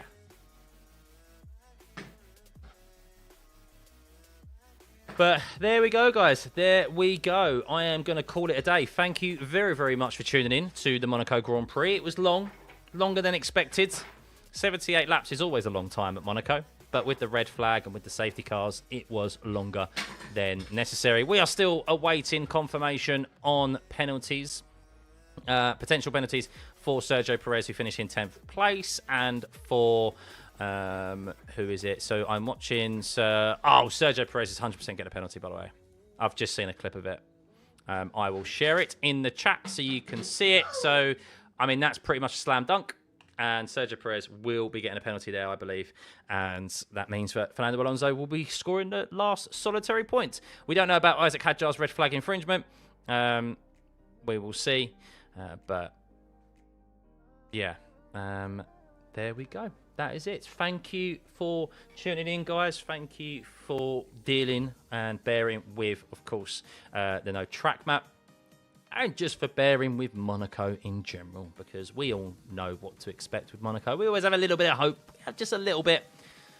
One day we will be surprised by Monaco, but it seems we're going to have to wait another year for Monaco to provide us with a good race. But there we go. Thankfully, due to some penalties and some like safety cars, it provided us with some drama, and we are in an unexpected second place in the Drivers' Championship now. Kimi Antonelli leads by 66 points over Lewis Hamilton, not George Russell, as George Russell scored for the second consecutive race 0 points, primarily due to no fault of his own. So, yeah, sucks for George, more bad luck for him. Still a long way to go, but definitely Kimi is in the driving seat to become the youngest ever Drivers' World Champion. And he's breaking record after record at the moment.